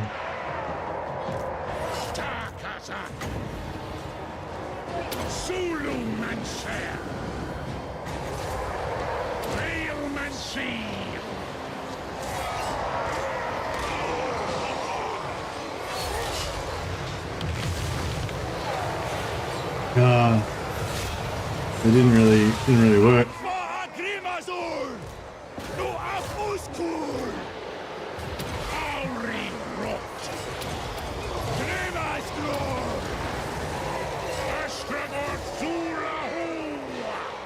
And the Black Orcs took a bit of a hit then. Buffed the renders.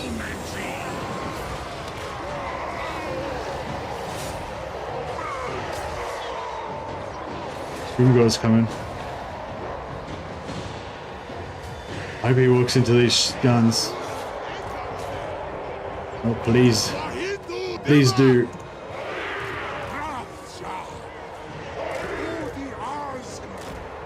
Now put some infantry up the front to just be bait. Right, they're chopping up these Black Orcs.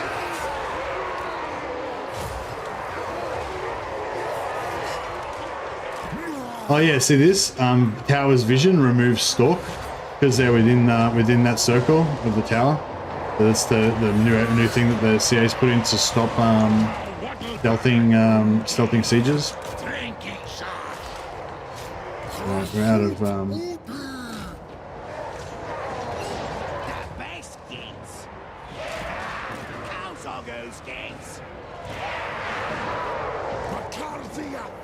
crap. We've fucked up here.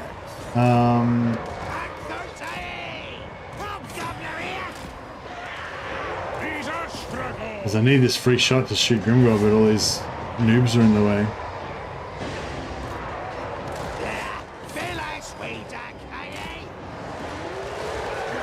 There we go. I only just clipped in a little bit.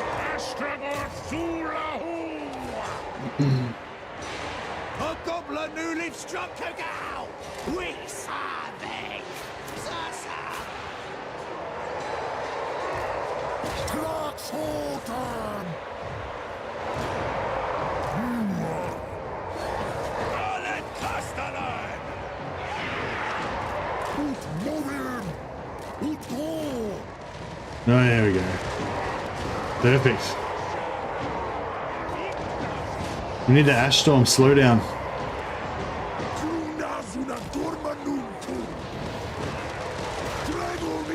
Oh, you're dead. Grimgor dead. Flat. Just shoot his dead body a couple times.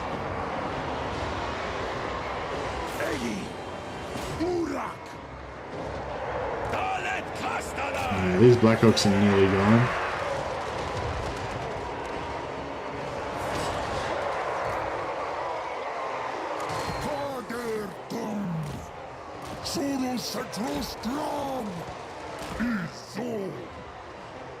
Hobgoblin Akashas! Widak I! These Blackhawks still not dead.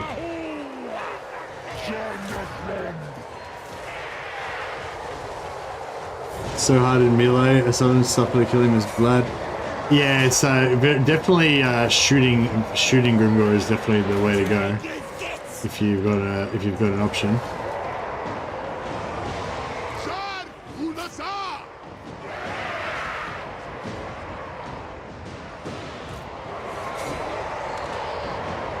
Drangi, boys!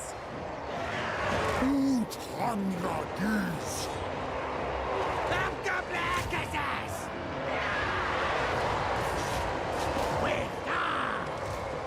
Klunda Those guys. We could probably push up here. There's not many archers left. Only one unit on this side.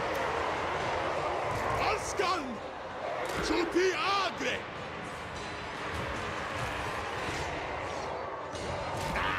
Hobgoblin! Doing it! Hey! I'm down, Roseanne! Ah, hassle!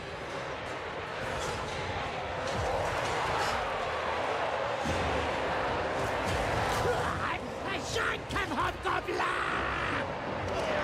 Dogs out! This was, boys! One over there! Hasn't Mongolian! We got this. Okay. Oh, nearly.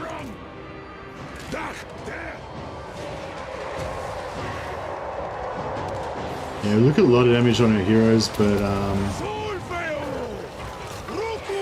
if we don't get attacked over the end turn, they'll replenish most of that.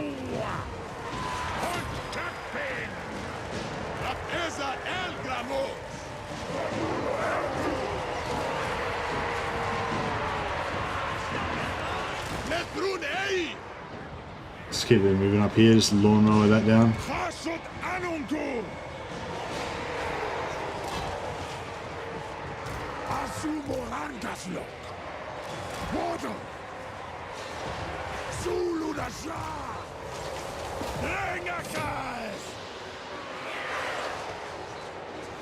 Yeah, I think they're about to break down.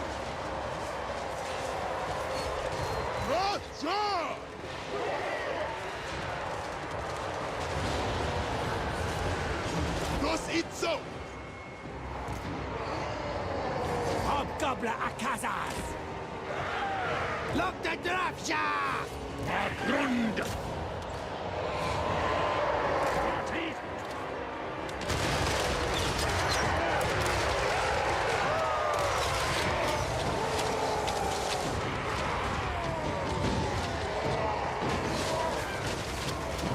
This is the War of the Chaos Dwarf style. I'm not even sure whether they're shooting my guys or their guys, but as long as they're having fun, that's the main thing.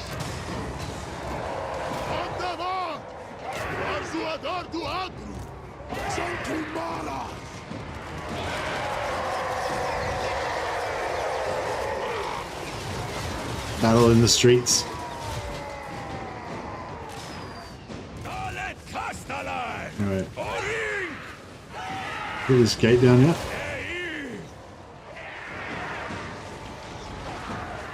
Whoa! Ut odion Ardugan! Let's get him! Dalet Castellan!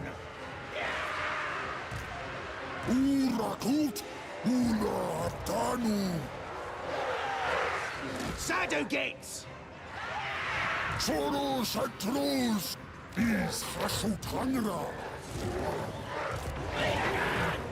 Ansadu! Oh, they got.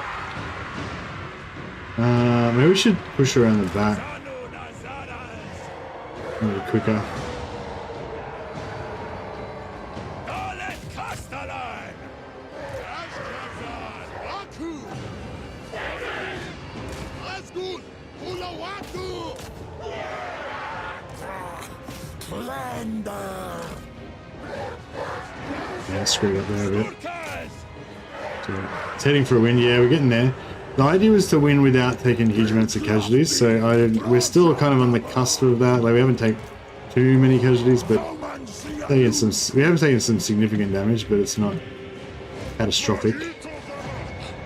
Yeah, we have to just fight another army that shouldn't be that scary. I think it was a full stack, but just a boys or something, you know, nothing too dangerous, hopefully.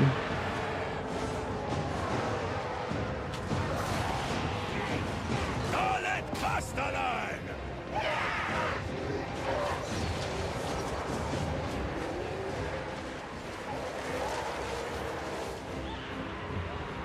Anfa Agrimazul!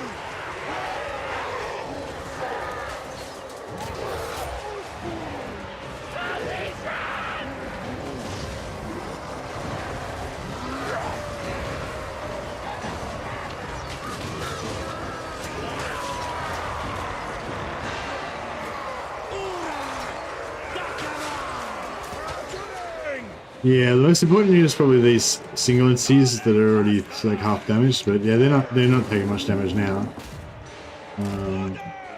Worst is sort of over.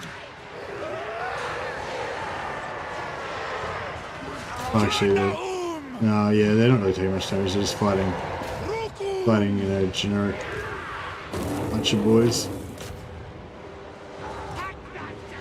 Yeah, this over here is actually a different bunch of dudes. Dot!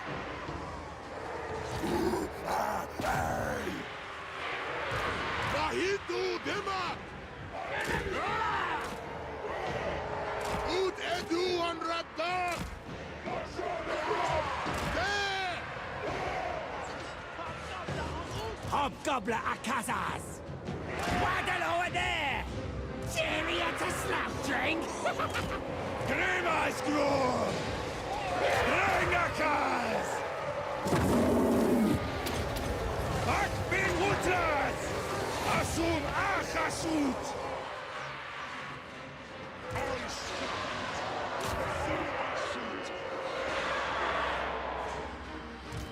Moving fast!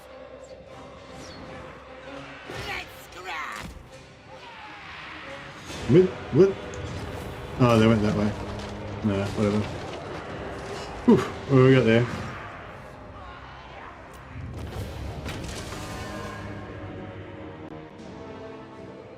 Good time was had by all. Well, I mean, Grimgore didn't have a good time, but I had a good time.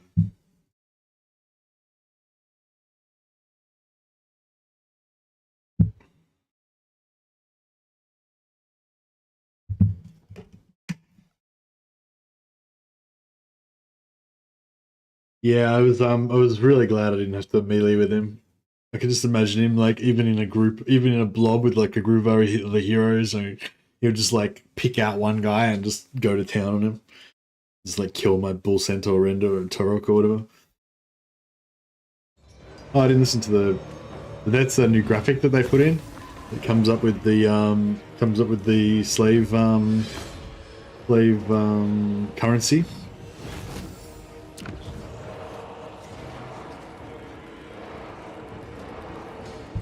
Kubelu Mingol!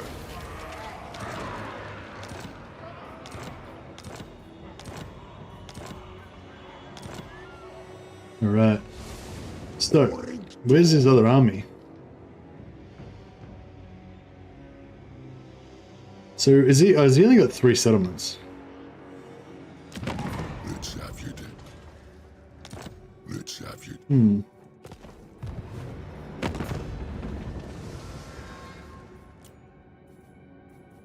What you want? He's strength rank 22, so he's probably still got an army somewhere.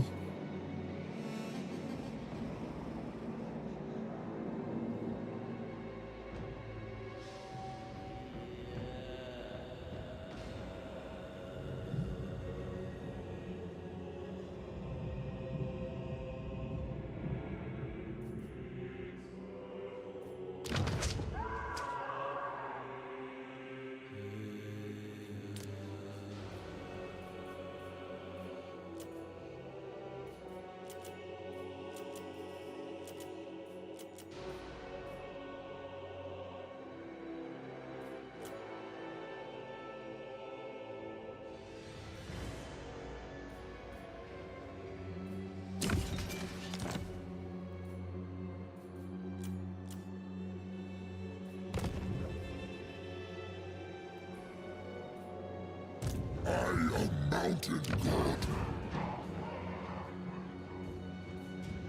Astragoth, Jolahu. Marun.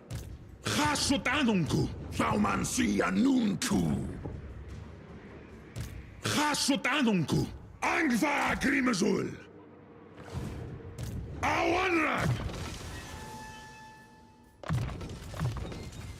Abdano Gruotasha Nunku.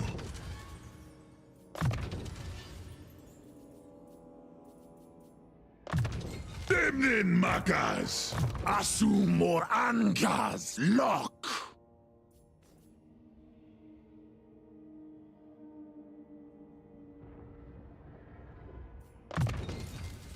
Dalabdanu. Rakubeluta Angron. Ishtak Astal Vantoras.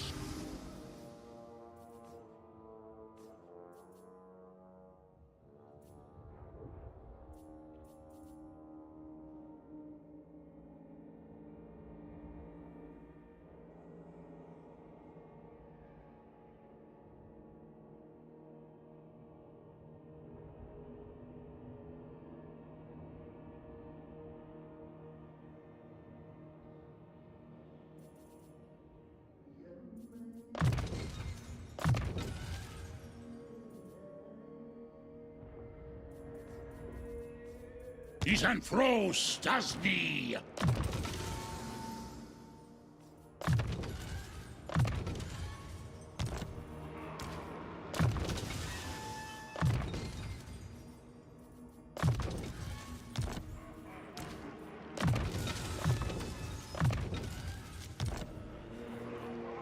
Dandar Hangron Erpetu.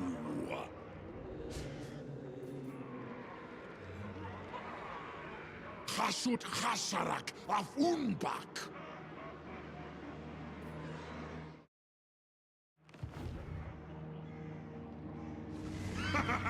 Orictor!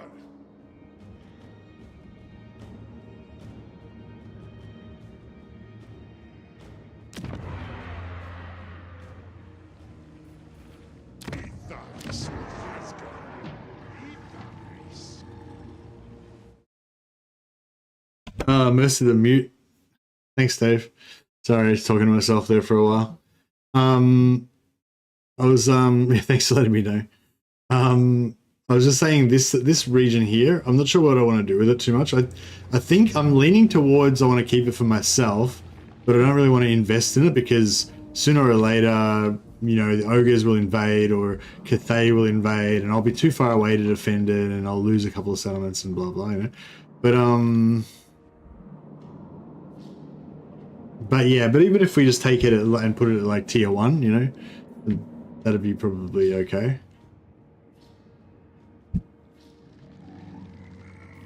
And we can sort of, if we take these settlements as well, we can kind of partially protect it. Or we could just maybe actually... So I don't know whether it's going to be safer if I take these settlements to provide an extra buffer, or if I go to war with these ogres and just keep trashing them, like farm them, and that way we've got them as a buffer in between us and Cathay. Just sell it once things die. Yeah, I can just sell it to Kolek. Kolek's weak with settlements though, you know. I was hoping his vassal would be around here and then we could like sell stuff to the vassal, but yeah. It might be a good idea to go and farm Zatan. Yeah. Anyway, it doesn't really matter right now, I guess. We can just do whatever. I think I had a quest that I needed to make a demon smithy, yeah.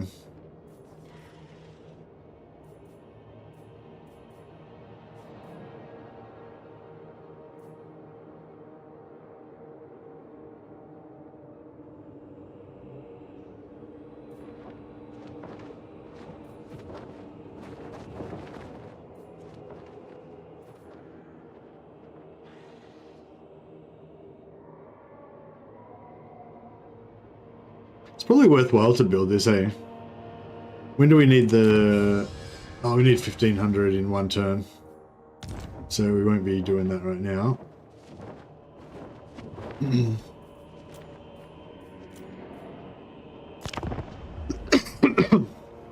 So yeah, I'm letting my my economy's not... Excuse me. I'm sacrificing my materials production for money. You sell my slaves for money. I mean, obviously I want to have my armaments coming out ideally, but money's money, you know. What are you going to spend armaments on? Oh, I'm not making any armaments. Oh, in the future, yeah. Fight this battle. Yeah, I think we can fight the battle, yeah. Is he a mage or a... No, it's just a warrior.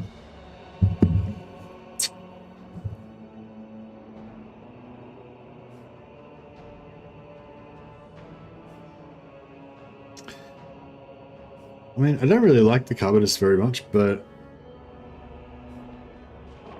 what they got Chaos Warrior halberds. Just have to keep them away from our all of our large units. Get a giant. I might get a bit hairy. They got a giant units and trolls.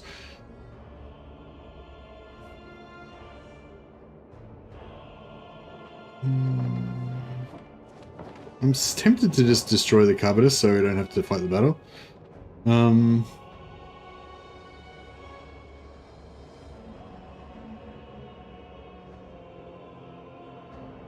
Screw it. I'm just gonna be lazy.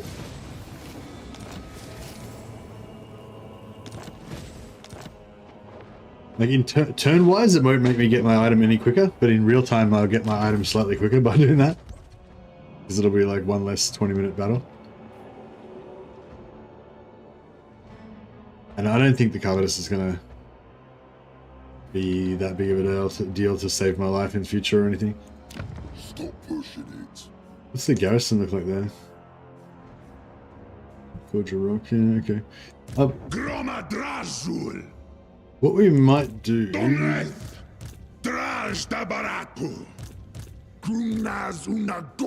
just...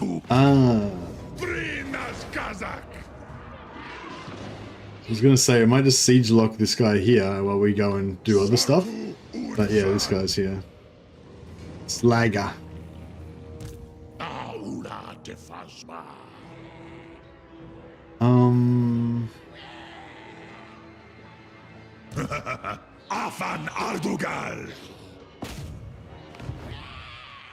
It was a Hydra, I would have saved it. Yeah, I really don't like Covetouses that much. I mean, yeah, we probably could have won the battle, and we only had one turn before we get to the destination, so it didn't really matter if we took a bit of damage and stuff. We could have replenished it. But yeah, I just didn't want to have to fight the battle, basically. Yeah, I don't know, ever since I got sick, I've been a bit like, I haven't really bounced back in terms of my... It's not a health thing, it's just my, like, I haven't gotten back into my schedule, like my sleep schedule, so like I'm always tired when I try and stream. So yeah, I don't know, I have to sort my shit out basically. But I will get there. I need my little grandpa nap before I stream.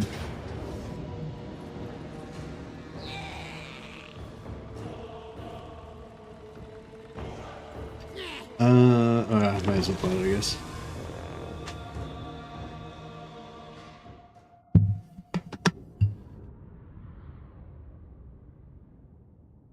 Yeah, if it was a Hydra, I would have fought it for sure.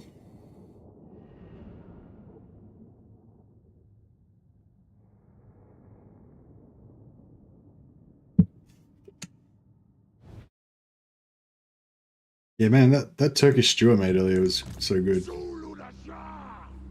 How are you finding it now? You haven't got to go to work? Oh, amazing, much better. Unfortunately, the money situation is not very good, but the lifestyle is amazing. Yeah, unfortunately, I can't really go on, you know, forever like this, but for the moment, it's yeah, it's living the dream, living the dream. Yeah, it feels like it feels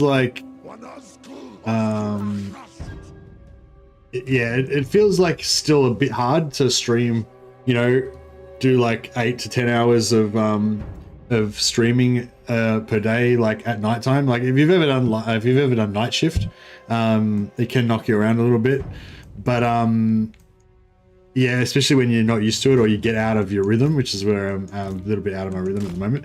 But like when I was working full time and streaming for like 6 to 8 hours a day, that was just, yeah, I don't know. Yeah, it's just really damaging to your health, I guess.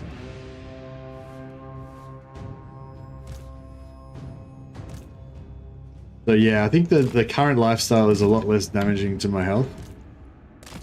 It's pretty damaging to my my wallet, but you know. Seems people are aching for some Chaos Dwarfs. People are always aching for Chaos Dwarfs. Chaos Dwarfs are wicked. Yeah, Chaos Dwarfs have got to be like the best faction in the game.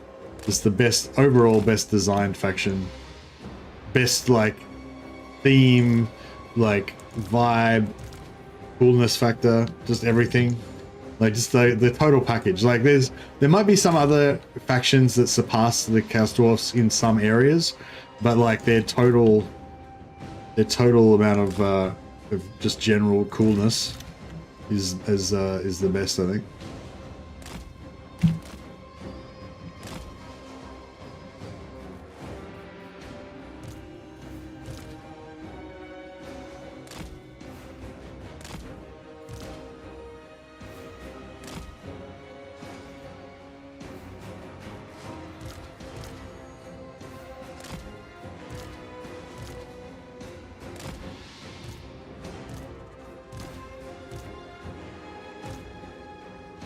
I love this. Isn't it something like really satisfying about just setting up your army?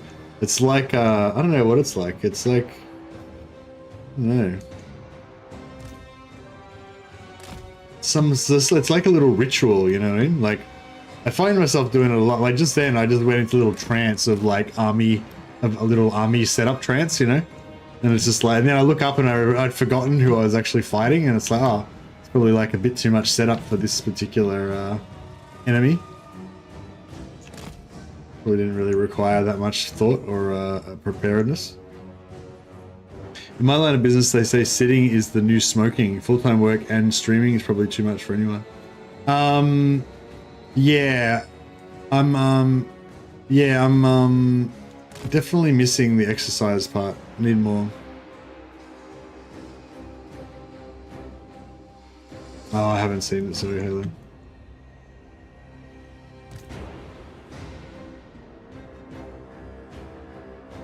But yeah, there's definitely something satisfying about setting up the armies.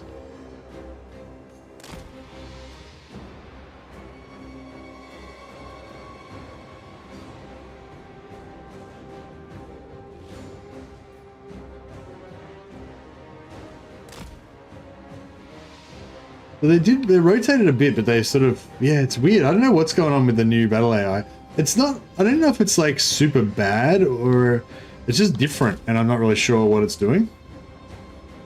But like, you know, this look, what they're doing right now looks different from last patch for sure. Like, I've never seen that before. It seems to me like it's malfunctioning a little bit, but I'm not sure. No, I forgot all about the pull-ups. Sorry, Toshi. I don't know. I went away on holiday, I came back, I got sick, and yeah, just been thinking about other things. Thanks for reminding me though. I have to get back onto the pull-up mission. No, my latest thing has been, we found this gym that's only costs $5 per visit. And so, yeah, so we're trying to go there every weekend, at least. We didn't actually go this weekend though, so we're going to try and go tomorrow.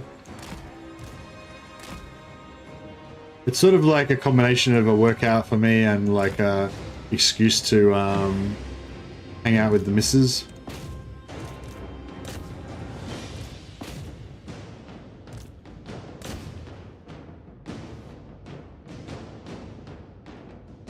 See how well I can do without properly controlling the army. Yeah, that's pretty good. Holding me accountable? Yeah, no, do it. That's good. Yeah, no, what's going on with there's not much. The fitness journey definitely has stalled a bit, that's for sure. But I think I'm still doing alright on weight loss. I think I'm still losing weight slowly. I haven't been going super hard on the diet. I've just been, yeah, just basically only have one meal a day most days. Okay, sometimes I have 2 meals, but yeah, mostly I just have 1 meal a day. Trying to go too hard on the carbs, and yeah, so I haven't weighed myself for a few days, but I believe I'm just like gradually going down slowly. But I'd like to go down a bit faster, but yeah, it's like, but yeah, what was I going to say? I've been thinking about getting back into calorie counting, because that's when I lost a lot of weight last time. It was like, yeah, just counting calories. It's pretty, I don't know, it's pretty effective. Like, yeah, it's like people say all this shit about like dieting and stuff like that, but yeah, I've definitely can confirm that if you just count your calories and you just eat less calories than you spend, then you get smaller. I've tested this over about a 4-month period, and I lost about 16 kilos or something. I don't know how much that is in American, 30 pounds or something. I lost 60 pounds in the last 4 months on a carnivore and no calorie counting. Oh, nice. Yeah, well, carnivore is probably pretty good because carnivore is like keto. You can't really gain weight. I believe, I'm not sure, I'm not a scientist, but I believe that you basically can't gain weight if you don't eat carbs. You can gain muscle mass, sorry, you basically can't gain fat if you don't eat any carbs. So yeah, so basically you don't necessarily lose weight fast, but you can't gain any weight, so you're definitely going to lose weight, kind of thing. You know what I mean? That's how I understand it. I'm not sure if I fully understand it, but yeah. But yes, but I can confirm counting calories does work. You just eat less calories than you spend, and Bob's your uncle. And if you combine eating less calories with eating less carbs as well, that's probably even better. But anyway, I don't want to get into one of my rants about diets, because I'm not an expert in dieting. I'm an expert in Total War, so I should probably stick to mainly talking about that. Not that I'm the best player, but I mean I know a lot about Total War. That's something I'm qualified to talk about.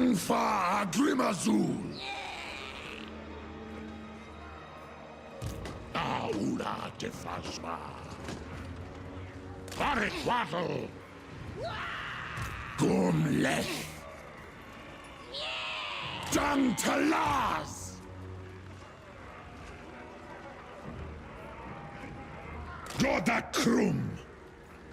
Hasutanunku. Dalabanu. Messi is a close second. I don't know if I'm second. Depends what it depends how you. I think there's a lot of different ways to judge. There's a lot of different categories you could judge it under. I like to think I'm the best at playing the game the way that I like to play it, and I'm the best at figuring out how I like to play it. And those are the two categories that are the most important to me. Dry strong. Bailmancy.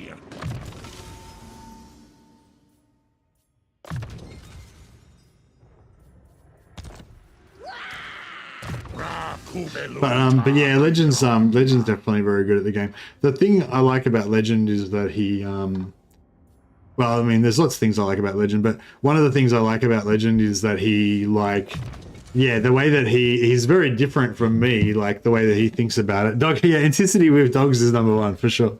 But no, like one of the things I like about Legend is that the way that his ability to be really dispassionate about it, you know, and just not unsentimental. It's like, I don't care if it's the coolest unit in the game. It's not the most efficient, so I'm gonna just use fucking goblins or some shit, you know what I mean? Like he does that all the time, and that's really cool. And kind of like what I was saying before about how I always like to, whenever I get into a new game that I don't know, or I want to buy a new purchase that I don't know about or whatever, I'll look for reviews, or I'll look for I might just not build any buildings here because I'm not sure what's happening. Once I know whether it's safe, I won't spend any money until I know it's safe. But yeah, like, yeah. So one thing I like about Legend is like that, you know, he's always like, you can sort of trust him to always be examining and testing to try to figure out what's the most efficient or the most effective, or, you know, the best, you know, thing to do or whatever.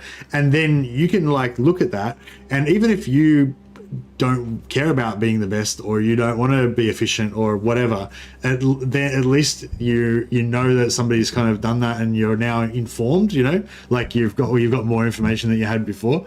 And so yeah, so I feel like that's like one of the things I like about Legend, like that he's kind of pretty pretty sort of I don't know if scientific's the right word, but like unsentimental, and like, yeah, we were talking about Masashi the other day, and yeah, like Masashi's like rules for life or whatever, and I think his first rule for life was accept reality exactly as it is.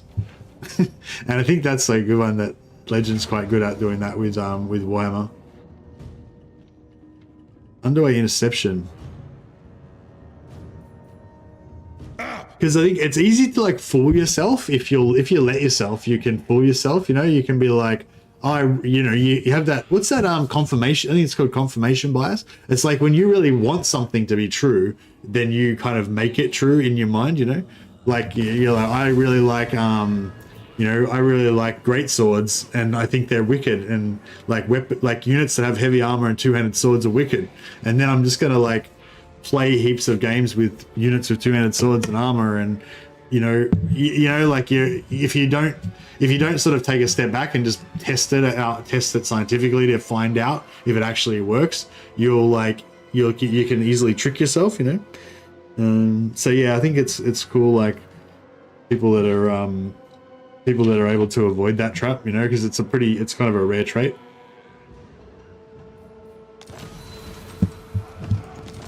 Mercy, I need beard advice, says Old Fart. But you're an old fart. Surely you should be giving me advice. The Crown of Skulls, the Hunger. Very nice. All right, so as I was saying, the Crown of Skulls is usually what I go for first. Now, when I'm going to go second, man, all these Bull Centaur ones. I want the Dreadquakes. See, then they got 750. So you're saying you wouldn't pay 750 gold for the Crown of Skulls? Crazy, crazy.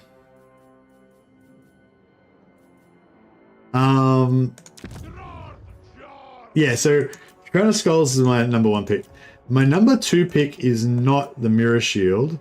My number two pick is probably the Eternal Servant, which you have to go to a Wizard's Callus, but it takes 10 turns to get there, right? So I'm gonna go for Black Crag to get the mirror shield. If we can afford it. We can afford it. Excuse me. Just because it's quick. It's only 6 turns to get there, right?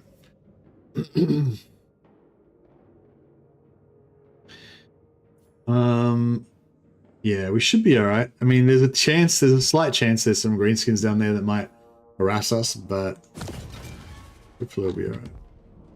Can we actually see? We can see now. Yeah, I don't think they can get down there.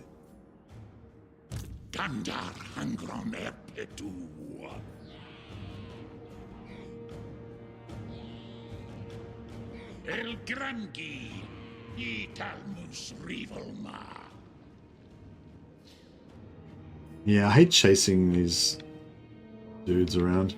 Dum Thaumansi, Dum Leth, Groma Drazul. I'm just gonna put this guy down here. Oh shit, there's another one. You're not right in the head. Right, I'll let Kolek deal with that one. If he gets wrecked, then you know he deserves it because he's a weakling. Full bow to the great beard. Yeah, I'm actually loving the beard at the moment. I was looking at some videos of like older videos where I had like full beard. Losing my voice again. Where I had the big beard, and I was actually thinking, nah, it's too much beard. Too much beard. Like I had the full Empire Captain beard, and Empire General beard, and yeah, it's too much beard. I feel like this is like the perfect amount of beard. I think it's enough beard to be like mighty, but without being like overboard. You know.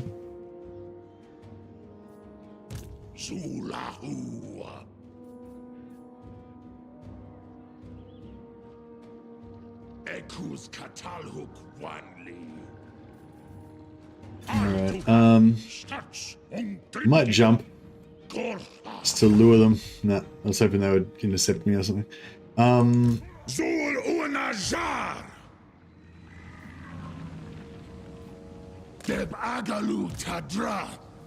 Put this guy down here, just so that if they try and make a break for it, we can catch him. Because I don't want these guys just bouncing around everywhere, evading us. Get at me, Ed. I'll put him outside just so that.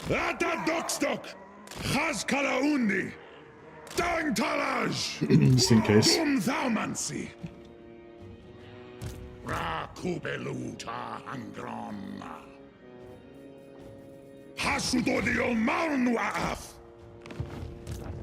I think we got him on the ropes. I had a beard growing for 3 years with no cutting. Cut it down to about yours a few weeks ago. It was too annoying. Yeah, nice. Yeah, well, I just think I don't know. I don't really like. I don't know. Like when I was young, I had a couple of earrings and like nose ring, and not all at once. I don't know. I just liked piercing stuff for a while there. I like eyebrow ring for a while, nose ring for a while, a couple of earrings, that kind of stuff. Yeah, like I don't know. I didn't like. Yeah, after a while, I just didn't like it because like I don't know. Like I remember going through a hedge one time and having like, you know, a twig or something go in my earring or something. It didn't like rip it out, but it was like, I don't know, you know. And then I was like, nah, no good. You need to be ready for like action at all times. even if you get even if the most action you get is sitting on your chair for 8 hours, you need to be ready for action. So earrings, no good. And the beard was the same thing. I think like the Empire beard is glorious. If I was like if I was just a beard model, you know, and I didn't need to do anything else. But I feel like the current beard is more, got more of a practical look to it, you know? It's more of an action beard, you know? Like it's still just an affectation because I'm not about to do any action, but I like to look like. I like to have the sort of beard that says that guy could go out and do some stuff.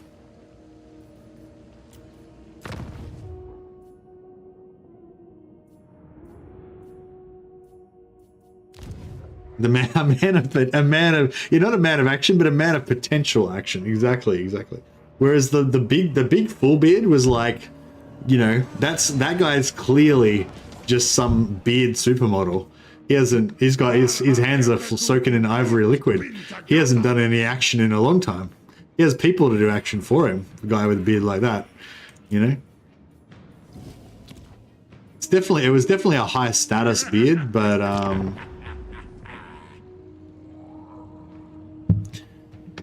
practicability beard sucks in comparison to the old beard. You like the mighty beard?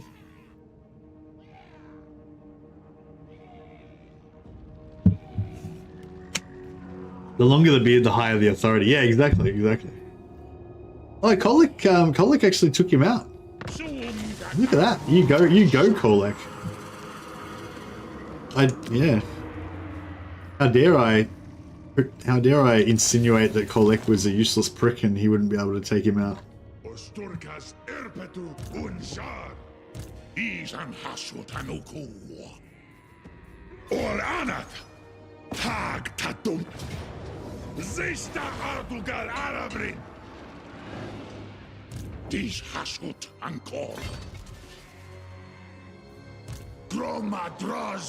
Alright, I think we got him.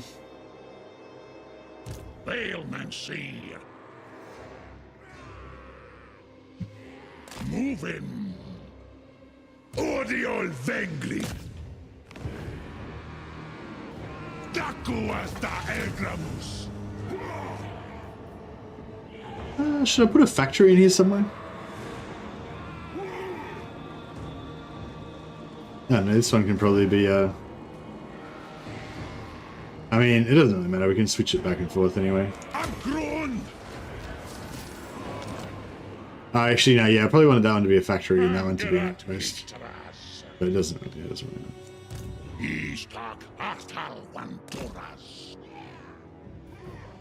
Asumor Angas Lock. Domitashum.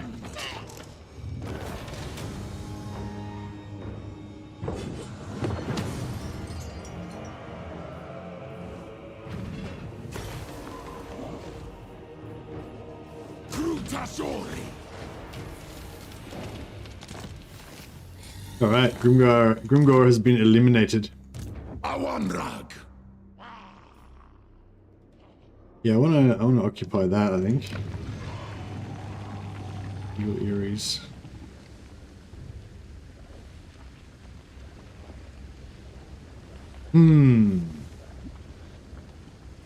Yeah, so Gorger Rock. Yeah, I don't know. So, alright, so what do you reckon? Should we go after Zatan?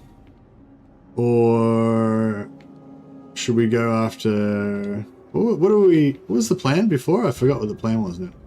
Oh, maybe go down and help Drazoth. Yeah, I wouldn't. Yeah, I always had a dream of like owning all of the Darklands. I don't know if I've actually got around to doing that in any of my Chaos Dwarf campaigns. But we are kind of close to Zatan, so we could run over here and beat the crap out of Zatan for a while. I'm kind of feeling like I want to give in and just take the Winds of Thaumaturge to get the Winds of Magic up, because it sucks not having any Winds of Magic.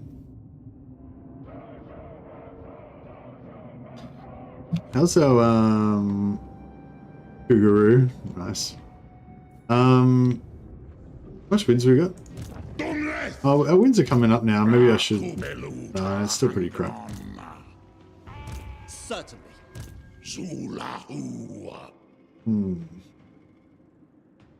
Drazoth for each trait. Nah, I'd rather farm Zatan for each trait. Zatan gets plus 40% magic item drop chance.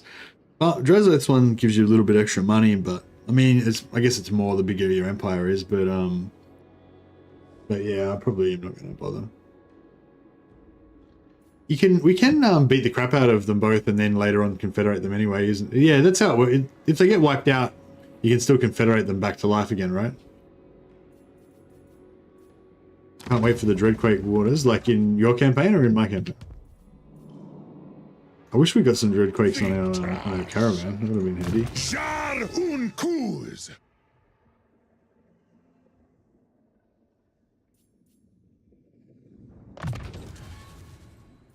Stammen Cisaras. Anfa Um, Trimazul. Do the Darkland King. Maybe we should take a poll and see what people think. I'll start a poll. After Grimgore, it is best to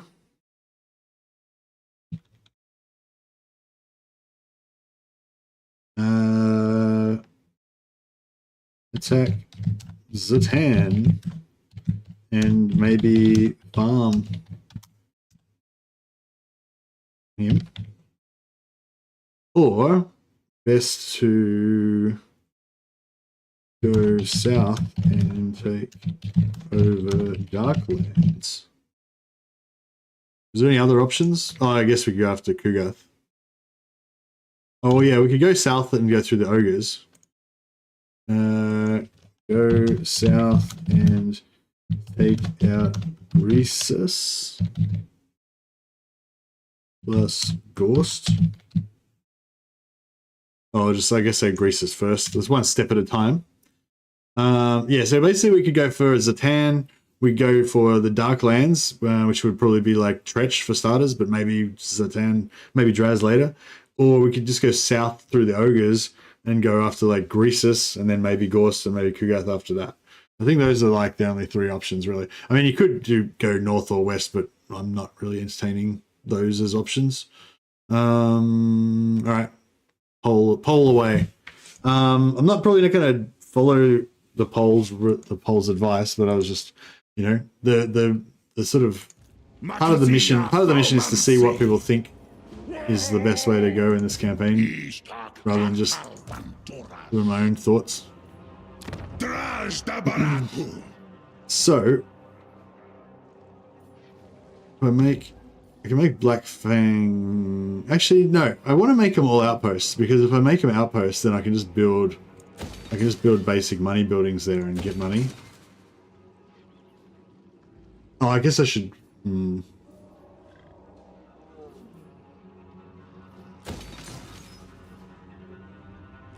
Maybe I'll build an outpost there to get some more materials as well. Did we get that technology going? Yeah, we got that technology done. So we need another 2,000 in 3 turns. Crap. Alright, well I won't spend any more materials for a bit. And maybe I'll let my slaves actually live.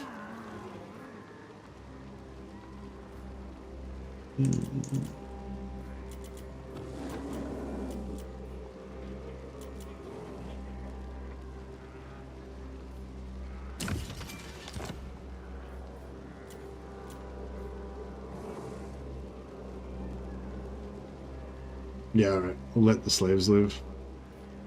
I mean, we'll let the slaves work. Go south and take out Greasus. Yeah, that's like the one I'm probably not going to do. It's pretty much between Zatan or Darklands for me. I mean, well, all right. Okay, I'll entertain the idea. So we go south. We take out these green ogres. We take out these black ogres. We keep going south. We run into Greasus. We don't ally with Greasus. We attack Greasus. Then we keep going and go after Gorst and etc. etc. So then at the end of all that, we own all of these mountains. And I don't know, I just feel like the mountains are just a pain in the ass to like. Yeah, they're just a pain in the ass. Like I think if anything, I'd want to go south and like ally with Greasus and then just pay him to like defend these mountains for me, so I don't need to worry about it. You know what I mean? Like, yeah, like if I take out Greasus, then I have to control all this mountain crap. I don't know. It's like the mountains seem like a good barrier, you know, that I want to have in between me and some other stuff. Yeah, it's in my poll, but it's a trick question. So everyone who votes for Greasus, I'm just gonna, you know, I'm gonna criticize your choice. You fell into my trap. Well, I don't know. I'm not saying I'm totally against it. I'm just saying I want someone to explain it to me. Like, why would I do that? Asma.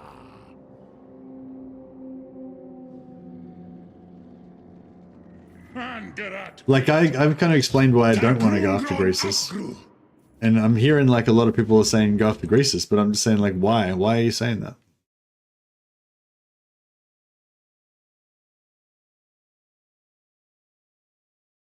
Why do you have to kill? I don't have to kill off Greasus. That's what I'm saying. I don't want to kill off Greasus. I don't think.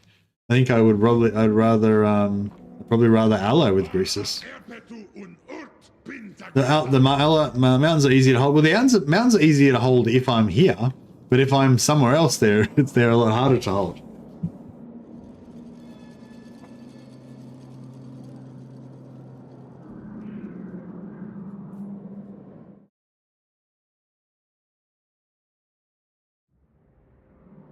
I could kill Greasus and then give all of his stuff to Kugath. I don't know, like, yeah. I guess I could conquer the mountains and then, yeah, like I was saying before, I could kind of conquer the mountains and then just keep the mountains, not like don't build them up, like just treat them as, like I'll treat the Darklands as kind of my heartland, or once I've, you know, the secure parts of the Darklands as my kind of heartlands. And then I'll just build up a big region of just like level 1 outposts all the way around the outside. You can ally with the ogres, but I feel like your hand will be forced by your neighbors to the north or the south of your capital. Yeah, that's the thing. Like, I feel like we need to be, like, this is my little heartland here that I want. Well, it's not, there's nothing built there at the moment, but what I would like to eventually build up. So I feel like I need to conquer a bit of this, and I need to conquer a bit of this. Or I need to at least have staunch allies around there, you know, to defend.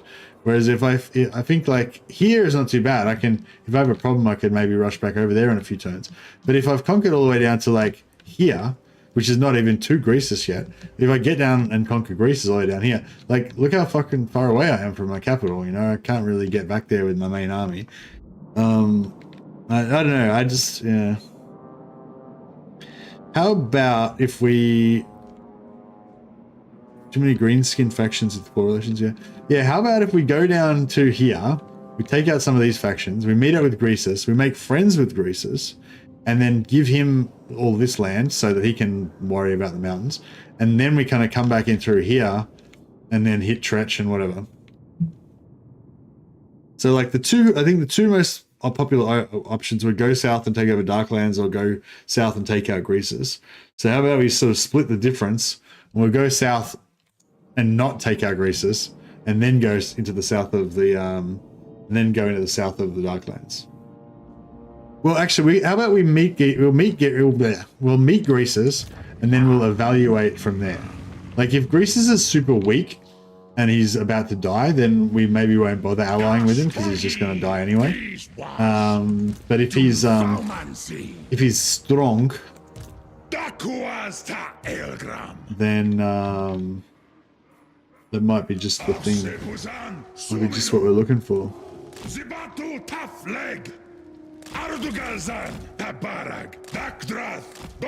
And I love the brown. I wish you could play as these brown guys. The uniforms look really cool. It's for what I'm doing next. The poll is what I'm going to do right now, Halo. Like, you know, it's not like, oh, should I take out Malekith or Karl Franz in 50 turns from now? Like, this is like a right now poll. It's not a like in 50 turns poll.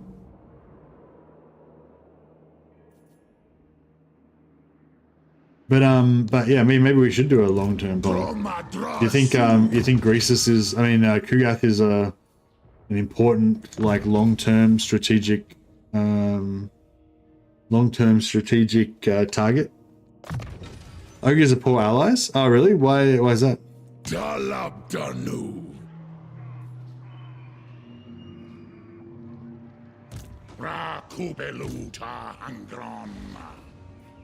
Hasut Udial Manu Araf. Dish Hasut Ankor.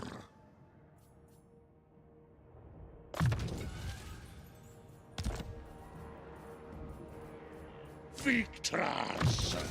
I mean, I've never found Greases to be a good ally in the past, so I'm not like contradicting you, but I was just wondering why specifically you were saying ogres are particularly bad allies. Is it just because they have these shitty armies full of noblars and they get their ass kicked all the time?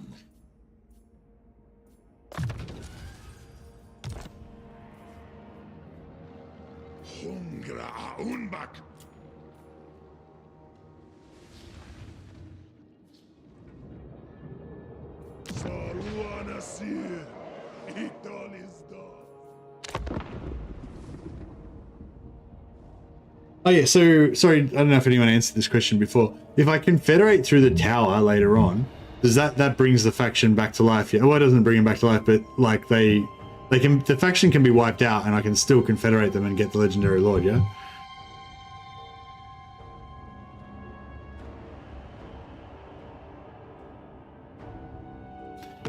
They just let the enemies right through to attack you? Oh, I think every faction does that, pretty much.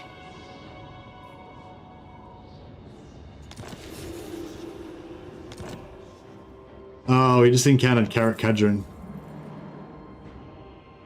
Yeah, I think the wars are not too far away now. They have no strength to defend a front, yeah. Yeah, no, that's probably matches up with my experience as well. See, if I take these green guys out, then I'm gonna run into Cathay, and then Cathay's probably gonna declare war on me.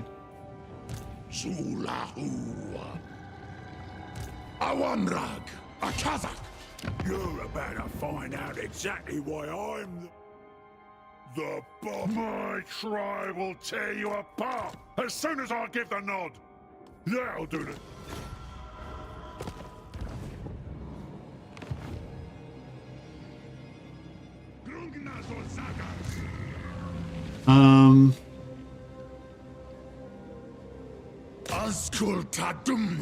What about if we ally with the Iron Dragon? I feel like the Iron Dragon, you know, if we just slip him some warp dust crack or whatever, he'd be pretty corruptible. We'd be able to make a deal. Like, just let us pour some of our toxic radioactive waste into your Cathayan, into your pure Cathayan fields. And we'll, I might just do a bit of reset teleporting here.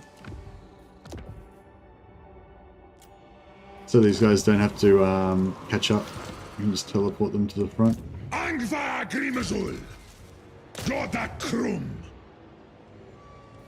Migdala Stock, Jar Unkuz, Nadarupta Muskrum.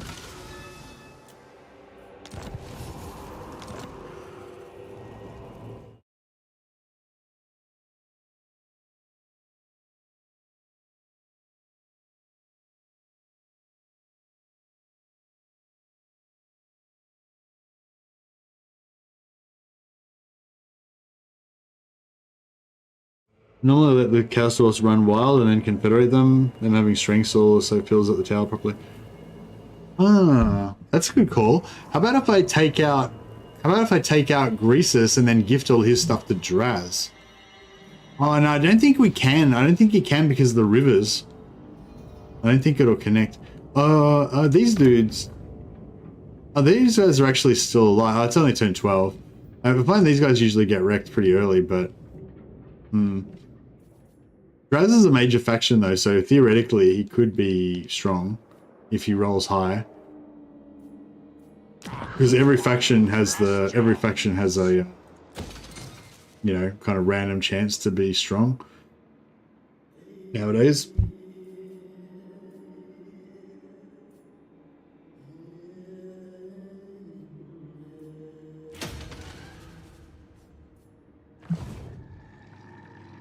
It's weird because Dwarfs really benefit from the other factions being powerful. Yeah, true, yeah. It doesn't seem like they're that powerful at the moment. No one else has managed to get any influence yet. I've got ready to get my second thing. I think I might get into the magic power because I think as we haven't really got that much magic at the moment, but we've sort of just got magic going. And so yeah, having Having more of it would be good. Toss up between magic. I mean, replenishment would be sort of okay, but we don't really need it. Yeah, sort of a toss up between magic, armaments per turn, or I mean, I do like the campaign movement range, but I'm probably not going to get it. And yeah, Armor of Contempt I would like to get as well, but I probably won't get it now. I think I'm just going to go for the magic. It's sort of like a security thing. It's kind of like Lightning Strike, you know, like I might not need it, but it's just a sensible precaution. Domitasum. Upgood. Grunaz una gormanunku. Doomskulki.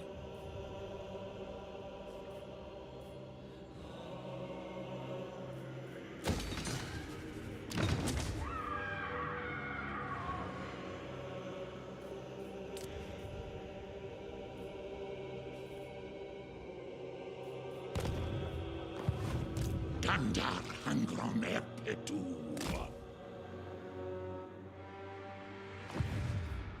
Anfa Grimazu.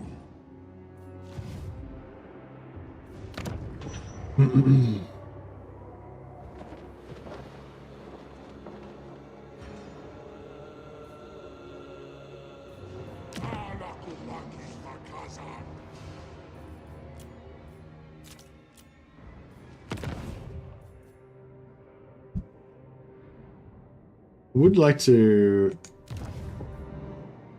get some Chaos Warriors.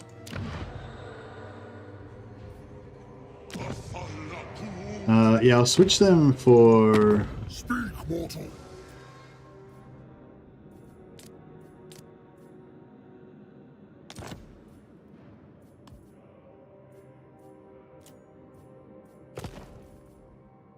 This time.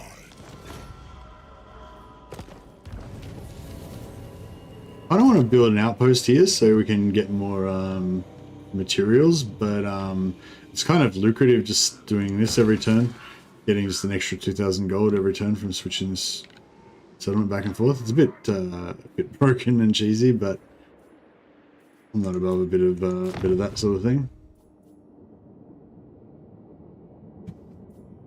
Yeah, we'll get. Yeah, well, all right. We'll build an outpost. Oh no, we can't. I don't want to build an outpost because. Because I'm just going to sell it again, I just realized. Crap. That was foolish. I said this 2,000 gold I just made from selling it, I just wasted on that.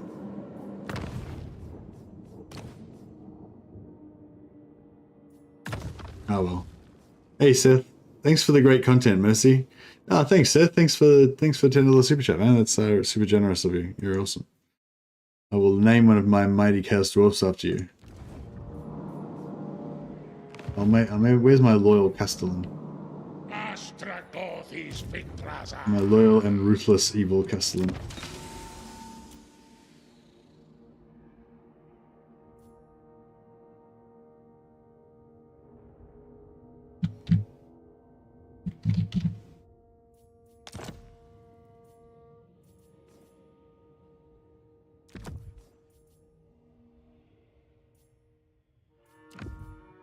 Actually, we can really melt down some of this stuff and get something better. So blues are what we want. Blue sword. Executioner's axe is not the one we wanted. Damn. Crown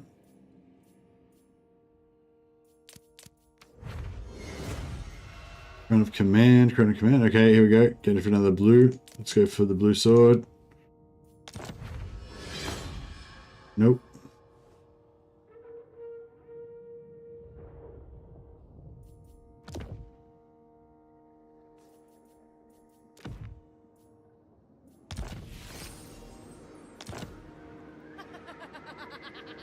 I think Chaos Dwarfs are prone to stealing seats for no good reason, though, when there are other free seats and on the same and lower tier. Yeah, I think they actually reduced that, though, whatever. When they first came out, they used to do it all the time, and it was really frustrating. But now they don't do it that often.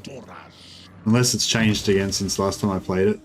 But yeah, they don't do it that often now.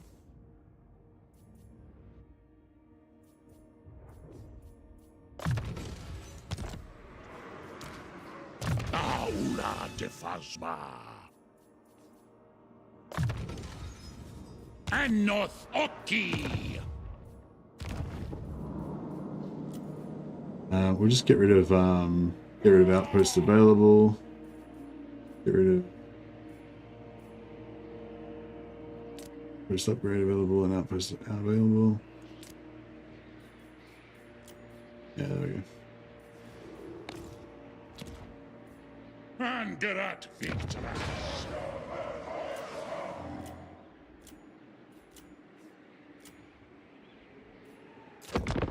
All right, so yeah, so 42% said go south and take over the Darklands. So that's what I'm actually gonna do that. But since we're already over here, we'll smash a few ogres, and then maybe gift their land to Greasus, or maybe keep it and gift it to Draz if we can get to Draz. But yeah, it might be complicated because of the river. I'm not sure if we can actually gift stuff to Draz over the river.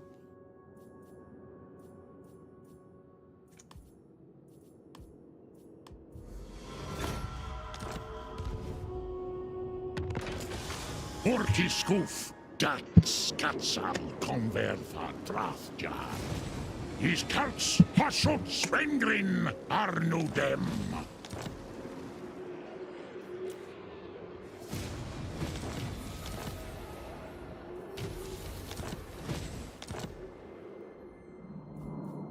Vasat sagrunglia.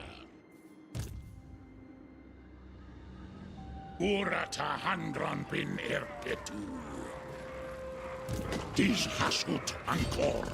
Says we can't make it, but I wouldn't be surprised if it's because he's on the path.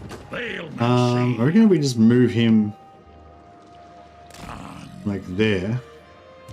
Yeah, now I can do it. So it was just because that there was only like he was on the road and we would have had to like walk around him. But now we can initiate with this one. Also now we've got siege attack because he's mounted on the Taurus. We've got siege attacker as well.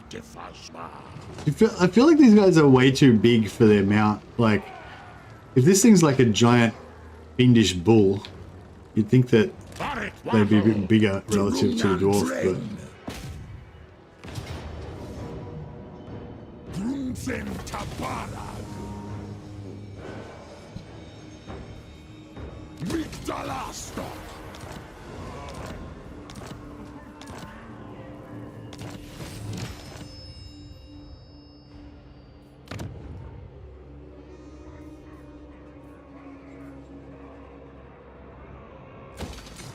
oh yeah, I think this one rebels because there's no capitals, so it's a bit harder to keep it under control.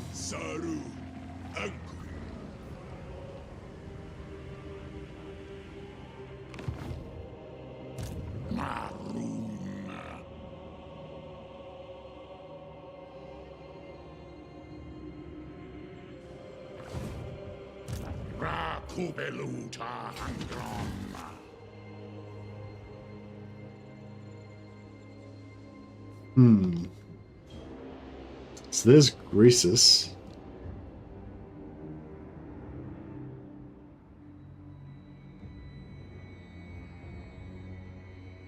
Whoops!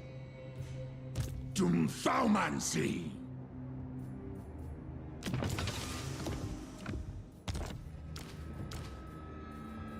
Astragoth is Victraza! We just teleport him as well. We can catch up when he's ready.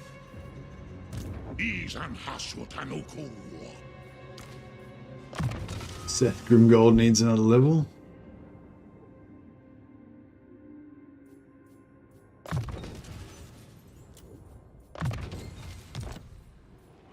Gandar Hangron Erpedu.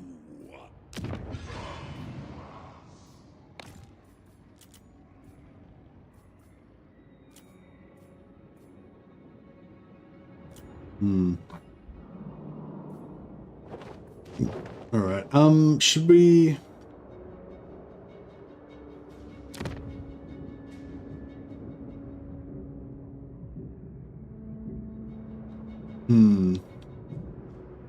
Yeah, I kind of do want the allied recruitment for these guys, but I could always...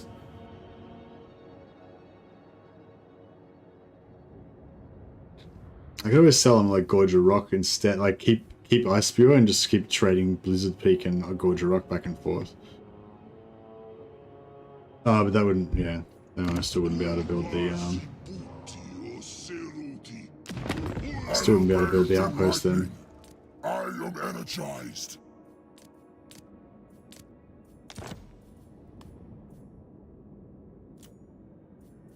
Yeah, I'm probably just completely ruining his economy. Yes, good.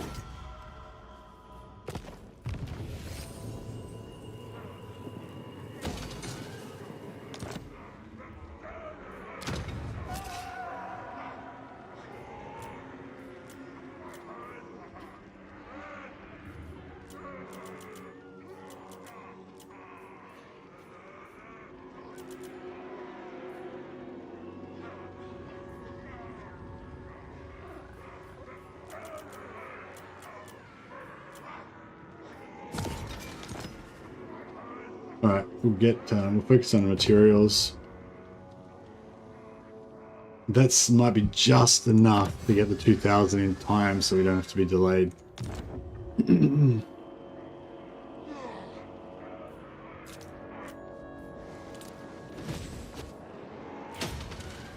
Mangerat Victoras.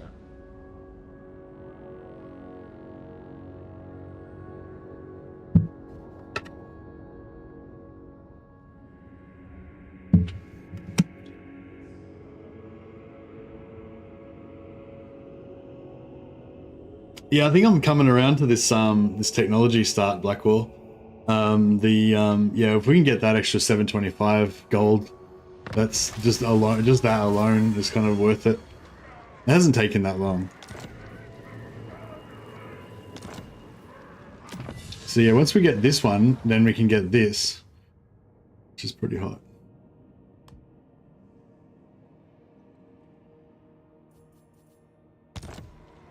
Cool, we made it. We're back down to 14 raw materials. That's all right.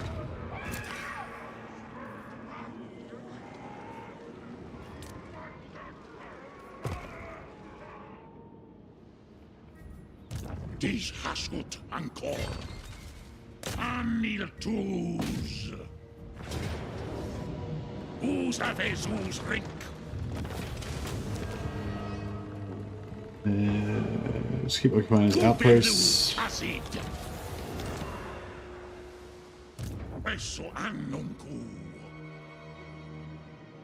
Alright, so now we've run into Greasus. We still haven't met Draz yet, have we?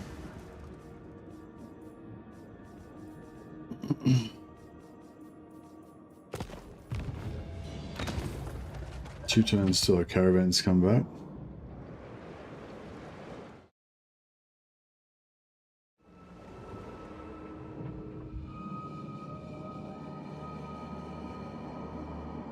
Yeah, I think I'd like to, like, as a sort of medium-term goal, I'd like to have all of the Darklands and make that kind of my heartland, maybe eventually confederate. Well, for now I have staunch allies, but with the Chaos Dwarfs and stuff, but then eventually consolidate it all. And then, yeah, and then kind of control everything around that, about at least 1 or 2 provinces wide, everything around that as well, with sort of like allies or just disposable border regions of my own. And then kind of outside of that have like forward operating bases that are, you know, reaping and taking slaves and stuff, or, you know, collecting labor force or whatever you want to call it. Bow before the mountain god.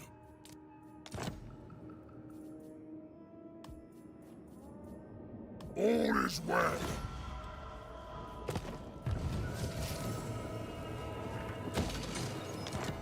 Yeah, I wonder what this is doing to my my diplomacy. Like, so yeah, so Kolek obviously loves me because I keep giving him regions constantly. But who does Kolek not love? Because whoever Kolek not loves, Looks like Kolek's pretty much friendly with everybody. What a legend. Good guy Kolek. Such a chill guy. So, is he friends with Zatan? Zatan. The Kazakh monger. Military actions, gifts given to heralds. Yeah, he likes me because of all the gifts I've given to heralds of the Tempest. Only a little bit though. Madrath hungra fa Kazakh. Ok anus bolgdem. He's pretty strong too. Strength rank 22. Yeah, I've let myself get a bit weak because I disbanded those extra armies, but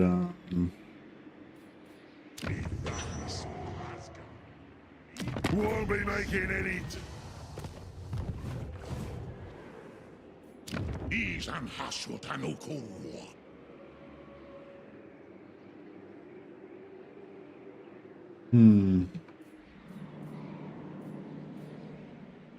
What's Greasus's deal? Greasus enemies with Gorst.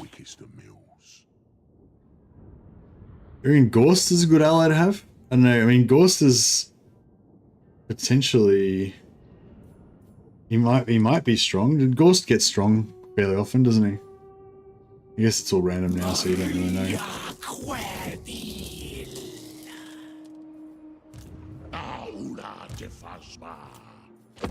But yeah, we could.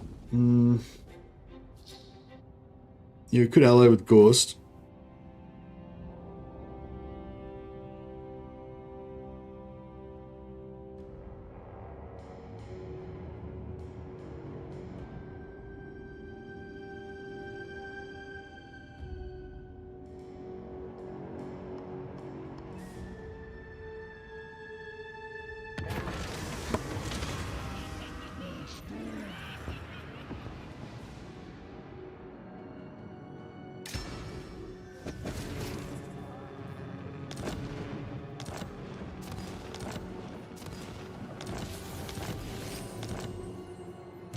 Oh. I didn't even know this guy got wounded. I think one of Grimgor's agents assassinated him.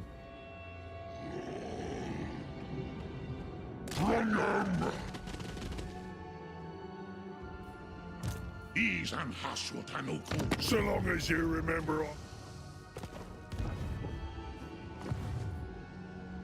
These Hashut Angkor. Ain't gonna happen.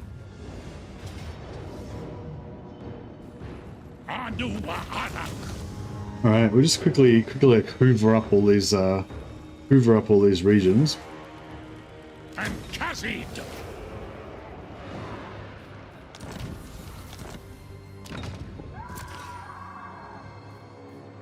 Yeah, we're fine for money. So we don't need to keep selling slaves for the moment. Yeah, I don't know if I like these regions. They're all crappy. Like they've got no capitals because they're ogre places.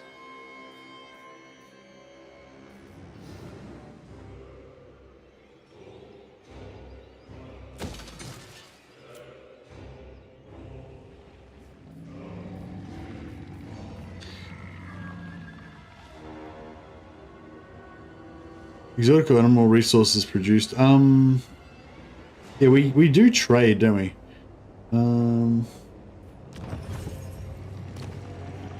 Oh, we don't have anything to trade? Alright, well maybe we should just fix that.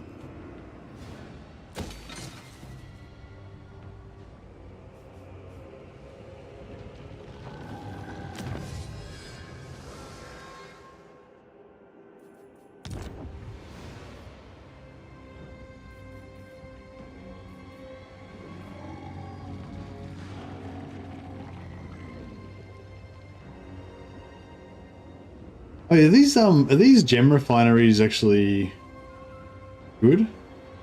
225 per turn, 750.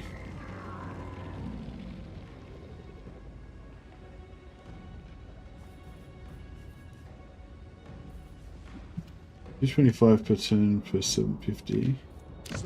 Compared to 300 for 750. Okay, I don't know if I really want to convert materials to money though. I just want to keep the materials and use them for the buildings.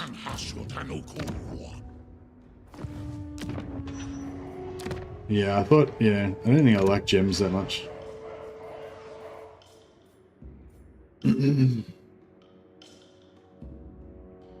Gives you 15% extra for gems and gold mines. Oh, okay, so it's actually 825. But yeah, I don't know. I don't think I want it. So I'd rather just go for this one. One shot 250, one shot materials 250, and you get 250 gold income forever after that.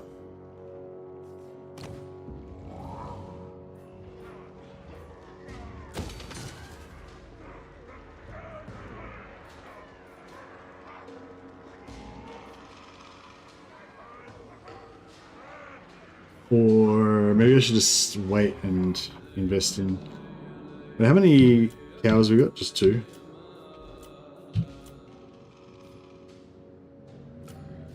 Oh, 3, yeah.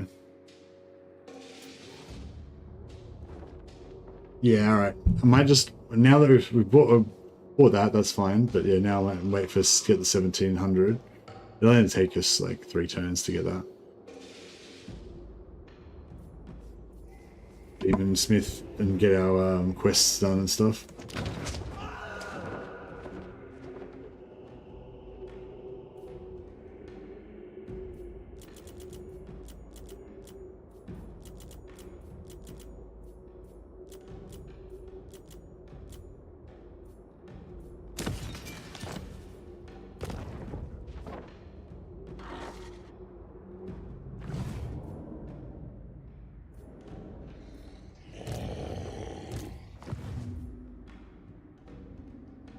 Alright, so Greasus. He's got 6 regions. He's ranked 10. No, it says he's strength rank 10.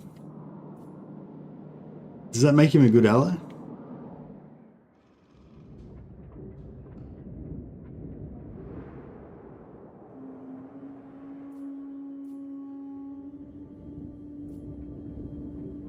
Where does this connect onto? That region is Gates of Zar.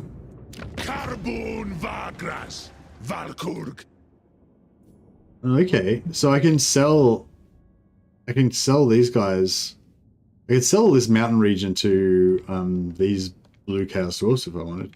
But they're only a minor faction, so I feel like they might get wrecked in auto-resolve, but I still don't really understand how that works. Like, from the way I read it, I thought that the like faction potential that's random for major factions only affected units in the fog of war. So once you can see them, it doesn't affect them. But I don't know, like minor factions still seem to get wrecked even if you can see them. So yeah, I don't know. Maybe I don't understand that correctly.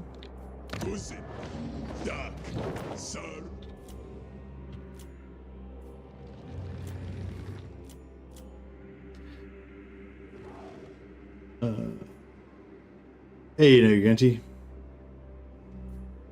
I want to get some. I want to get in a level 2 Hobgoblin camp as well, so that we can get some Goblin Wolf Riders.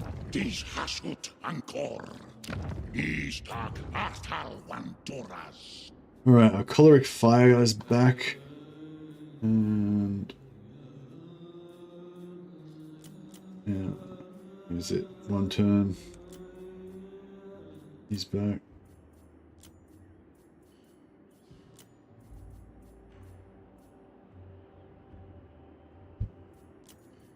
Baumansia Nunku. Baumansia Nunku. Alright, let's get back on a war footing again. Now I've cleaned up all these No threat factions. I usually put Gordars in another army with Goblins only. Yeah, I do that too quite often, but I'm sort of going cheap at the moment, and I'm not really, I'm only just having one army. And also I'm not like, yeah, like if I was gonna kind of move into Doomstack territory, like maybe, maybe get like 3 or 4 more Bull Centaur renders or something, and go ham. Then I would probably do that as well. But at the moment, if I moved him out, I just have to replace him with other more hobgoblins anyway. So, oh yeah, this one's always an interesting choice because, like, depending on how you want to figure it out or what your priorities are or whatever, like 200 labor equals 1500 gold, right? So in terms of that conversion, this 2500 gold is worth more than that 150 labor. But 200 labor is also only worth 10 conclave influence. So if you keep going with that, then the conclave influence is worth heaps more than either the labor or the treasury. 25 influence is best. Yeah, exactly. Yeah.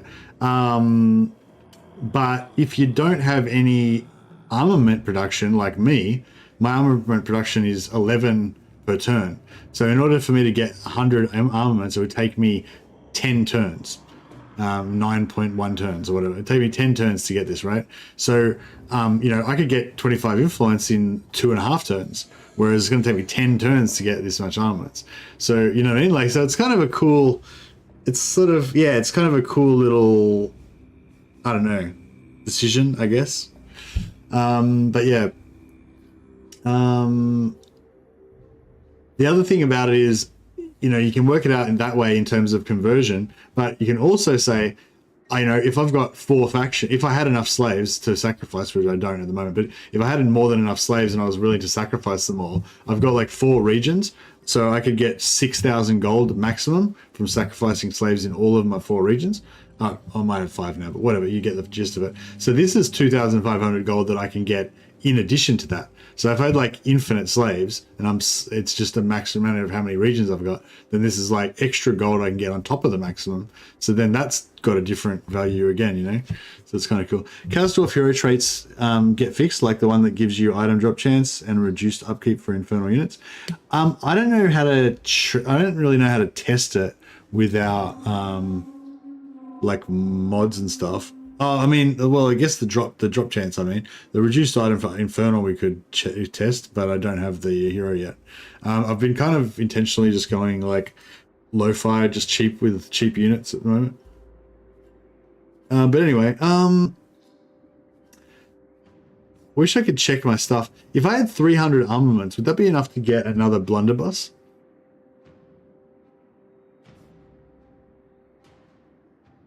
Because that might be good. Yeah, I'll go with the influence. I'll go with whatever's advice. The seat you controlled has been usurped by the dwarves. Like, it's the only fucking seat that was taken in the whole thing. Like, there was like. All right, whoever said that they get steely, you're right. Did they get more steely again since last patch? Because originally they were quite steely, but then like last few times I played, they barely stole any. Like maybe they only stole like 1 seat off me in like a whole playthrough, But yeah, now they seem to be quite steely again. The fuckers.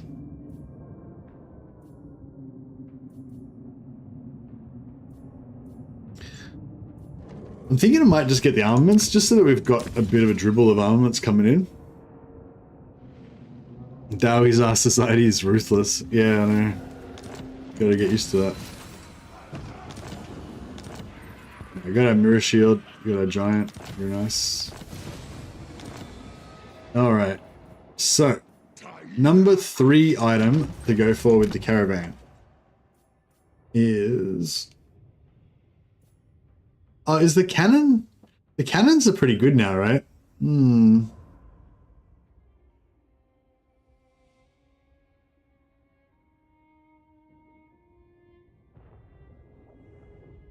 About as steely as you expected them to be. Yeah, I went to Drakenhof first. Yeah, got the skull.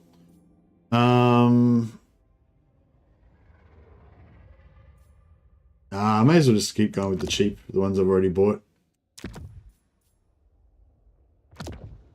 Yeah, so next on my list of legendary items to get would probably be the obedient. No, sorry, the Eternal Servitude from the Wizard Caliph's Palace. So yeah, it'd be either out of the Silvered Tower of Sorcery for the Obedient Mutant. The Obedient Mutant reduces the build time by 1 of all your buildings, which is really good because it means that if you're going to rush that building, it costs like 100 less labor as well. So it's quite good.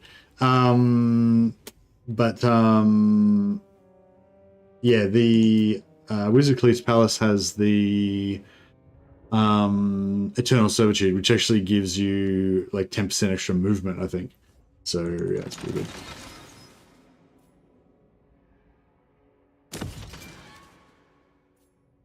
But yeah, I'll go for that one, and then I'll go for the Obedient Mutant next. I'm not really building that many buildings at the moment, so it's not too bad.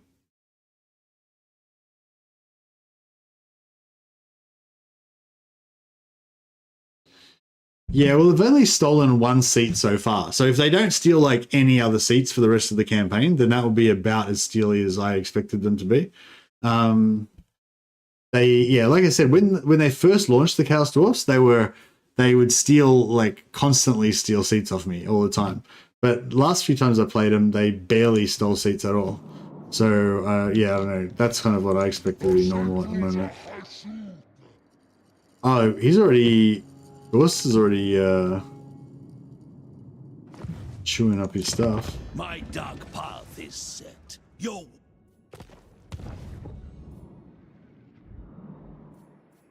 Dish hashut ankor.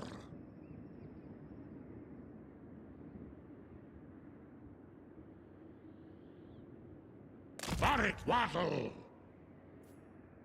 Gromadrazul.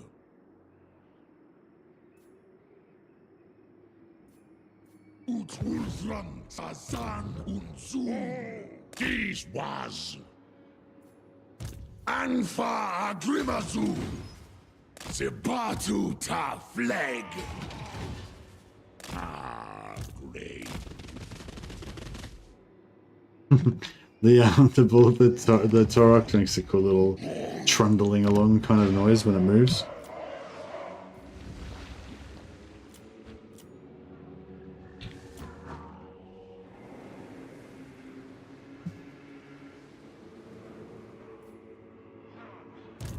Bow before the mountain god.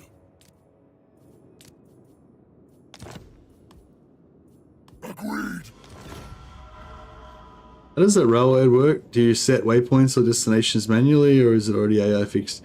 Hey, Plush. Yeah, there's about like 12 destinations or something, and then you just choose which one you want to go to get the items that you want. I put a link. I put a video up. I linked a video a second ago to show you kind of. For those of you who are not on your computer, I might just quickly show you the video that I'm looking at right now when I'm doing that link. I won't play the whole thing, but yeah, just I mean, it only goes for like a minute, but whatever.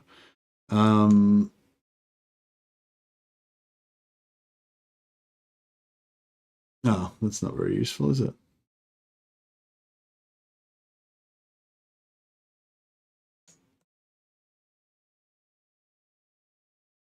Yeah, cool.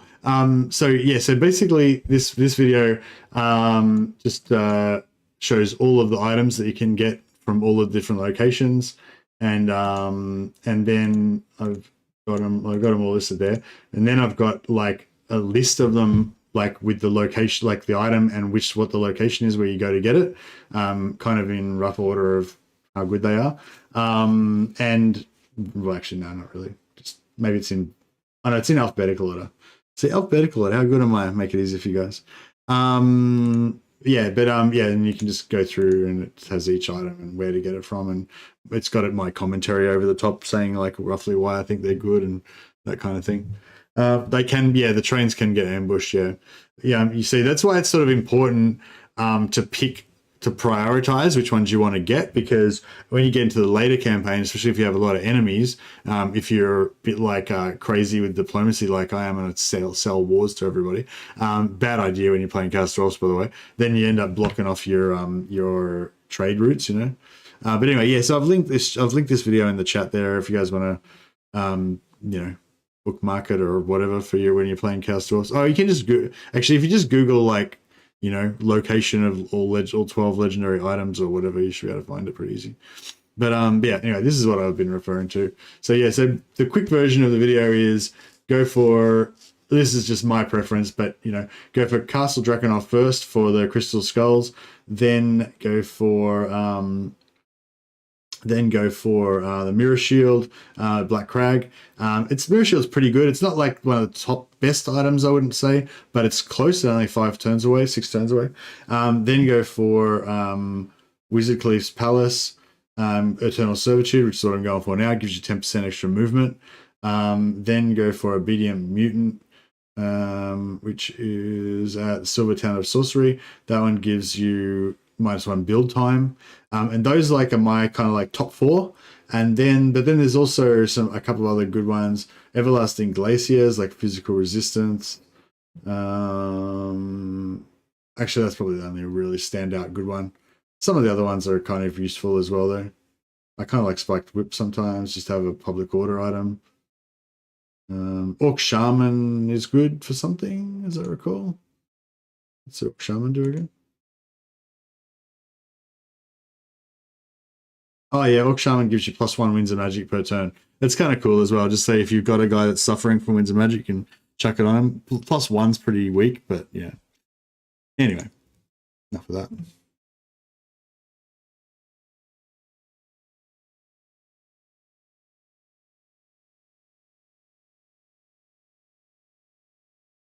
Yeah, you choose the destination. It'll tell you how many turns it takes to get there, and then you just let it go. And then along the way, you'll get little dilemmas every now and again. It's exactly the same as the Cathay. Well, not exactly. It's quite similar to the Cathay caravan system. And yeah, your caravans can get ambushed and stuff. Sorry, that was a bit of a diversion. I've lost my train of thought with the campaign now. So we're just... Oh, we gotta just wait till next time. And then we can declare war on Greasus. So Greasus is just normal speed now, or is he... Yeah, I think Greasus is back to normal speed now, isn't he?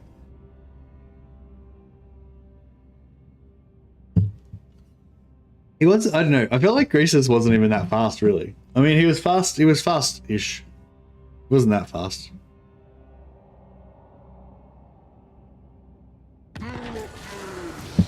Because his acceleration is so bad, he doesn't feel very, you know... Like, he might have been able to get up to a decent top speed, but I don't know. I don't think it was like 400 though, but yeah, whatever. But yeah, he didn't feel quick really or anything like that, I don't think, you know. Like Tyrion with maxed out speed and a banner on, you know, it's pretty zippy.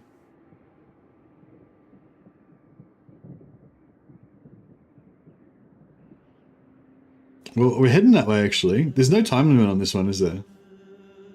No, I don't think there's any time limit on this one, unless we become enemies with the Overlords of Zardak, or those factions get wiped out, or whatever. You look like a go-kart zooming, just terrible turn radius. Yeah, terrible turn radius, terrible takeoff speed as well. You know, like when you got Tyrion on maxed out. What's his horse's name? Mortarus or something. He like zooms around. He's like a little like homing dart thing, and he just like punches through enemy troops and stuff. I don't know. Sometimes he gets stuck a bit, but yeah. This has got a Garrett. This has got a. Asumor Angas Lock.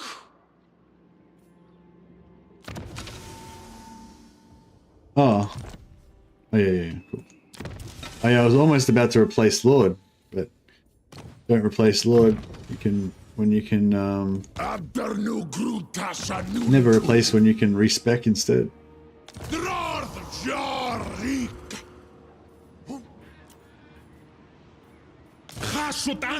this bad boy is level 11, so he's got a siege attacker mount, which is pretty good. May as well give him Purple Sun, I guess, so he's got some offensive magic. Someone fetch the little pot. Alright, we'll get Gorse to pay us to go to Greases. Leave me.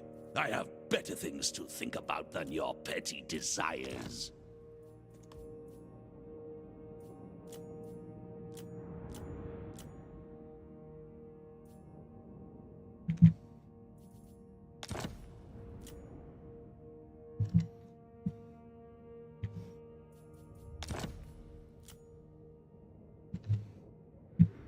And get every cent I can get out of this guy.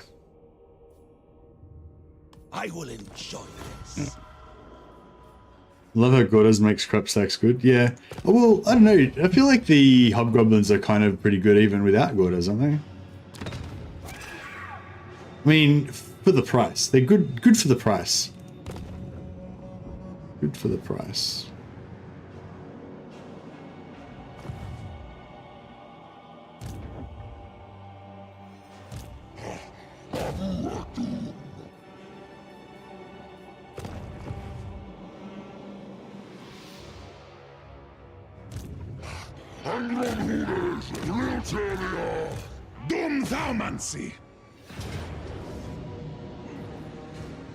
I might just check the melee defense on this guy.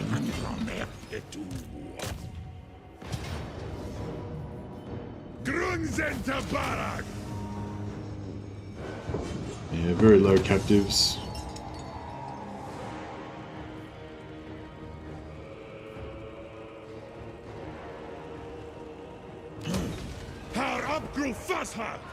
But yeah, I love Gordas as well. He's pretty cool.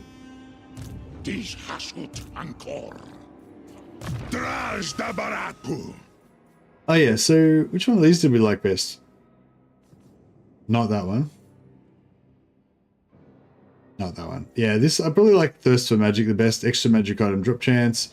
Wins a magic power reserve. Just keeps the magic topped up.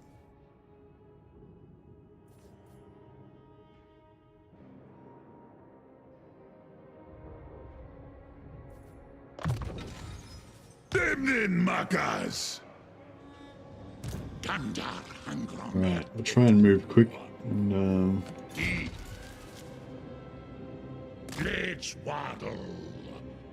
are these guys allied with Draz or anything? No. Is Draz dead? Yeah, Draz is dead, isn't he?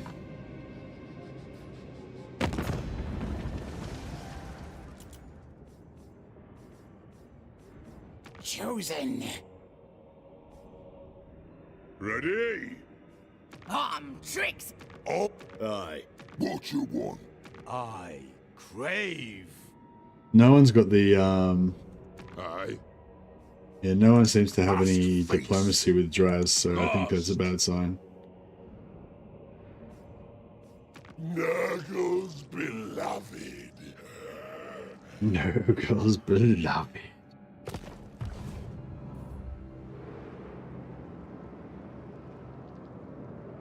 Yeah, overseers are good for sure. He's an Hashwatanuku. Devdarwi Agrundal Hazkala.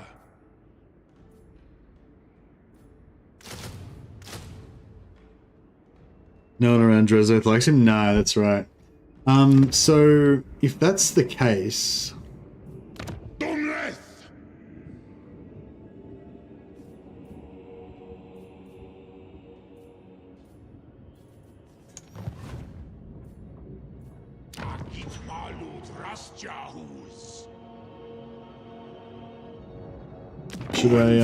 should I ally with these guys and kind of try to get them in there?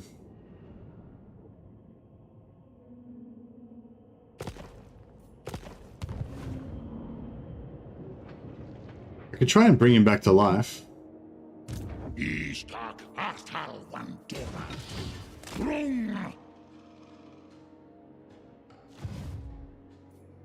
Ghost, yeah.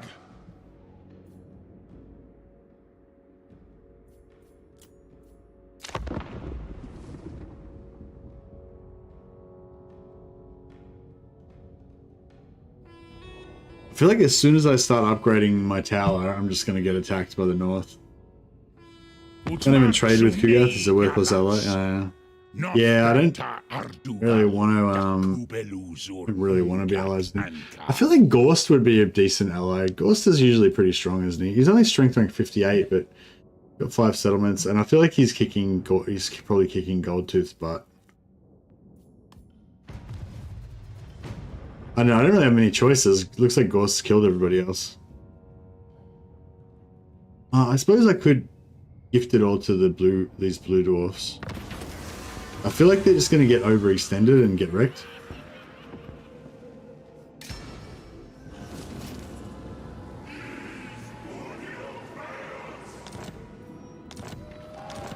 Zatan's going crazy on those seats.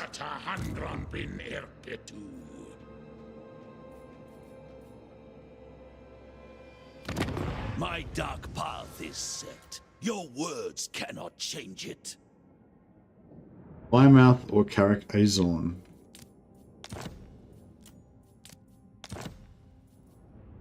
Carrick Azorn, yeah.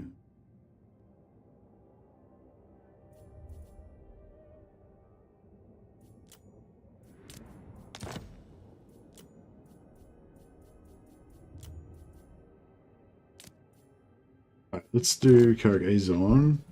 Military access and some cash.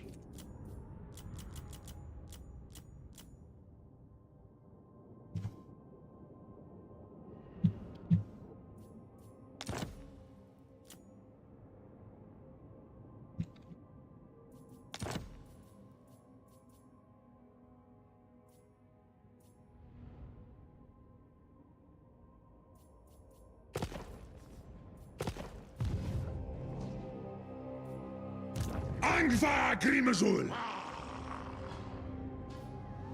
Tagrungron Apgru! Dum Thaumancy! Yeah, non-aggression's fine. I mean, military access is fine because they, My dark path is set. Your words cannot change it.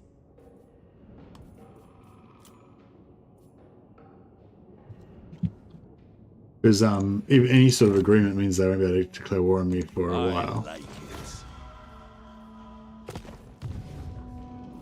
And that way we've now got military access, so we can travel through and wreck these guys without impediment.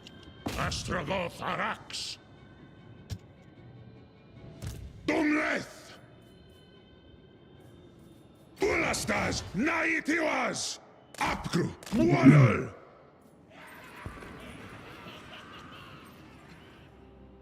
Dish Hashut Ankor! Okay, so let's do capacity for all heroes. Yeah, so now it's like a lot more urgent that we build those heroes.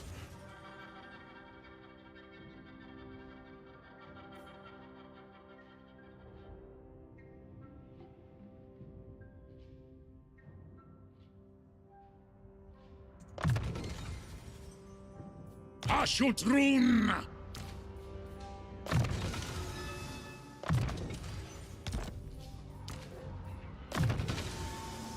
Yeah, so we could potentially start working towards a bit of a render doom stack with full centaur render doom stack with Astragoth, and then yeah, like you say, move Zerdak Gordas into a different stack. Ishtak Athal Wantorak! Italan Dringi!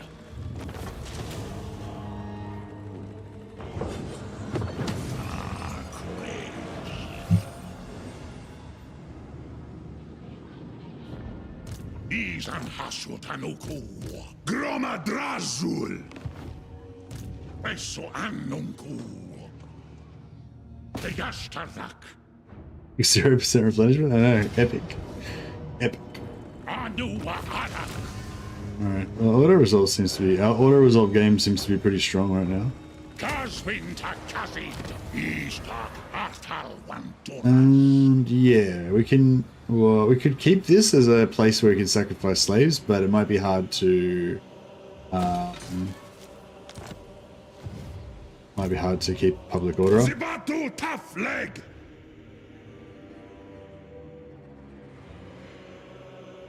Oh, I thought these guys, oh man, these guys had taken this and then they're moving up here. So I was like, oh, Gorse has won the war. I'll side with him. And then obviously now Croesus is taking stuff back.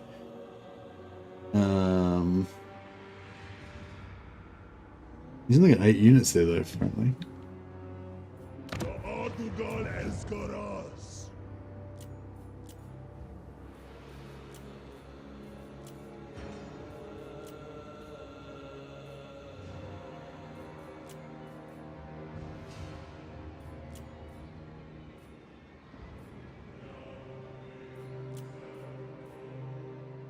A needful 20% extra magic item drop chance. I like that.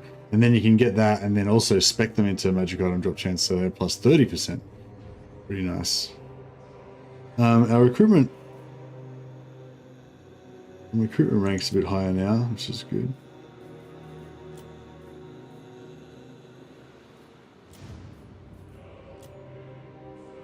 Yeah, kind of. This is like the perfect thing you want for your like assistant type lords. No, I might grab him. Thaumansia Nunku Makazia Thaumansi Drash Thaumansi Saraz Gumleth Awanrag Wanan Baras.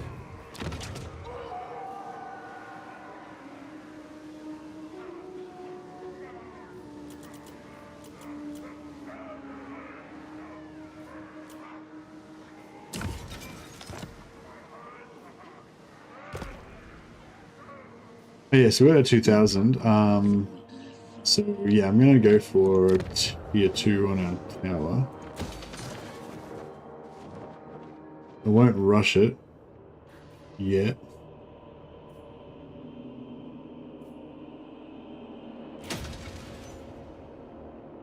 But if we get a big influx of slaves, then we can hit that. Kubeluta Angron Aula Defasma.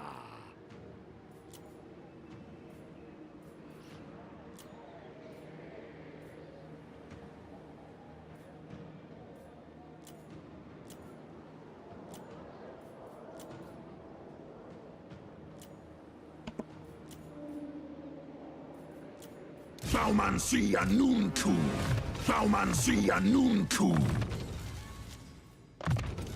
Drastrom Grunaz una dorma nunku. All right.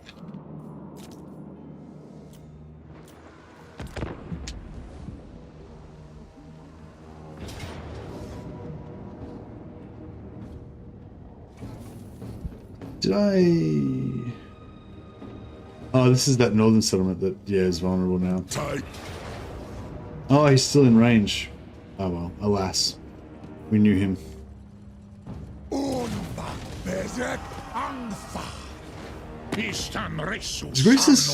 Greece has got a good defeat trait.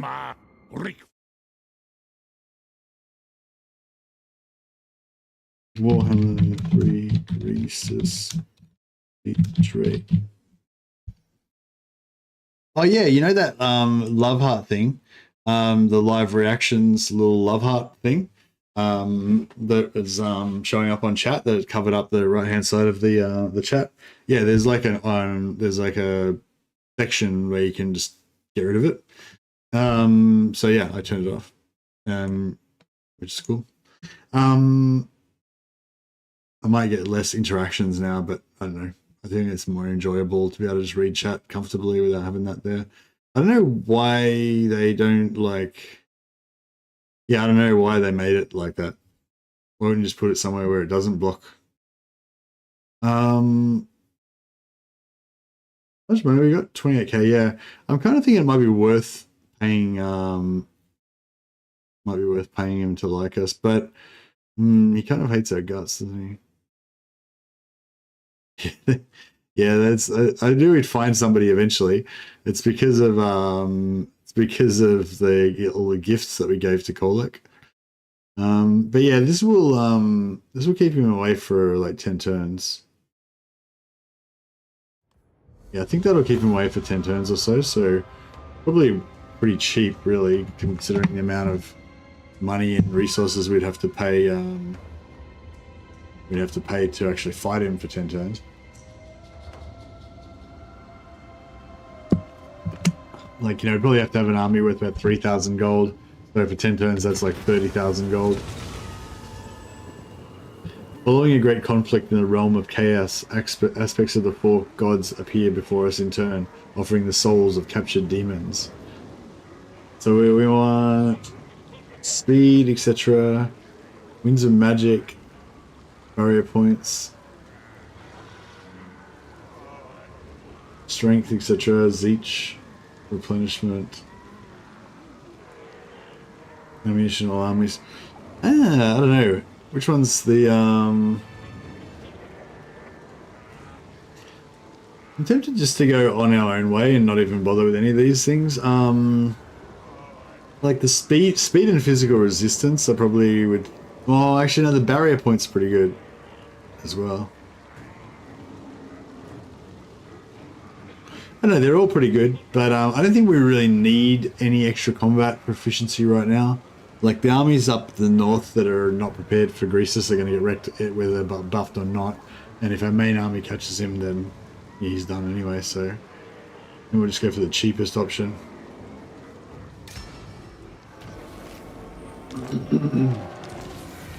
I've got to say, this has been a very orderly campaign so far. Yeah, like, kill Greasus as fast as you can. That's kind of like the #1 tip, I would say, for playing as... #1 tip I would say for playing as Astragoth. If you can take out Greasus early, then, you know, the world is your oyster after that.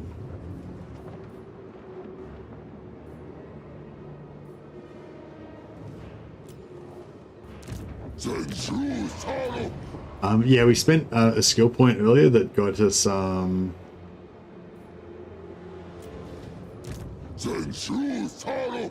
Grimgor, sorry, did I say Greasus? Yeah, sorry. Grimgor, the big green one. The big green angry one. Yeah, sorry, if you take out Grimgor early, which I always try and do, then you have a bit of a lull after that usually where, you know, everything's not so hardcore. I think, you know, that lull's kind of just ending now. Grimgorsus, exactly. That lull's just kind of ending now, and we're about to kick off into our next little battle. I like that sort of pacing where you have, you know, you're scared of an enemy, you build up, you fight the enemy, then you're like, oh, nice, and then the game lets you just, you know, have a few chilled out turns of just auto resolving or whatever, and then, you know, a new enemy arises.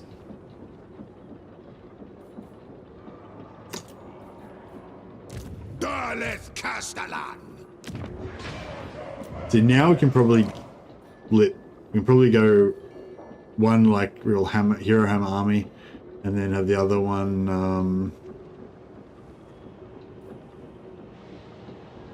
and then move Gordas into the other one. Daleth Castellan. Daleth Castellan.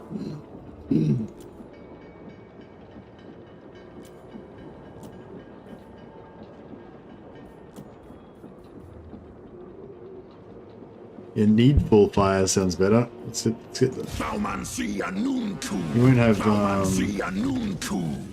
as much stuff unlocked. Dimlin Makaz. Haskala Undi. How many armaments we got? 233. Yeah, we can't afford... Oh no, we can. Yeah, we can get one more unit of blunders. Doomskullki.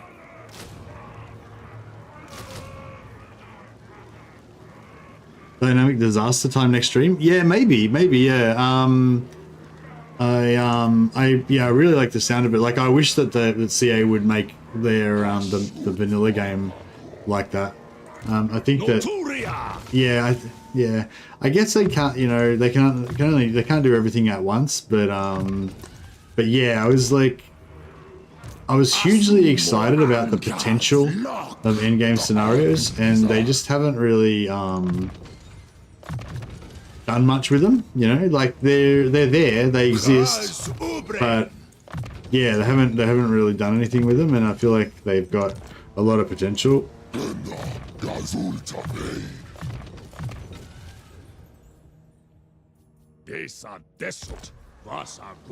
Your campaigns can go real cut fast. Yeah, well, I suppose you have to space them out. Like the way in Battle Brothers, how it works is it takes about 80 to 100 turns for your first endgame scenario to happen, and then once you defeat that, I think you have another 80 to 100 turns. Well, then that they have days instead of turns, but then if you defeat the first one, then you don't have any more endgames for like another 80 to 100 turns. So it's like, yeah, if you space them out like that, then with at least like 50 turns between each one, then you have ample time to build up, and by the time, if you're still playing, by the time it comes around again, you'll probably be kind of like bored and ready for another challenge, or you'll be so geared up and powerful that you'll be really ready for it. So yeah, I think the way that somebody suggested to me was like, if we're playing this campaign, then maybe you'd have like on turn like 40 or 50 or something, you would have a like 50% strength greenskin a greenskin endgame. So it's just like a rebellion of the greenskins, coming out and rising up or whatever. And then, that's like around turn 50 to 60. And then like around turn like 120 or something, then you might have like a 100% endgame dwarf one where like the good Dowie go to war against Chaos Dwarfs and you have an epic confrontation with that. And then like, 50 turns later after that, you have like a 200% one that's like, whatever, Skaven or vampires or something, and that's like your like ultimate endgame, kind of thing. But yeah, I think that's cool. But I mean, the thing with it though is I just think that the whole endgame, like, I mean, I definitely think they should do that. Like, they should make the endgames like more dynamic like that, so that you can have multiple of them and stuff.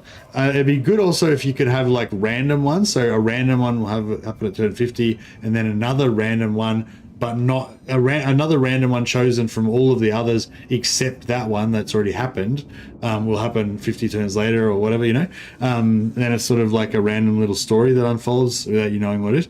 But that's just like one aspect of, like, I definitely think they should do that, and that mod sounds really good, but that's just part of it, like I think they need to be way more interesting and complex as well. Anyway, should we get another seat? We probably should, but I was sort of thinking about saving up to steal this one back from Zatan, just because fuck him, like stealing my seat. Vengeance may not be the most logical choice, but I'm a man of emotions. I'm an emotional chorf.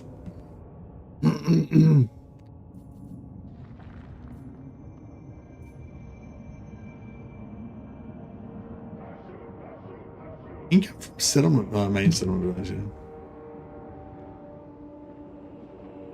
The seat's not worth taking. It's my seat. You can't just let dudes come up and take your seat, whatever. Pretty soon dudes will be walking around wearing your jumper and wearing your shoes and fucking everything. You need to take it back because you can, not because you must. Exactly. Xavier gets it. Makazia Thaumancy. What's mine is mine. What's yours is mine. Wearing my chair. Stealing my seat. Them stealing my seat grinds my Chaos Dwarf gears. You get it back with the confed? Yeah, that's true. Alright. So, Greasus is now, like, I'm really disappointed in Gorst. So, when I embarked on this whole war, Gorst owned this settlement here, and I was here. So I was like, okay, Gorst's got that side, safe as houses, no problem. I'll take this side and I'll give it to Gorst and everyone will be happy. And then as soon as I go around here, Gorst just folds up like a wet paper chair, and then Greasus just barrels into my homeland. I don't know. I mean, my instinct says that we just ignore Greasus and just keep rampaging through his shit, because we can wreck his stuff faster than he can wreck ours. But I mean, yeah, luckily I didn't build anything. Like, all this stuff's just all tier 1. It's all replaceable. He can't do it. You can't damage anything that I care about. But he must be showing his place. Exactly. The faster you fill out the seats, the faster you can confederate and take all the seats. That is true. That is true. All right. Well, I guess we better. At each stage of the crisis, you get better and better rewards. Yeah, that's right. Like in Battle Brothers, whenever you have a crisis, it opens up certain options. Like there'll be special characters that you can only recruit during that crisis. There'll be special items that only drop during that crisis. There'll be special enemies that you can only fight during that crisis, and those enemies have specific gear that drops as well. You know, and pretty much that's what I want from this as well. I want like special dilemmas and quests that only pop up during certain scenarios. I want special enemies that only pop up during certain scenarios, kind of like Regiments of Renown, but like evil ones, you know. And I want special magic items that only come up during those crises, so that, you know, so that basically you'll choose the crisis because you like fighting against that type of enemy, or maybe because you want to get those rewards, you know, and you'll know that those rewards will only be available during that time that the crisis happens. And the other thing about it is that I don't want the crisis to just be one and done. Like, I don't want the crisis to just be like 8 armies spawn, and then once you kill them all, then that's it. You know, I want it to be more like an ongoing thematic thing. Like, I don't know, like the orcs are all wary and shit, and maybe the orcs are a bad example. Like the Skaven are all like become really powerful. They've discovered some warpstone secret that's making all the Skaven, you know, on overdrive or whatever. And basically all Skaven armies now are able to get really cheap access to rat ogres and rat ogre mutants. And so, you know, just in general, they're all stronger now. I don't know, maybe that's not the best example of a unit, but you know what I mean? Like there's some sort of like ongoing theme. So it's not just like they spawn some armies and then you kill them and that's over. It's like for the rest of the time that thing's going on, like there's this special flavor that's going on, as well as all little details and different little events and stuff, you know. I want it to be, yeah, I was actually kind of hoping they would sell them as DLC. They have free DLC ones as well, but also, like, you know, have like a little $5 DLC that's like a spooky Halloween vampire pack or whatever, and if you get that, then you get access to some like special vampire endgame stuff that, you know, gives you some sort of spooky theme and has special rewards, all the stuff that we just talked about, you know. But I think if they don't charge for it, then they probably can't really, you know, like what I'm talking about is probably like a third of a full DLC race pack kind of amount of effort, you know, so they're not really going to do that for free. Yeah, I don't really want to, I mean, I'm tempted to take this, but I don't really want to chase him.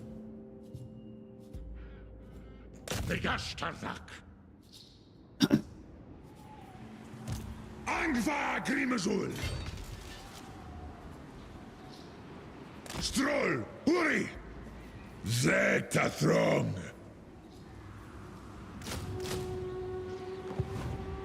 Doomleth! Eso annunku! Grumnaz una dorma nunku! Aula tempasma! These was Bailmancy, Gandar Hangron Epetu. These Hasnot Angkor. Still have the issue of the AI armies having no clue how to upgrade their troops. Yeah, well, that's the thing. I just like to see some more scripted stuff. Like, yeah, like maybe with multiple stages and stuff like that, and with maybe some variability as well. So if it was like a vampire one, then it could be like, you know, the vampires spawn, but then there's other little random things, like there's a chance that a new vampire coven could pop up in the middle of the empire, and one of your cities just randomly falls to, you know, vampire chaos and becomes a new vampire faction. There's a chance that one of your lords could get infected by vampires or whatever, and he becomes allied with them. There's a chance that some crusading anti-undead, you know, Knights Templar of the Burning Torch or whatever will pop up and offer you their services, and you can recruit some special heroes, and you know, and like, you know, so it'll unfold over a period of turns, and different little dilemmas and quests and special enemies will pop up and shit, you know, like that's kind of what I was like. Do you know what I mean? Like if they did little packs like that, they could just sort of extend the lifetime of Total War forever, and each one could be like, they could do generic sort of ones like what I was just describing, or they could do really specific ones like based on like the Warhammer roleplay scenarios and shit. It'd be really cool.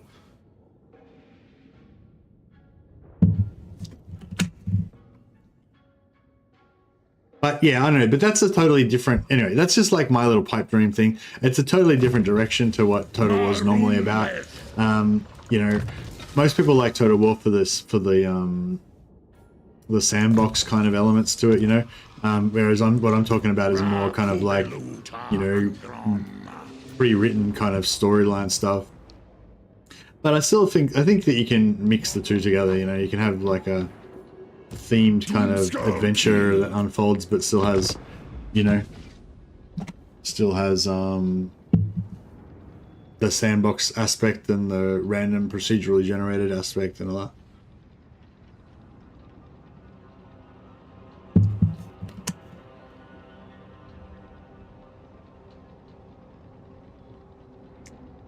Make a video and tell CA how to do it? Nah. I mean, I could do that, but yeah, it's not really my jam.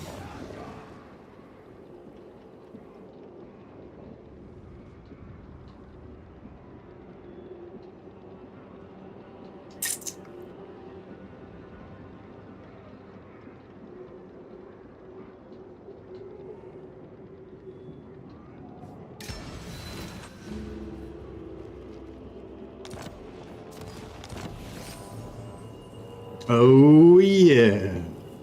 So now when we sell labor, instead of getting 1,500 gold, we get 2,250, which is pretty sweet. Oh yeah, there's another one of these that gives you extra influence, I think. So this one boosts the control and boosts the treasury one. I don't think anyone ever uses the control one though.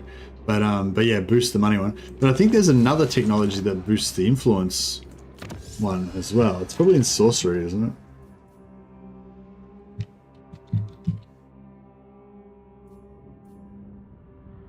Yeah, labor action does additional 5, which is pretty huge. It's like 15 instead of 10, you know, if you're sacrificing for influence, that is.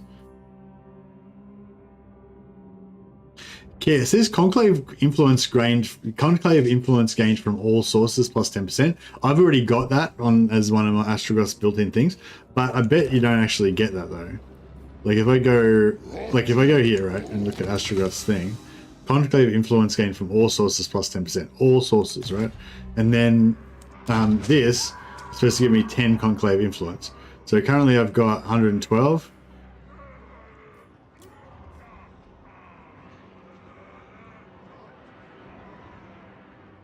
Oh, well, there you go. I guess you do get the extra 10%.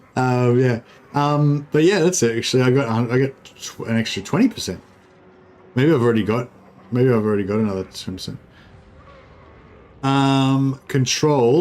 Control lasts for 5 turns. So if you've got so the main reason you want to boost your control is so that you don't lose as many slaves. Because when you got low control, your slaves go down faster. But you have to spend 200 slaves in order to reduce the amount of slaves that you lose. So you know what I mean? It's like, it's fucked. Yeah, it's not really worth it. But that's it. You know, that's in my opinion. Yeah. But sometimes it's like, yeah, I don't know. Sometimes it's worth it, maybe. But yeah.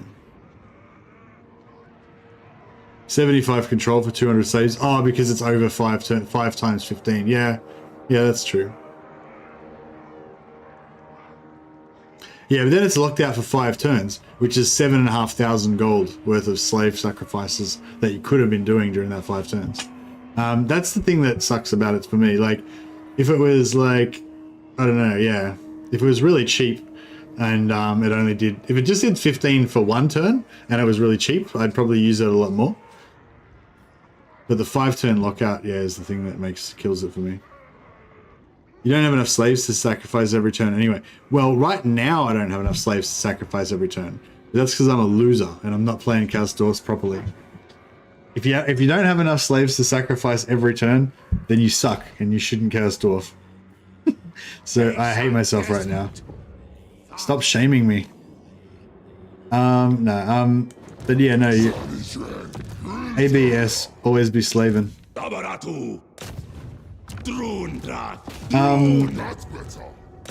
Yeah, maybe I should set up some sack farms. They're a bit, sack farms are pretty okay actually, but they're a bit boring. Need to play Zatan for the extra convoy and then farm 3 Cathay forts. How are those things related? Or are they just... What? Oh, just so you can have extra slaves. Yeah. Yeah, yeah. It's just sieges are really shit for slaves. You need to fight open field battles. Oh, I forgot to build my thing. Makatia Faumansi Zibartu da Baraza Hashut.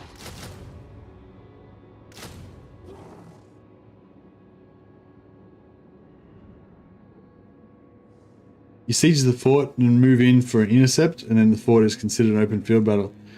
Oh, really? Glorious. That's cool. And so you still fight on the fort map, but the post battle is like not field battle, post battle replenish. Yeah, yeah, you know what I mean. Oh, that's cool. Yeah, nice. The other cool thing about forts is that they the public order never goes down. So if you want to take over a fort and just store like thousands of slaves in there, they don't really decline because, well, they'd still decline, but they don't get negative public order. It's pretty cool.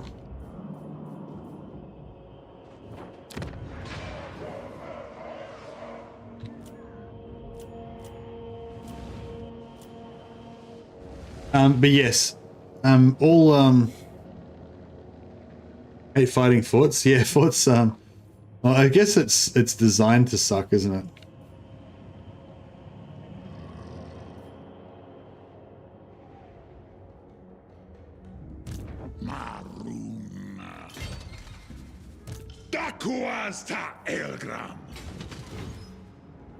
Should I? Only what I listen to is me. One Barras. Maybe I should try and split my armies here a bit.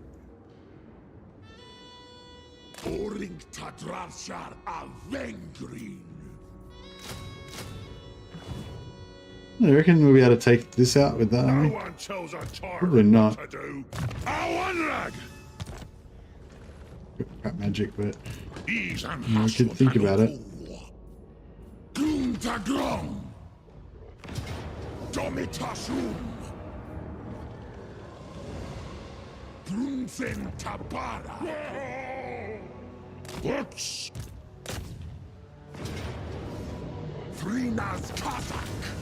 Yeah, we need to get away from this. We need to get away from these ogres as well, because they're not worth much labor. How cool is this thing? This is the ogre's great maw. They've got their little, like, I don't know, weird little temples that the ogres use to worship the maw, I guess. Some giant beast skull. Pretty cool.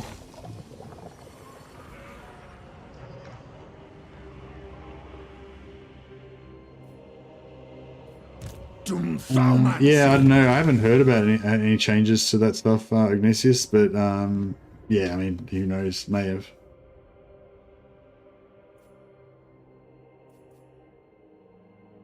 Dark Subjugation's cool, but it's a bit expensive. The good thing about it, I guess, is the long range, the 200 meter range.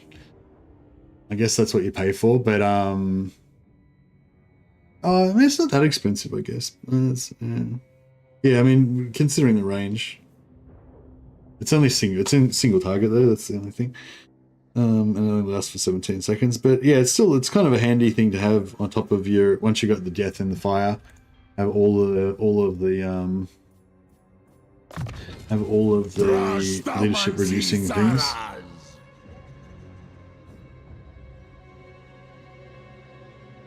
Victras. Doomleth. So we'll hit this and then he can get ready to take that. He can try and attack that. I don't know if it's going to work though.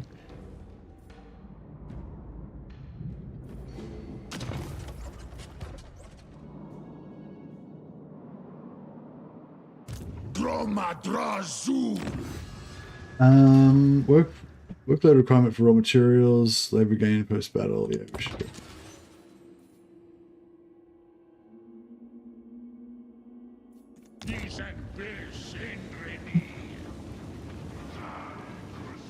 Once you get your blacksmith up and going on Wartails, it's really nice. Bro be making gear for the whole team. Yeah, that's it. Yeah, that's it. Just a matter of trying to keep him with in iron. Got to keep that iron going. Always be ironing. This fucking guy.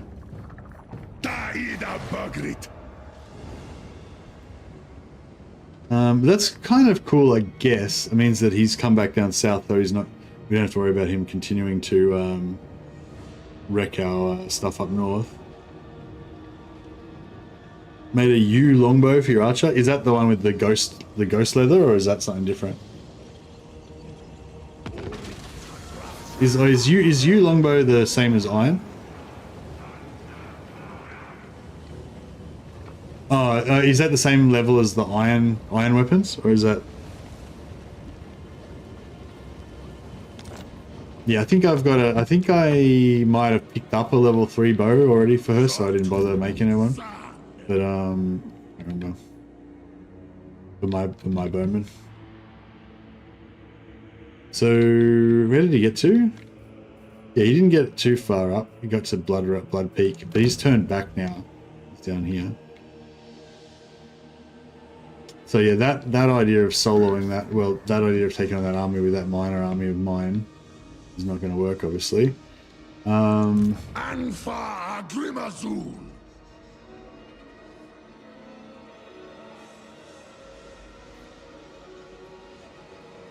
Quickest way to get there is that way, apparently. Cataclysm! All before the mountain god.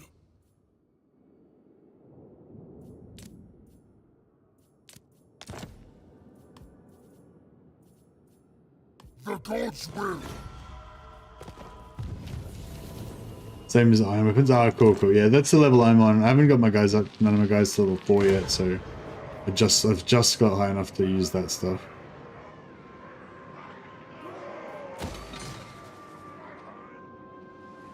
Doomthaumancy. Anoth.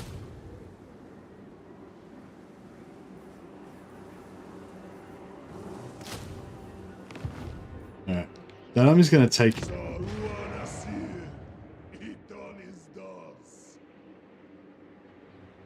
Actually, fuck that. I might just force march the rest of the way down there. And then we'll just use global recruitment to recruit some dudes. If we need them. So... I'm the one in charge round here. That's a lot of ogres. Ailmancy.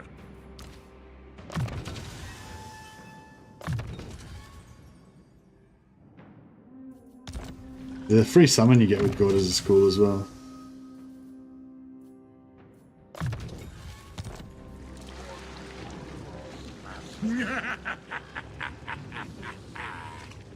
Those rests you have to take all the time.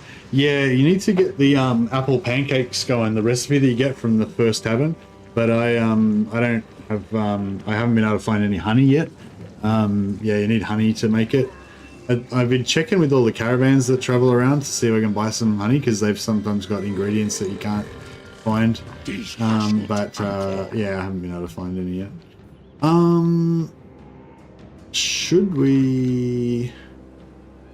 Oh yeah, we could nip back up here and give Greasus the old smash. That might be. I'm tempted to take this guy because we're already here, but yeah, no, this is probably better, isn't it? Greasus is not that strong. What would you give this game out of 10? This game that I'm playing right now, like 10, I guess. I don't know.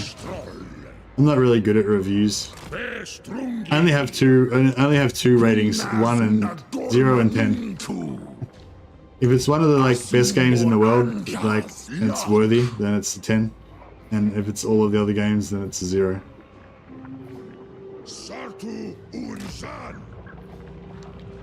I don't think I'm a very good reviewer, because I've just got very specific tastes. I only like certain things, and Total War is pretty much it, you know.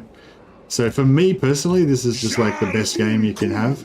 The only thing that would be better than this would be a better version of this, you know. But yeah, I don't know if that's objectively correct, you know what I mean? I'm not sure how you would judge that.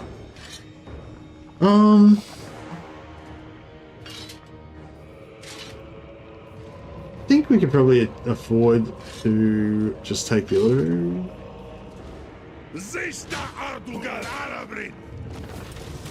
Yeah, I mean, it would have been ideal not to kill those guys, but just otherwise Greasus will retreat.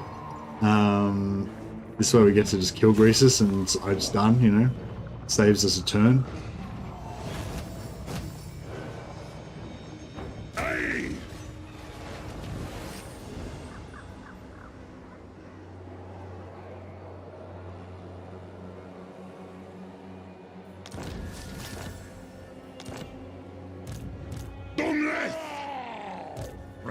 Kubeluta Angron.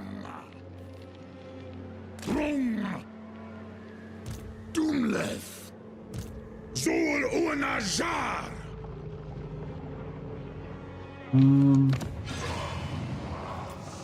Might just okay, yeah.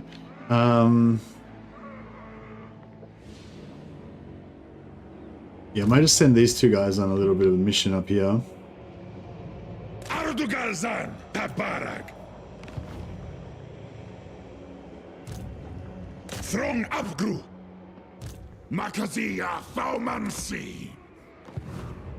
The Moorgate, what's that? Ivory Road needs 100.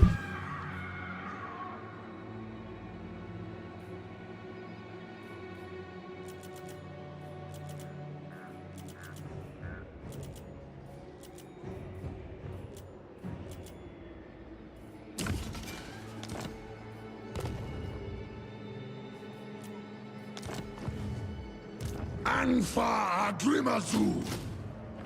Yeah, see, this army up here is kind of a waste now. Where is it? Really far away. Yeah, so this is 1, 2, 3, 4. Nah, it's no good.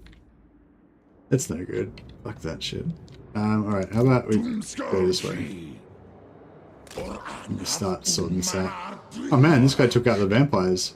Yeah, we actually, yeah, we need to form a second army over here, because Karakadra and Angram's going to be coming after us soon. The time for faffing around is nearly at an end. Alright, this one's done.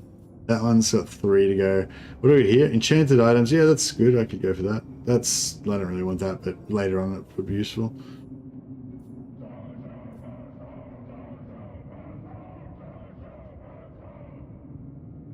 Alright, I'll get this. I'll get the random item, and we'll just hope that one of the AIs takes that one, and then that'll get us into the next area.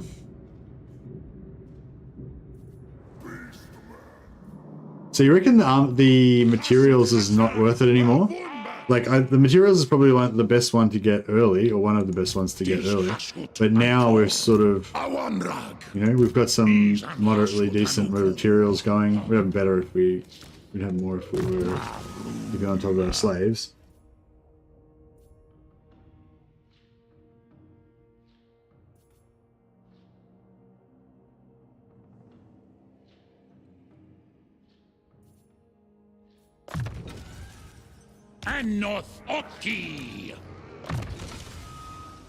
So yeah, because we don't need materials as desperately anymore, I guess it's lowered in value slightly.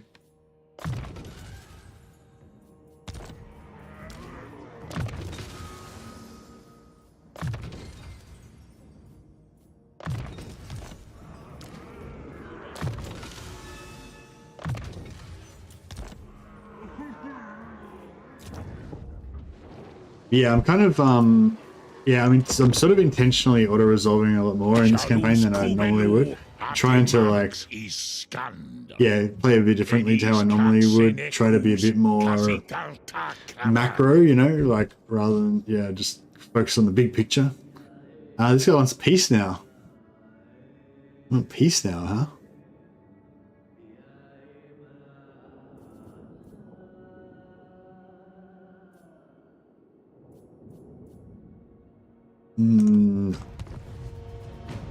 I think not.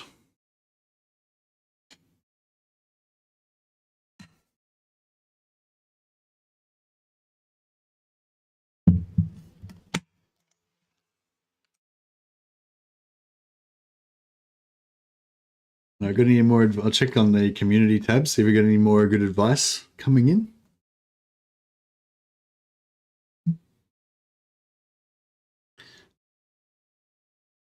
Oh yes, Violet advice was to just have fun. That is, I guess that is always the best advice, isn't it?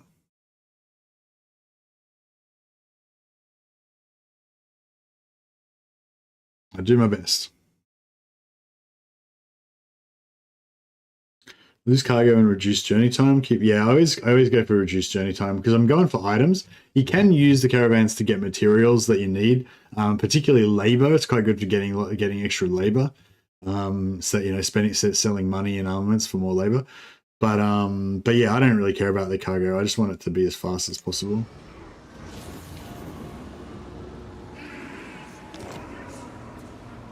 Your command, blah blah, possessed amulet. Nice. They didn't take the one we wanted. They took this one. It's probably the one. If I had to choose one of these three, I'd probably take either that or the ancillary, maybe.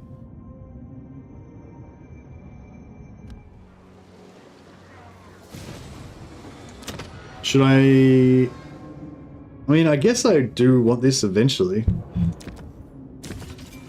Alright, so we're in tier 2 now. Done.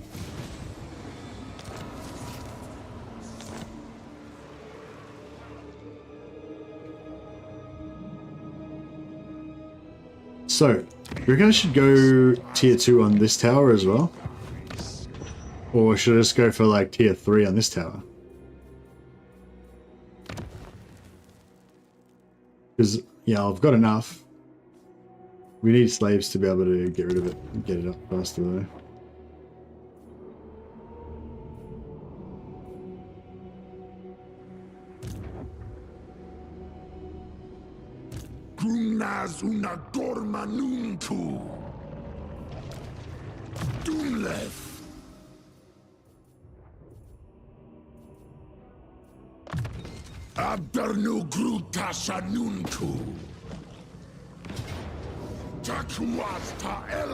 These guys can hopefully clean up our backyard.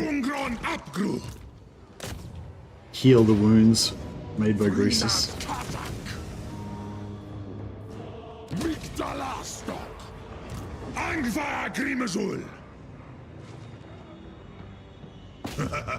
Afan Ardugal. Hasudodio Marnuaaf. Anos. Dumfaumansi. That looks like you'd almost be in range. Try to. I'll try to recruit a couple more units just in case. Ah, crap. Alright, never mind. Just stick with what we got. Algrundal Hastala. Dibnin Makas.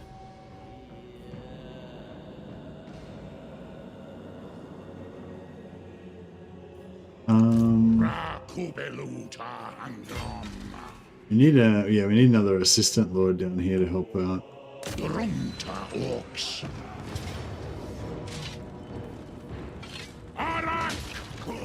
Smash.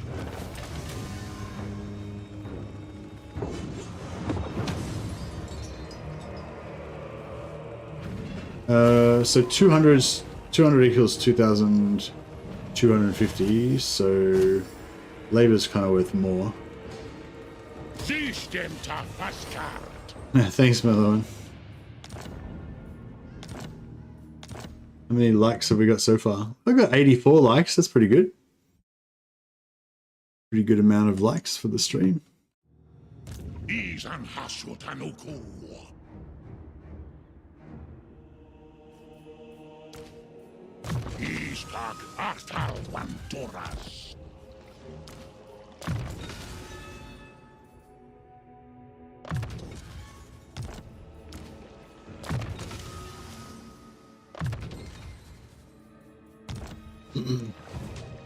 Right.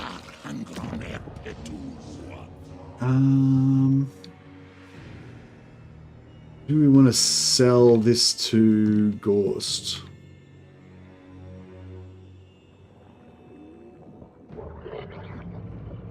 Yeah, if we could.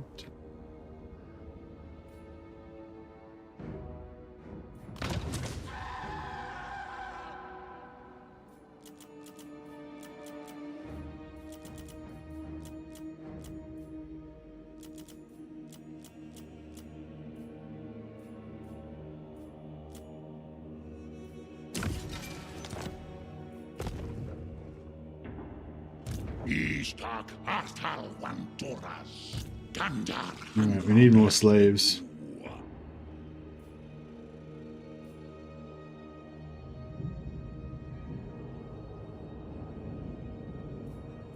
Yeah, luckily this guy didn't get too far.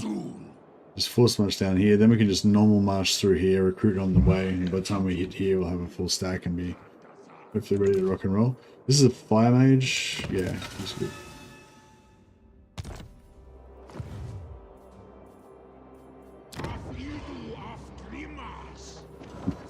Excuse me. Mainly use convoys for slaves. Yeah, once I've got like at least the 4 or 5 main items that I want to get, my sort of top priority items, then I'll or no, I usually just go for all the items. Once I've got like all the items, then I would go for slaves.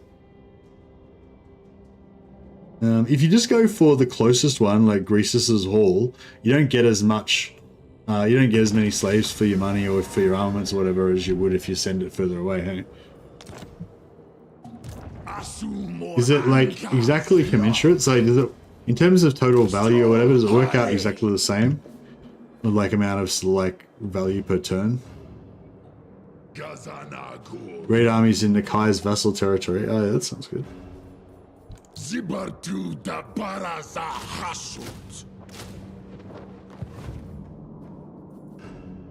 Alright, I don't know if this army is going to be able to handle taking this back. Ooh, I would like to get that, but we could probably do it with actually we can probably just do it by fighting manually. What sort of magic do we get? Death. Death's pretty shit, yeah. What's their army again? It's a pretty bad army. Oh, we got a pretty bad army too, though. Awanrag. Oh yeah, that's fine. We got this guy as well. Jot Kristas Wanas. Vrinas Kazak. Agrund. All right.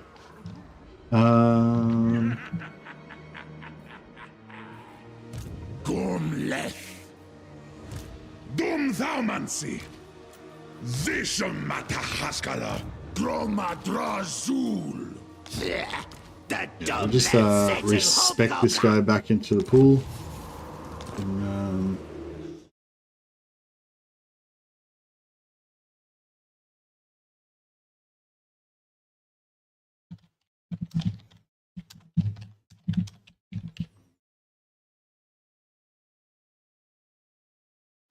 yeah, this guy too. Spend these guys to save some money. Just respec him back into the pool again.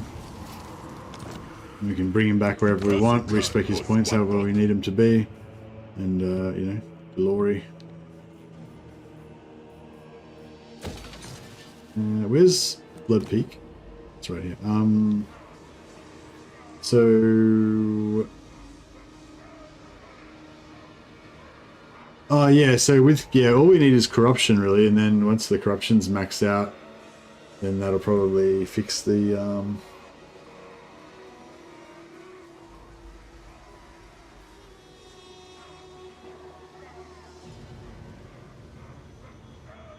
that'll probably fix the public order, won't it? Maybe?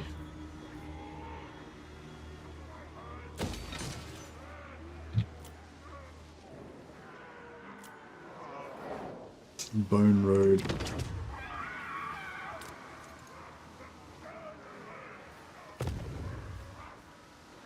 Raid's been nerfed? Yeah, that's right, yeah. Sorry, I didn't realize you were talking about, like, before. Yeah, they've made it so it declines pretty fast. Like, your first army will get a decent amount of raiding, and then your second army will get, like, way less. Yeah, diminishing into returns is super high now.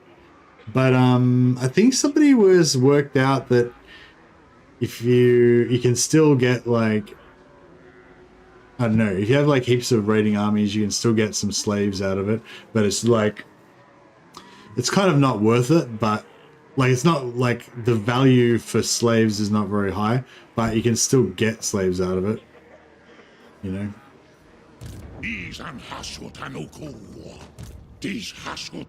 But yeah, basically the whole raid farm thing's dead now. You can't, yeah, it doesn't work anymore. I guess we'll go, I guess we go for this guy first so we can take out the army.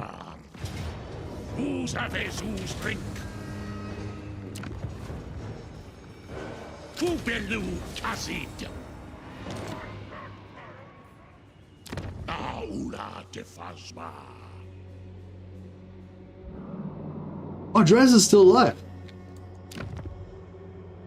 Draz, don't worry, Draz. We'll save you. I'm coming, buddy. I got you. I won't let you. I won't let you fall. You've got to hold on. Draz, my little red angry brother.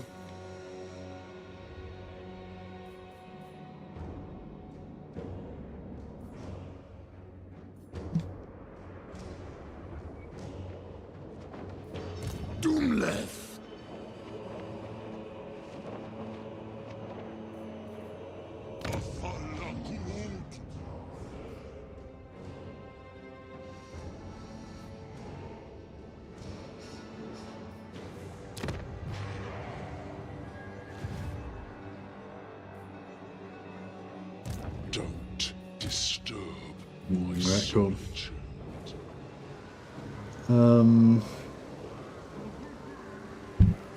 Suppose I'll just let it play out now.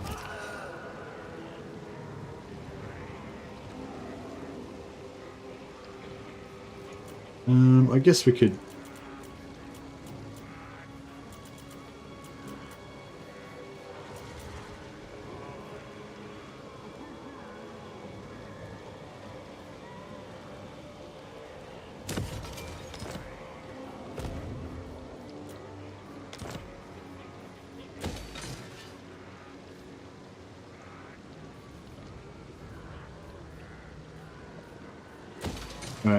finally going to build the building so we can get our quest done.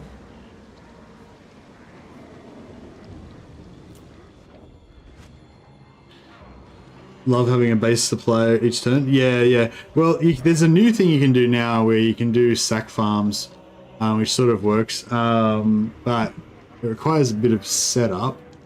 But yeah, basically what you can do is you build an outpost, and then you build this building, right?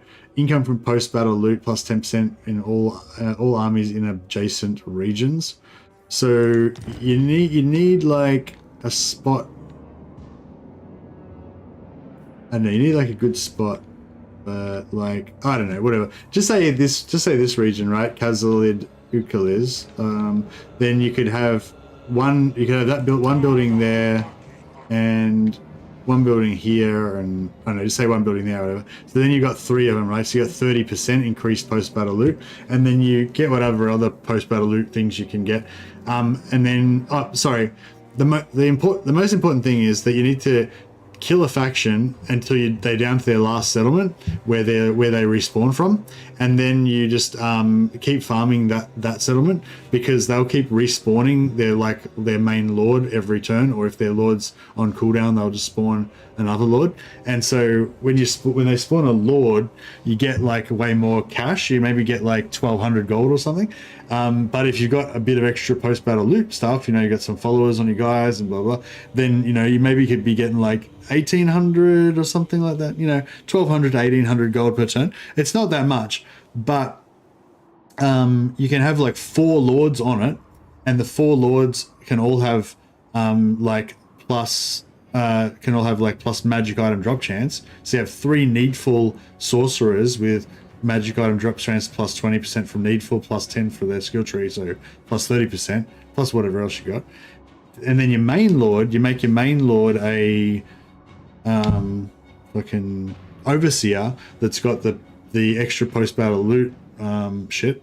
And then so he's the main one, he attacks, he's got his post-battle loot bonus plus the other 30%, blah blah. So you get like 1500 gold or 1800 gold or 1200 gold or whatever, depending on what level the lord is that you're farming and all that shit. And then undead lords might be better actually, because undead lords would raise troops as well. No, that was no good. You're better off just getting a normal faction, not undead. Anyway, and so basically you got 4 lords just by themselves with no troops. So they cost about, I don't know, this 4 lords cost about 1200 gold per turn in maintenance, just keep them active. So yeah, so basically the post-battle loot pays for the gold, but then additionally to that you get between like 100 to 200 slaves every turn. So it's basically it pays for itself in gold, but you just get 200 extra slaves per turn, and you get an average of about 2 magic items every turn. And you can have, and like in my last Draz campaign, I had 3 or 4 of those set up, like each one with 4 lords on it, each one like the last settlement of the faction. So I basically was getting, I don't know, 600, 800 slaves a turn from that, but also getting maybe like 6 magic items and, whatever. So yeah, they were cool. Yeah, forts may be better, but there's only a limited number of forts. You can do that with every faction in the game. Like every time you defeat a faction, their last settlement, you just put 4 lords on it, farming them. So it's sort of like infinite. Well, not infinite, but Nah, there's no supply lines, Astragoth. Chaos Dwarfs don't have supply lines.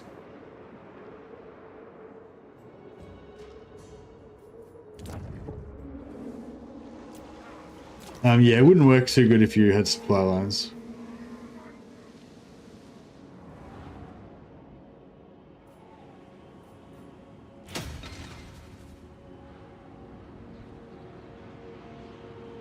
But yeah, anyway, it works. It's I mean, yeah, if you've got forts and you don't need to do it, then cool. Don't worry about doing it. But yeah, if you don't have forts, then that's another viable option. But yeah, it's a lot of work, it's a lot of busy work having to do it every turn, So it's not that bad. It's kind of fun because you get like heaps of magic items and everything. So there's kind of like a good dopamine hit from doing it. but it does like bog down your campaign a little bit, you know, so, or quite a lot or whatever, you know, so it's like, yeah, depends what you're trying to do. If you like to play turtley campaigns where you don't really get anything done, you just kind of like screw around. You don't have to, no, you don't have to manual the battles, you just auto them. You just go in blue line until you get that skill that gives you the plus 30% post-battle replenishment, not post-battle, in-turn replenishment. And so they just like, every turn you do your 4 lords solo the dude, auto-resolve it, they take like 50% damage, then they just replenish most of that health over the end turn. Every now and again, if one of them gets too low, you just switch him out for a new lord. That's for like a fresh one.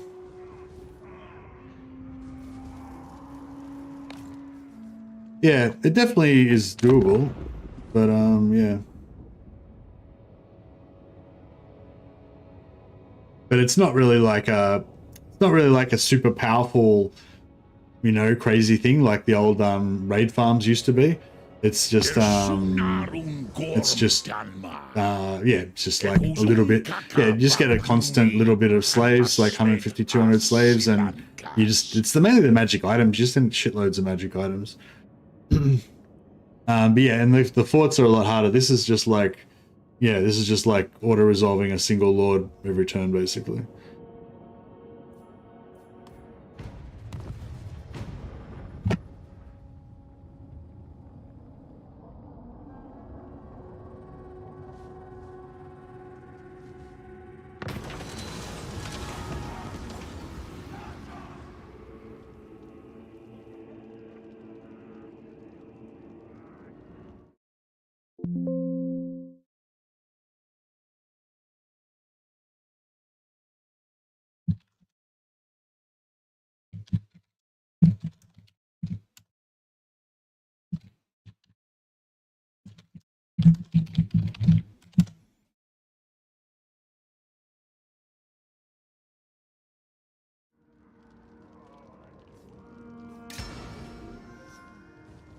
All right. So our little empire is pretty, you know, pretty large, but all this stuff is kind of, I don't really count this as particularly valuable poor heartland or anything. Like, it's only really this region that I'm really worried about. That other stuff, this other stuff here is just kind of, you know, producing materials for me. I really want to focus on building up my central heartland. Debdarwi Algrundal Haskala.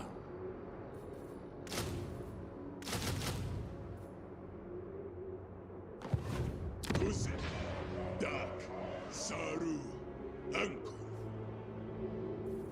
Ooh.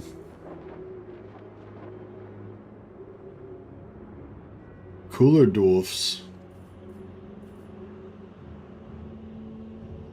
Probably should have upgraded this a while ago, but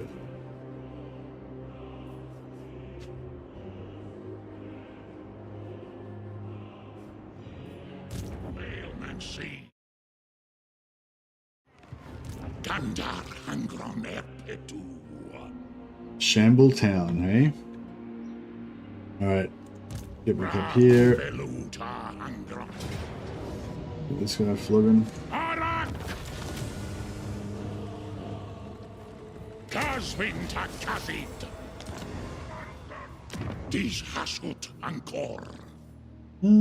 What's gold like? 150. Oh, just straight up gold. Just generates income. Yeah, nice. I'll take it.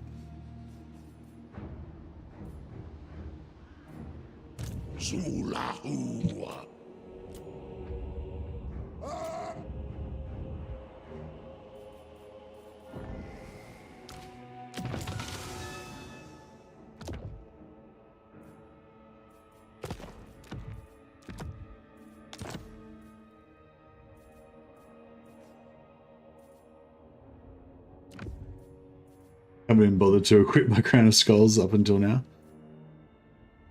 Like a boss.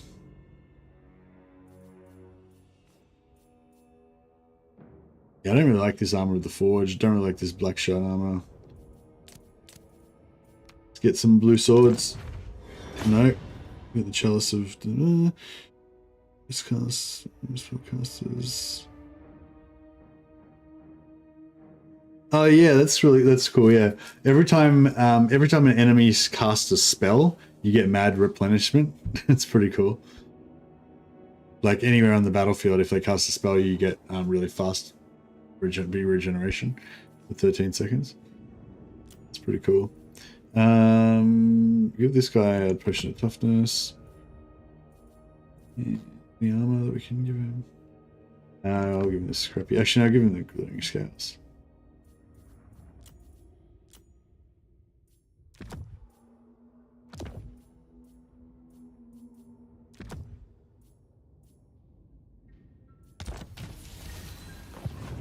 Izan Hashwatanuku.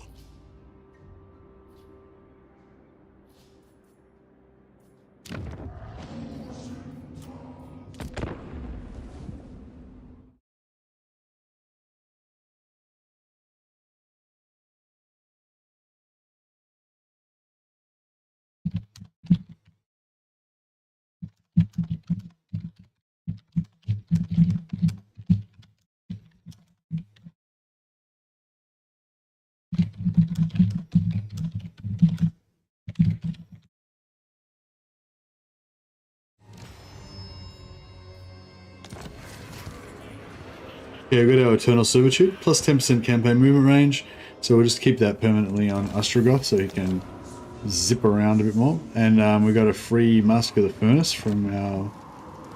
Bro! You guys are the worst. Alright, I wonder if we can nip down here and get vision on... This might give us vision on Astragoth. I mean on Draz finally. Kubelu Kazid.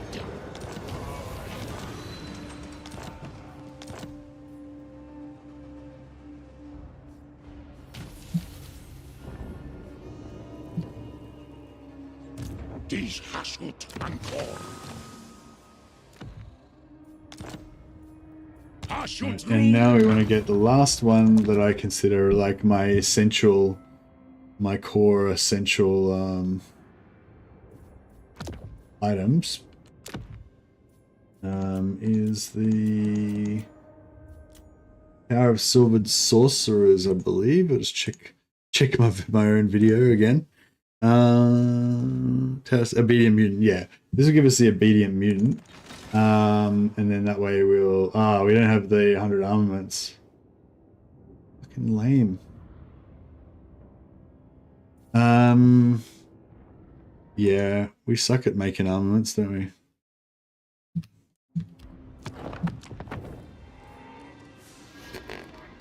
Wait one turn. Yeah, I might just wait one turn. I'll try and hopefully I don't forget to hopefully I don't forget to send it.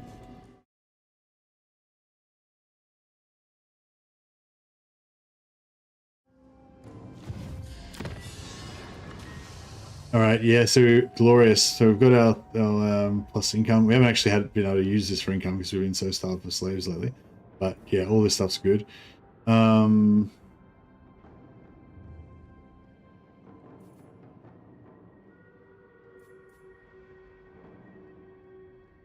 Rush costs and all that stuff is good.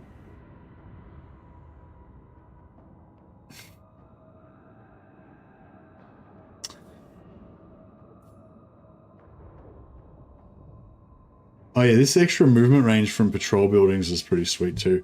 I haven't really explored it that much with Chaos Dwarfs, but the extra movement range on those buildings that you can build that give you extra movement range, they're really good. Yeah, when you play as Cathay with the new harmony system. Well, actually, I don't know if they screwed it up now. They changed the harmony system again. I haven't tested it out yet. But the old system, like yeah, you could get really good movement speed through your own territory.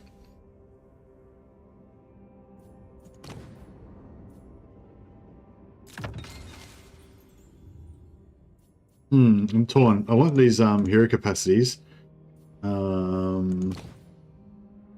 Also want to go up here and get extended shifts.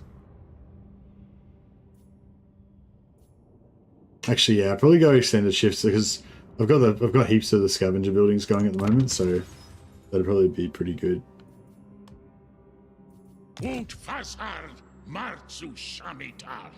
Try and stick to the plan.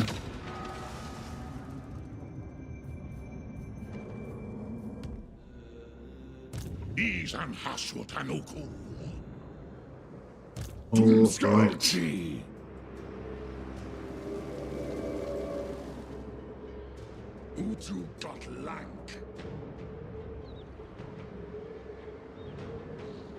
At a dog stock. I want to stop, like, just in my territory. Hopefully that's still close enough to... Zegtathrom.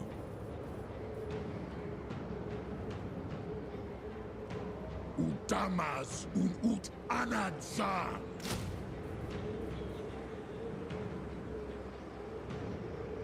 Utan Marzul Israel Taturas. Wananparas. Alright, cool. This is going to be a pretty deadly little army. The only thing is their magic is a bit crap because it's only level 4. And I probably should have recruited an assistant lord for him as well.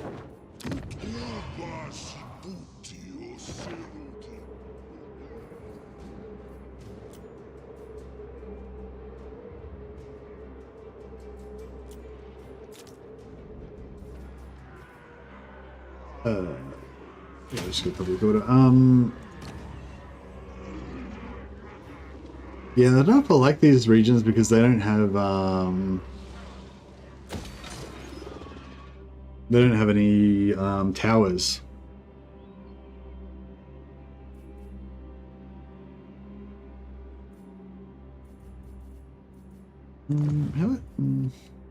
We do sell If him. I could only find the right incantation. Yeah. What do you want? Still in one settlement for like 5k. Don't be shy. He's got 5 settlements, so he's... The blue roses never killed anyone. I wonder if I could... Maybe I could trade him for... Blade Rock. Or for... the Moorgate. Oh yeah, that's nearly doable. Alright, let's do that. Most pleasing. And then that should have given me vision on Draz, hopefully. Yeah, we got it. Alright, now we might be able to trade Draz for Flayed Rock. Oh, he's got 6 regions. Draz is going great guns. Fix the region. The region had 2 Hobgoblin barracks. Yeah, no, I saw that. I was thinking about it. Like, I wanted to replace them with money buildings, but if you want to sell them to another faction, the barracks actually make them worth heaps more. So it's like, do I replace it? But then if I want to sell it, then that's going to ruin it, you know? So it's like, yeah. So yeah, I ended up selling it, so it was good call to do that. Yeah, we can't trade to Big Barter, but we can maybe take out this settlement, and then we can trade into it.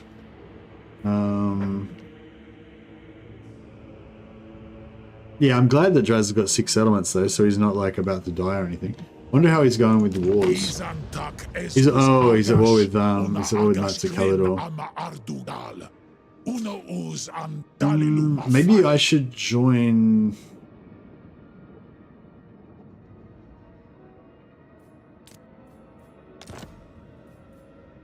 He doesn't even want me to join his war.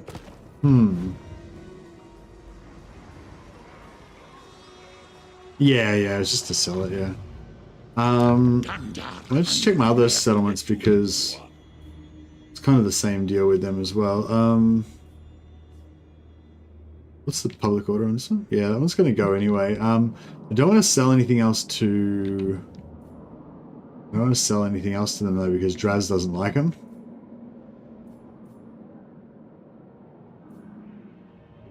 So yeah, I think we're going to have to turn on...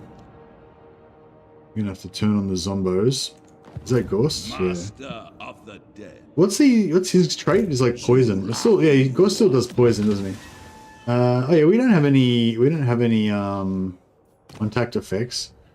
Black hammer, imbuement, flammable. Oh no, we've got a contact effect. Okay, so we don't want to get his poison effect because that might screw around with our contact effect on our weapon.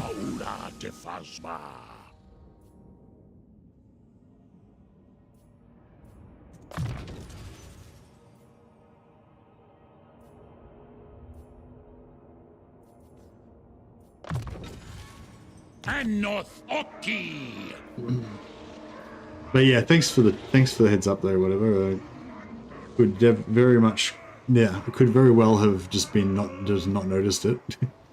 that was also a likely scenario.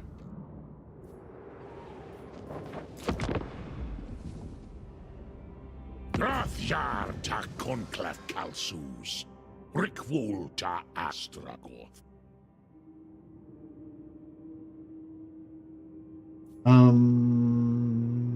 I guess we've pretty much decided we're not going to go and attack Zatan. So we may as well just accept that we're friends now.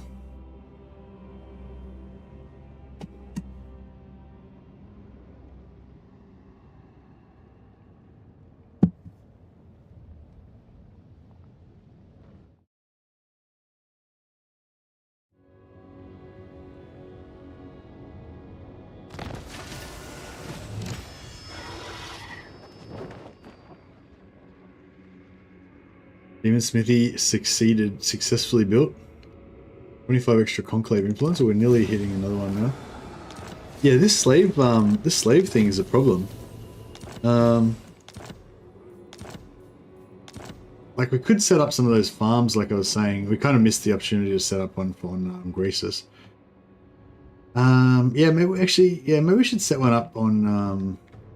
This guy's only got like 4 settlements left, right? If I could only find...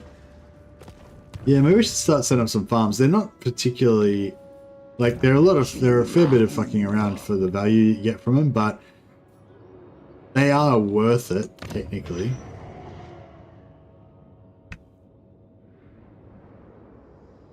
Lichma, if I could only find the right incantation.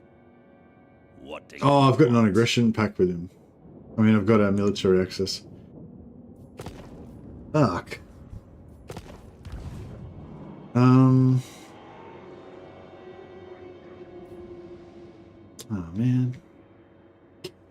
That sucks.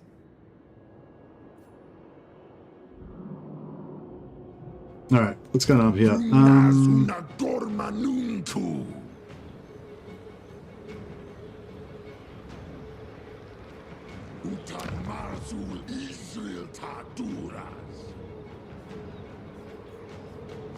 So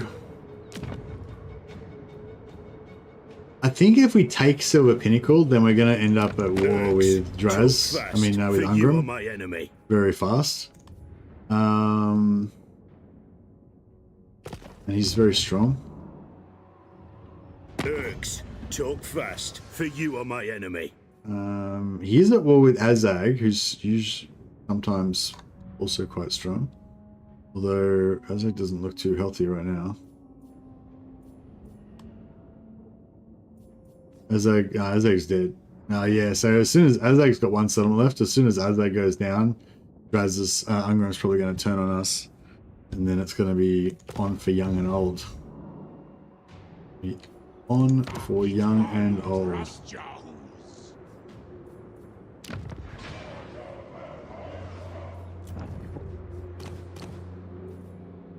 All right, what do we got going on here?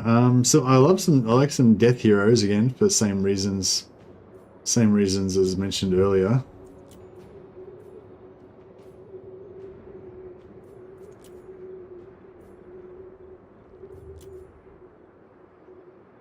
Manipulative, -4 enemy leadership. Very nice. Go over to that. Might as well sell war on Azag. Oh yeah, good call actually, yeah. It's not going to help much. It's not going to help much for you know, making us friends with Ungram or anything. But Azak's probably about to die anyway, so we may as well profit from his death. We only got 250 gold out of it, but yeah. Better than nothing. Better than a poke in the eye with a pointy stick.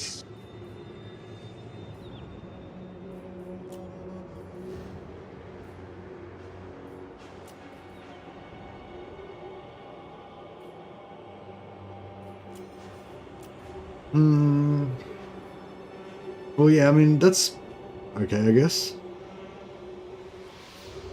Effect duration. Yeah, that's pretty cool.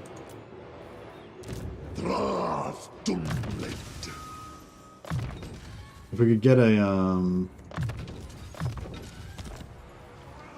if we get a, what do you call it, a manipulative death guy, that would be even better.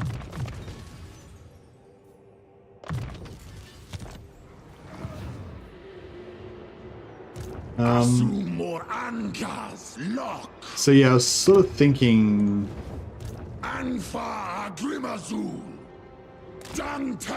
could maybe sack this.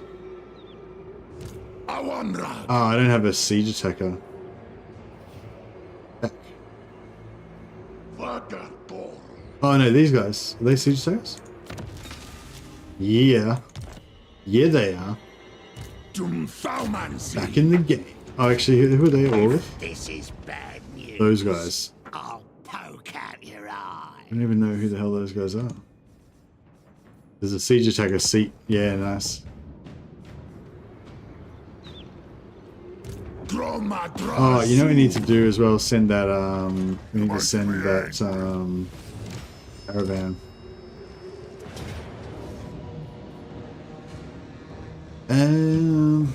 Medium.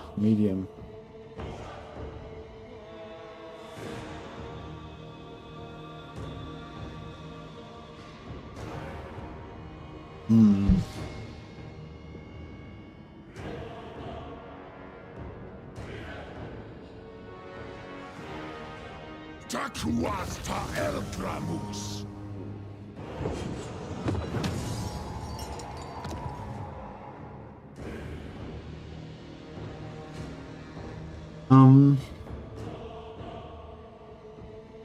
Bakum. Gormleth.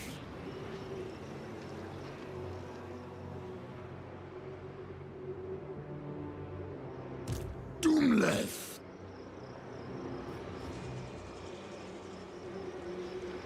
Groti Dor. Makazia Thaumansi. Yeah, probably bad idea. Orange Door. Well, easy come, easy go, as they say. Alright,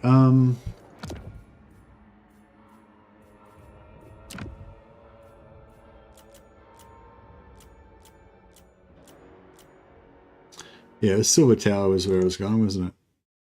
Yep.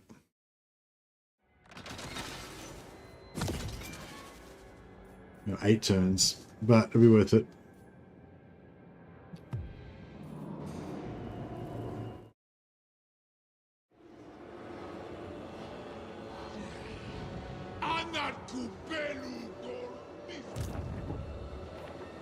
All right, my good friends. Yeah, I might try and wrap it up a bit early again.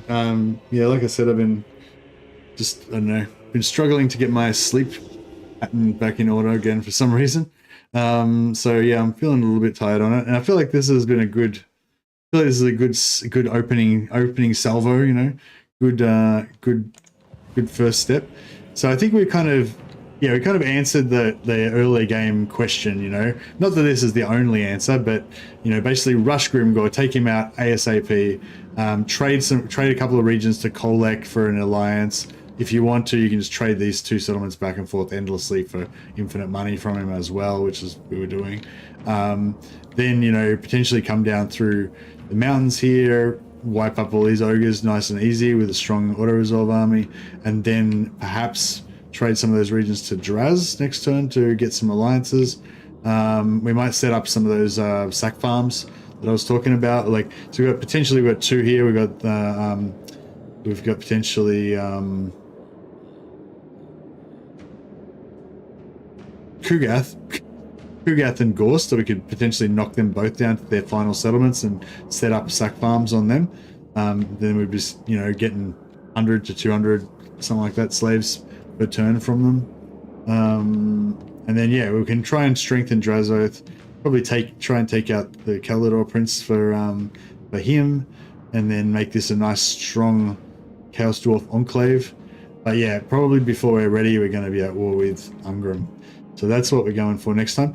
So yeah, with this campaign, so quite often what I do is I just like think of a good idea that I think is, or you guys think of a good idea, and I basically do a stream based around that specific theme or goal or whatever, and then we kind of explore that. And then once that's kind of done and gets a bit boring, you know, we just switch over to the next thing, you know, and just do like 1 or 2 streams on each idea. Quite often do that. But yeah, for this one, I wanted to do something a bit different and just like actually play out quite a few turns with the campaign. So it's probably going to be a bit less, I don't know what the word is, like, you know, the ratio of newness per session is going to be much lower. You know, like in this first session where we discussed all that stuff about how an opening starts and strategies and blah blah. You know, that level of that kind of information is probably going to go down. But yeah, I don't know. I just wanted to have more of a longer, slower paced kind of series of streams, I guess. So yeah. So anyway, if you're up for that, I'm probably going to play this one for. Planning to play it for at least 3 days, I guess, for starters.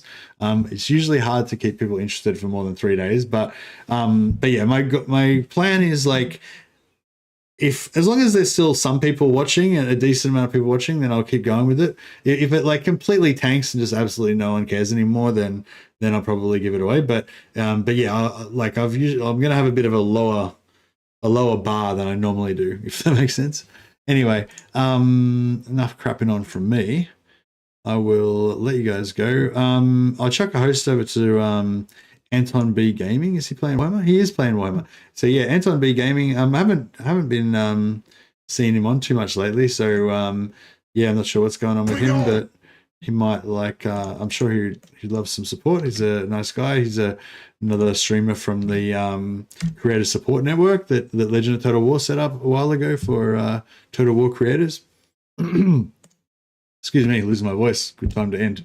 All right, so I'll chuck a host over to Anton B Gaming. Say hi from me, and I'll see some of you guys back here tomorrow. All right, see you guys.